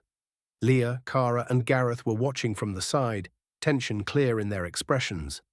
The S-rank adventurers had left the city earlier that morning, but their warning remained. This test wasn't just about ranking Ethan, it was about control. And if the guild didn't like what they found, they might try to take control of him themselves. The guildmaster, Elias Thurman, stood at the front of the room, arms crossed. "All right, Ethan," he said, "let's begin." A system interface materialized in the air, a modified assessment tool used only for rare cases. Ethan took a deep breath. The moment he placed his hand on the crystal panel, the system reacted violently. Error, unknown class detected. Processing. Calibrating new class parameters. The entire chamber darkened. A pulse of void-like energy rippled outward, unlike any standard class assessment before. The observers tensed. Then, after several tense seconds, the results flashed, assessing the unknown. The guildmaster, Elias Thurman, stood at the front of the room, arms crossed. "All right, Ethan," he said, "let's begin." A system interface materialized in the air, a modified assessment tool used only for rare cases. Ethan took a deep breath. The moment he placed his hand on the crystal panel, the system reacted violently. Error, unknown class detected. Processing. Calibrating new class parameters. The entire chamber darkened. A pulse of void-like energy rippled outward, unlike any standard class assessment before. The observers tensed. Then, after several tense seconds, the results flashed. Ethan's new class, Abyss Walker. Name, Ethan Voss. Rank, B-rank adventurer. Class, Abyss Walker, unique. Subclass, Warden of the Forgotten. Abyss Walker, a hybrid combat class specializing in dark magic, stealth, and binding techniques. Warden of the Forgotten, a subclass tied to the sealed entity, granting access to unknown energies. New class abilities unlocked. Abyssal Lock, unique, binding magic. Ethan can momentarily seal an enemy's abilities, weakening them significantly. Void Step, rare, movement ability. Ethan can teleport through shadows, ignoring normal terrain. Predator's Chain, unique, passive, allows Ethan to strengthen his abilities against entities connected to the Forgotten One. Mark of the Warden, passive, unidentified effect, awaiting further growth. The room was silent. Ethan exhaled slowly. This wasn't just an evolution, it was a shift into something entirely new. Elias studied the results. The other guild officials murmured amongst themselves. Kara muttered, "That's not normal, right?" Gareth crossed his arms. "Not even close." Leah looked at Ethan. "How do you feel?" Ethan clenched his fists. Stronger, but also different. Before he could answer, Elias finally spoke. "You're officially classified as a unique path adventurer, a rare category outside traditional ranking structures." But then, Elias's gaze darkened, "which means from this point forward, the guild will be keeping a close eye on you." The celebration and the weight of it all. Despite the tension of the examination, the guild still insisted on a celebration. The successful mission, the survival of Ethan's team, the defeat, or at least sealing, of the Forgotten One. The guild hall was lively that evening. Drinks were poured, stories were told. Even Kara and Leah managed to laugh, despite their exhaustion. But Ethan, he felt the weight of everything, the title, the class, the things still waiting in the dark. And worst of all, the inevitable approach of the capital. He knew this peace wouldn't last. But for tonight, he let himself pretend. Just for a while.